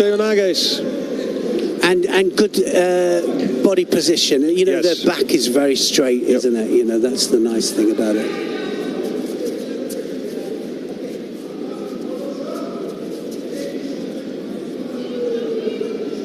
Have you ever trained there? Yeah, harder than, you know, just very different, isn't it, than Japan? It's just so different. Yeah. You had the same? Yes. It took me a while to understand what they did. Like, because they grabbed you and then they like tore you around for like half a minute and then they just let go. So they were always in control when you were fighting or not. And then I just stopped like letting go when they let go. I just kept on holding them. And they were like, no, this is not... Yeah, well, you're not deciding if it's over or not. And that changed it a little bit. But every fight there is like they're fighting like it's their last day on earth. Absolutely. Yeah, it is. And that's the difference, isn't it? It is a physicality. I mean, whereas you could do 50 rounders in a week in Japan, probably 25, 30 Yeah, there. that's over. Yeah. We went there for a weight training session, and with every, how do you say it, every machine, there was a coach standing next to the machine, shouting like, come on, one more. Thanks. There was no escape possible. No escape. Kind of made me nervous. Yeah, that's it, isn't it? No escape. So Kim in the semi-final.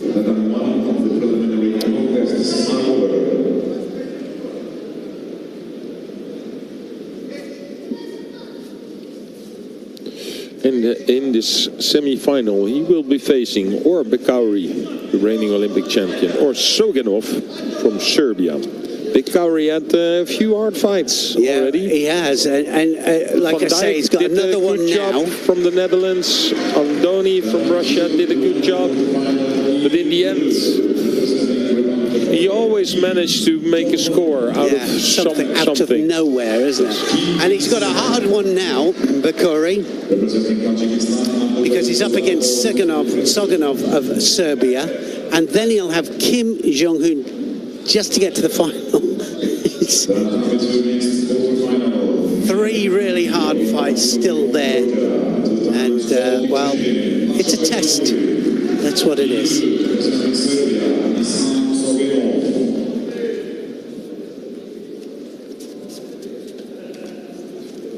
So he'll want to get this one done, dusted. Bekauri.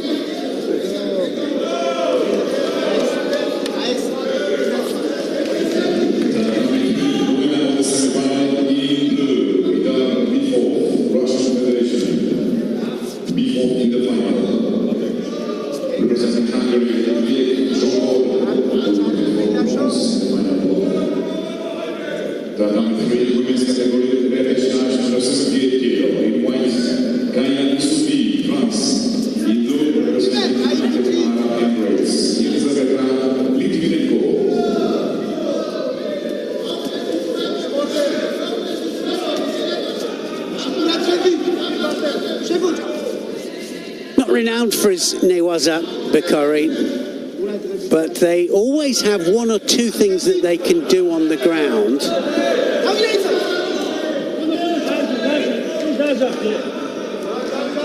Like it down there. This is sapping, isn't it? This is, I think, probably it'll be one of the hardest days' work that he's had for a long time.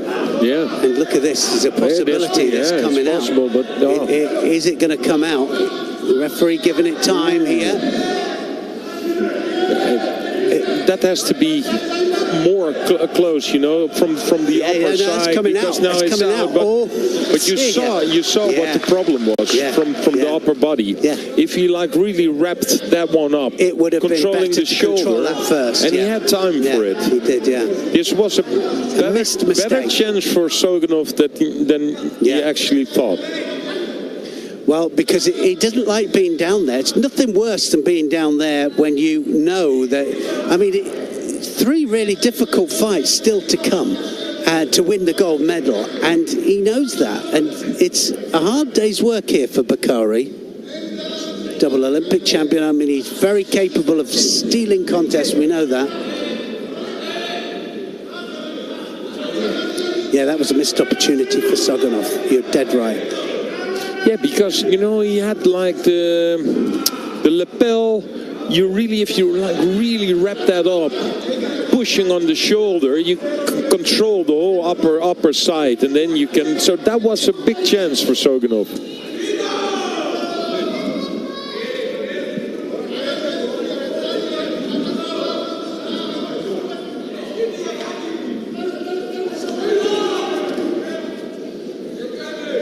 I think there were like gold medals he won where he actually had to do less. Oh, that's why I'm saying. And the gold medal is still not there. It's not anywhere near. It's nowhere near. It's not even anywhere close. Shido goes up there and again still looks cool, calm and collected, doesn't he, Bakari? But I'm sure inside he's just that little bit ruffled. Hey, but you see there's a bit of the frustration and like, man, stop it. Yeah, leave me alone. Yeah, obviously you don't know how this is meant to go.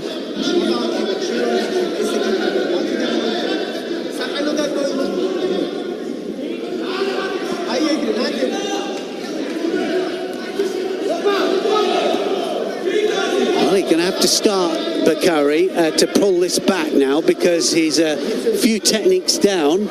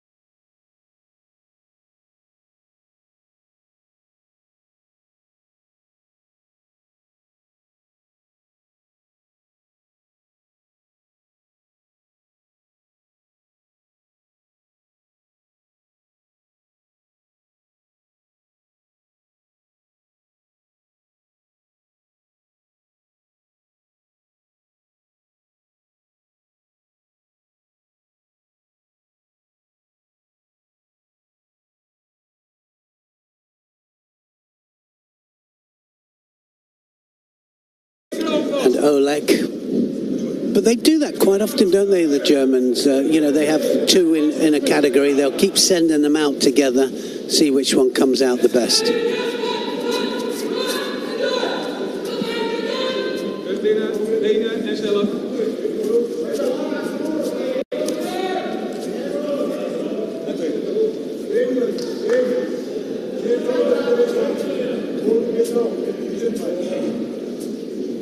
Vast links.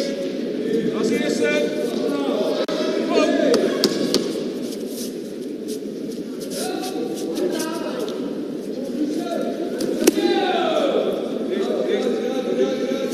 Best attack until now from Steenhuis.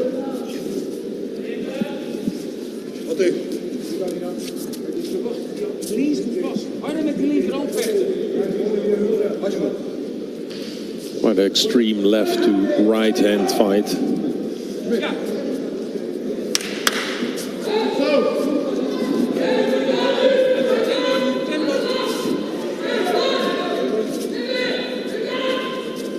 Door met je benen, door met je benen. Je staat helemaal goed, dan moet je zelf erin. Je staat op haar te wachten. Eerst die linkerhand, zelf gaan.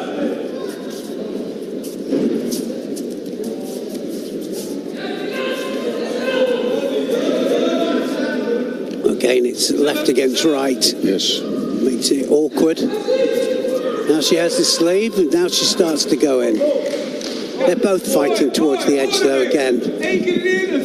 Well, it's every time Steenhuis that places the left hand on the lapel. And that gives Boom troubles, but then again, every time, well, we've seen one really good attack from the Dutch girl, but now a few from Boom. And that brings up the first penalty on the board.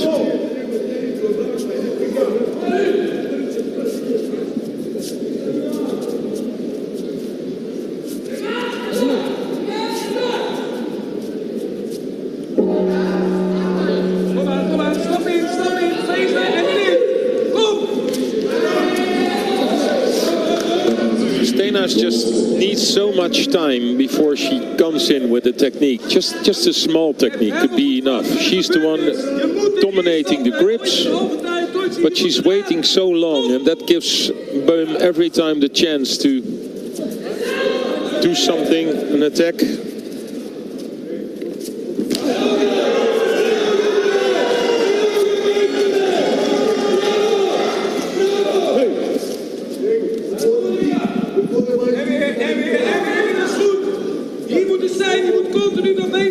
Well, that was a nice Ashiguruma there. Mat 3, that was. Maidov throwing the bronze medalist from the Olympic from Greece. Yes, Sedelis, isn't it? Sedelis just went over. So there's not a semi-final there. Latisev, yeah, we're a fan of Latisev, but Fatjev probably injured. So he goes through. Easy road to the final. Wow. When you consider what Bakara is having to do there as well, Latisev will be just glad to have a little look and see what happens over the next match. In the comfort. Then we also will not have a bronze medal contest as well. So the loser of the semi-final on the other side. From the rapid charge fight. That's right. We'll have a medal as well.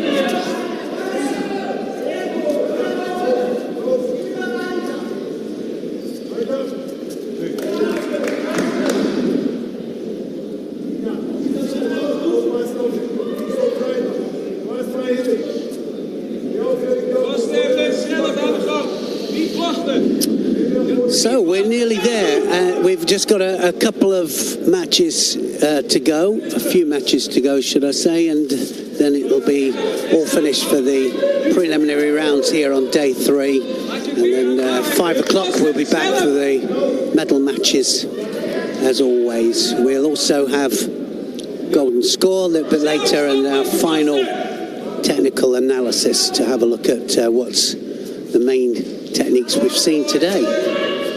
Well, we're definitely not going to talk about this rapid charge fight then, because, yeah. Just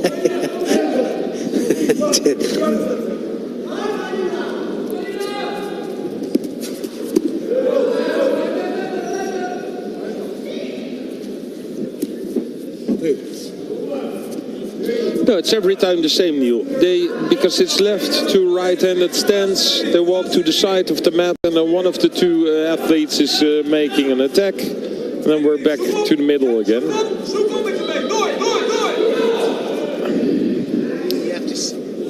You have to say, don't you? I mean, is it safe going to the, would it be better to drag them? You see, this is the only negative thing that I can see now with this edge play.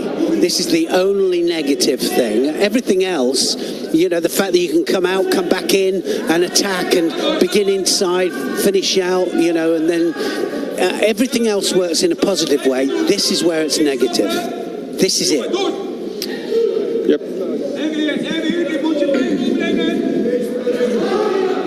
So for me, to bring them back in, just go edge, Shido, and just get it done, wound up. If that's the so that it makes them play from a different tactical view.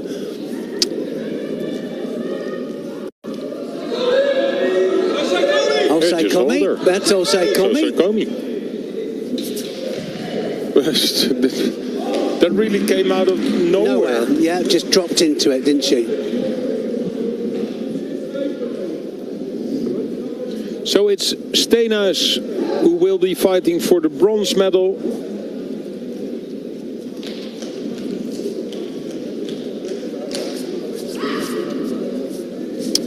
Right, so we have the semi-final just about to start with Oleg up against Inbar Laner of Israel, and I tell you, I don't think you're going to see a similar kind of match. I think there'll be some big scores here because Laner doesn't know any different. Laner in blue, Oleg, Germany in white. Look at her going forwards here. Laner, big arm over the back straight away. This is the semi-final, remember, and she pulls the head down and straight away there piles the pressure on.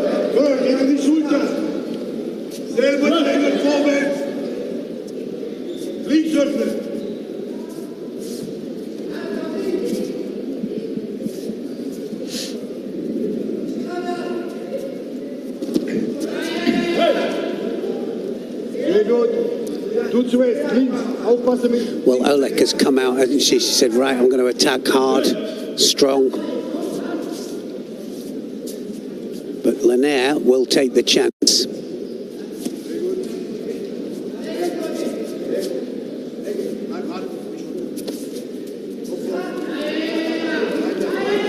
Well, I'll say the only thing that's against Laner here is she wants the arm over the top here, but the stance of Oleg here is going to be the problem for her, because it's going to be hard going over the top with Oleg.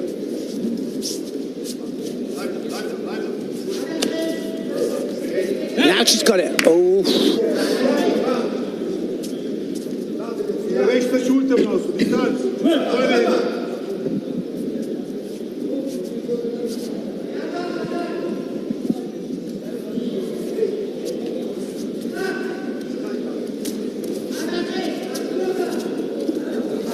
Now it can happen. This is it. She's going to go to the outside. Oh, she was looking for the Sumigeshi there, but almost landed in the hold down. But she was going to take the chance, that's for sure. Yeah, but that was impossible, Neil. Yeah, it was. It was the wrong angle. Yeah, the wrong angle. Everything about it was wrong.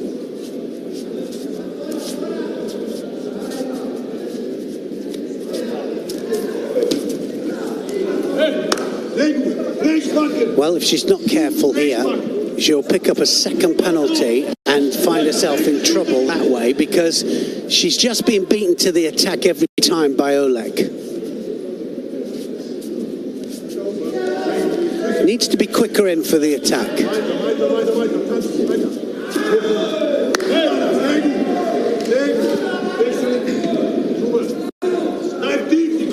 Yeah. Well, not the best attacks from Oleg as well. No, but that's the game plan, isn't it? Yeah, that's the game plan. Before the arm comes over.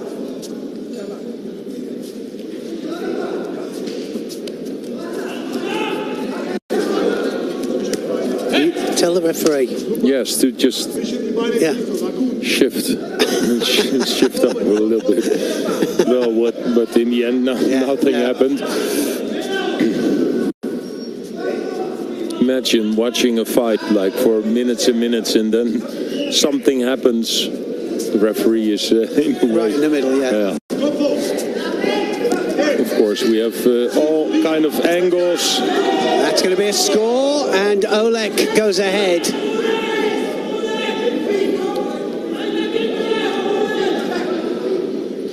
It was kind of strange who Lanier fell for that Yuko, because I thought she was already defending. Yeah. And she was on the knee, and then just dropped on the side. Must have been the Kumakata that did it, but we'll see it in a minute. No. You want to say? No, it's instead. Is that all right?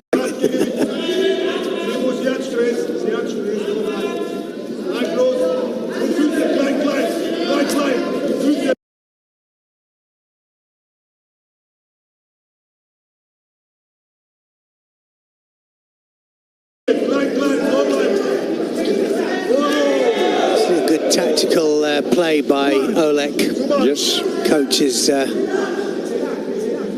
well, he had a plan coming into this, and it's working.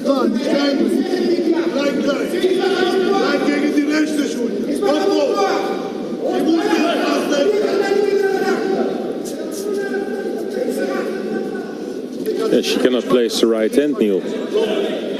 It's just a bit of height difference, but that's long arms, and every time controlling that right arm. And I said that that's the problem with the height of Oleg and the stance. You know, if I was Oleg's coach, just keep those shoulders back and make the range too big, too great.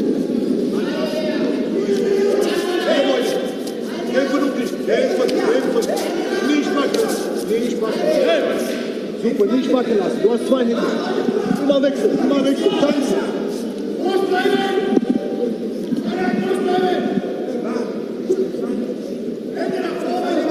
Just a few seconds left here. Now 18 seconds left to hold on to this.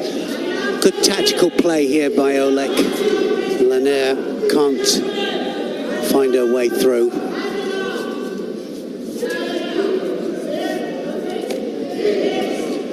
So Oleg it is going to go through then. Oleg of Germany.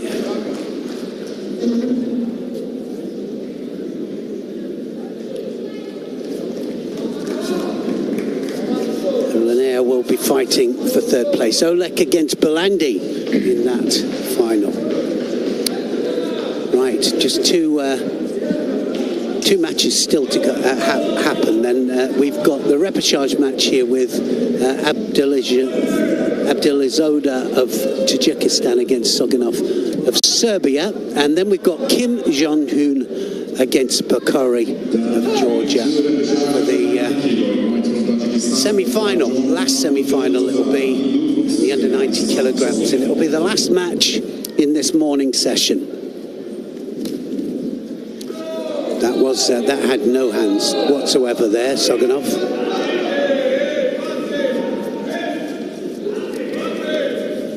Oh, this might be on. He might be on here, and he's going to come back up here just to get the leverage. He's fighting like mad to get away from it here, and that might be just the end of it. Oh, just manages to pull out. And now Soganov is going for it. He's going to go for the turnover here, and if he can, well, it's well wrapped up on the top half there. He just needs to take that leg out now. He doesn't need to change it. He's pulling the shimiwaza in as well. Look at that. Good news. Yes, he's got the shimiwaza on here, trying for the submission. Needs to try and get that foot out now. Come back up. Bring the foot up to get it out. It's going to come out, and it is out. Oh, and he just manages to pull out. Wow. Great newaza. How good was that?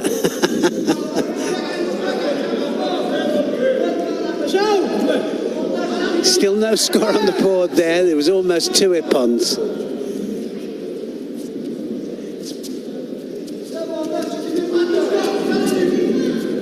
You can't tell me that that wasn't as good as 2 attempted throws.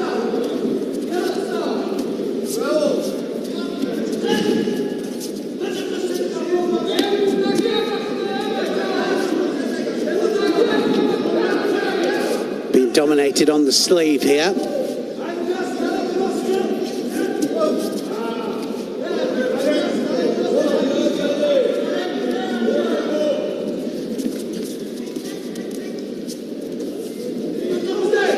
Jalizoda then now in for the shimiwaza again. Has he got it? I think it might be across the face. The referee trying to get a better look on it.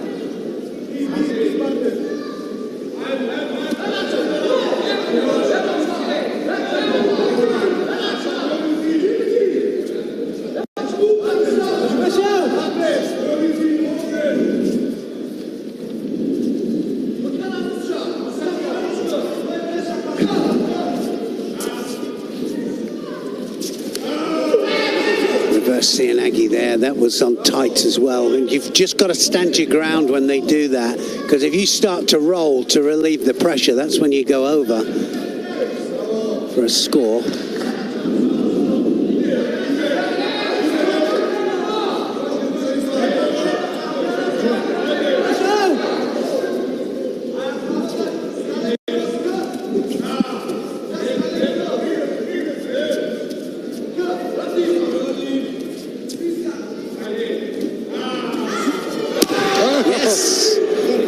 It started like slow motion. Yeah, slow motion, not the best attack, but then a good pulling action afterwards. Pulled the sleeve and the lapel, or only the sleeve, maybe not the lapel as well. No, just 2 hands on the sleeve, wasn't it? And then just that pulling action there and the drive gets the Wazari.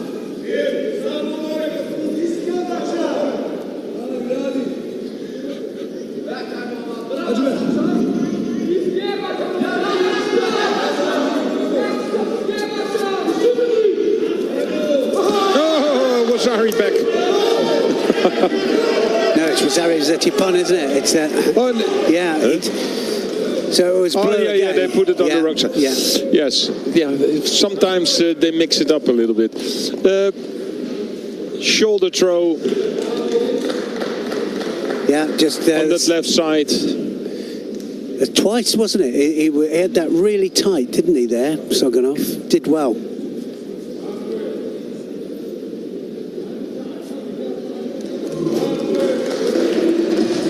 Soganov had a great fight against Bekari, and so I'm happy that he's in the bronze medal contest, because he's showing some really good judo, and to be honest, he can already celebrate his bronze medal, because there was nobody in the semi-final on the other side. Right, so here we go. Kim Jong-hoon coming out against the Olympic champion Lasha Bakori. You got to hand it to Bakori, because he's not had an easy route through at all, and of course he's the man that everybody aims at. He just keeps his cool, doesn't he?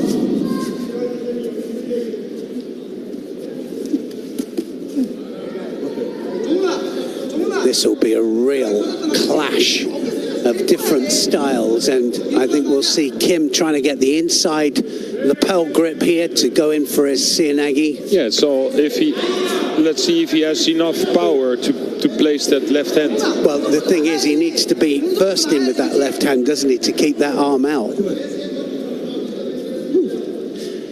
And Bakari, on the opposite side, will try and swing that right arm over the back there to collapse any kind of surati hand or lapel hand from Kim.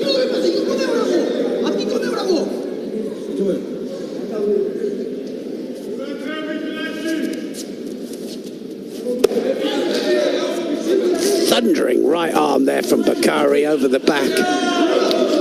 Yeah, we're sitting like 20 meters off, and you just hear it like, bum. I felt it. Yeah, I don't know about hearing it. Felt it. Right hammer hand.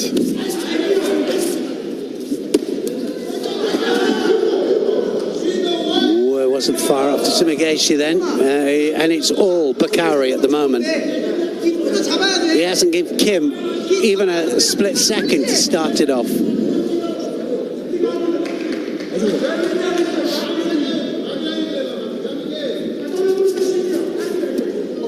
Always the big contests, and he pulls it out the bag, Bakari, doesn't he? He really does.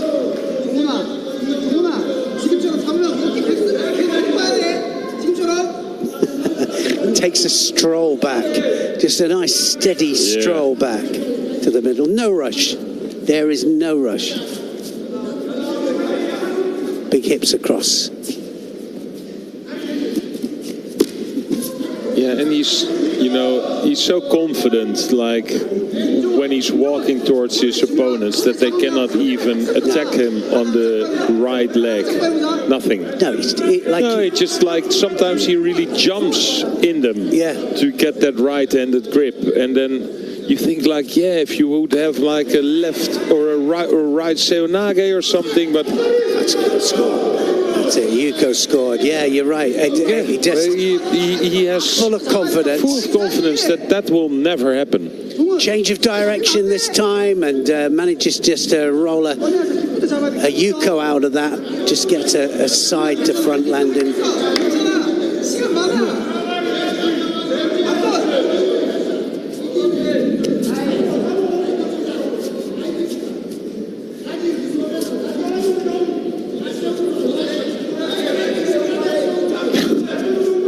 Isn't it? I mean, it must be really frustrating for Kim, because Kim wants to stand up there and just crack on with the seonagis and stuff like that. He hasn't even got close with that seonagi, not even close. Still plenty of time. Look at this. He wants to get on with it there. Kim gets the Shido. He's going, well, where's he going? Yeah, well, I don't think this was a I don't either. No, because you see that he puts all the effort in the shoulder throw. It's just not working. No, Bakari just kills it dead.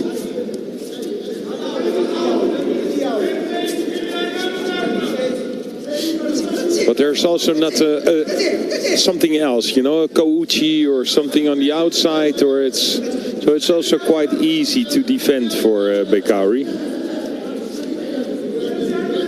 It's not that he's doing something completely else. Well, now he tried something else. Yeah, he was looking for that. He just gave a little glimpse of that just before he went in there with the reverse seonagi. He was thinking about it. Just over a minute to go. Bakari's day is not over yet.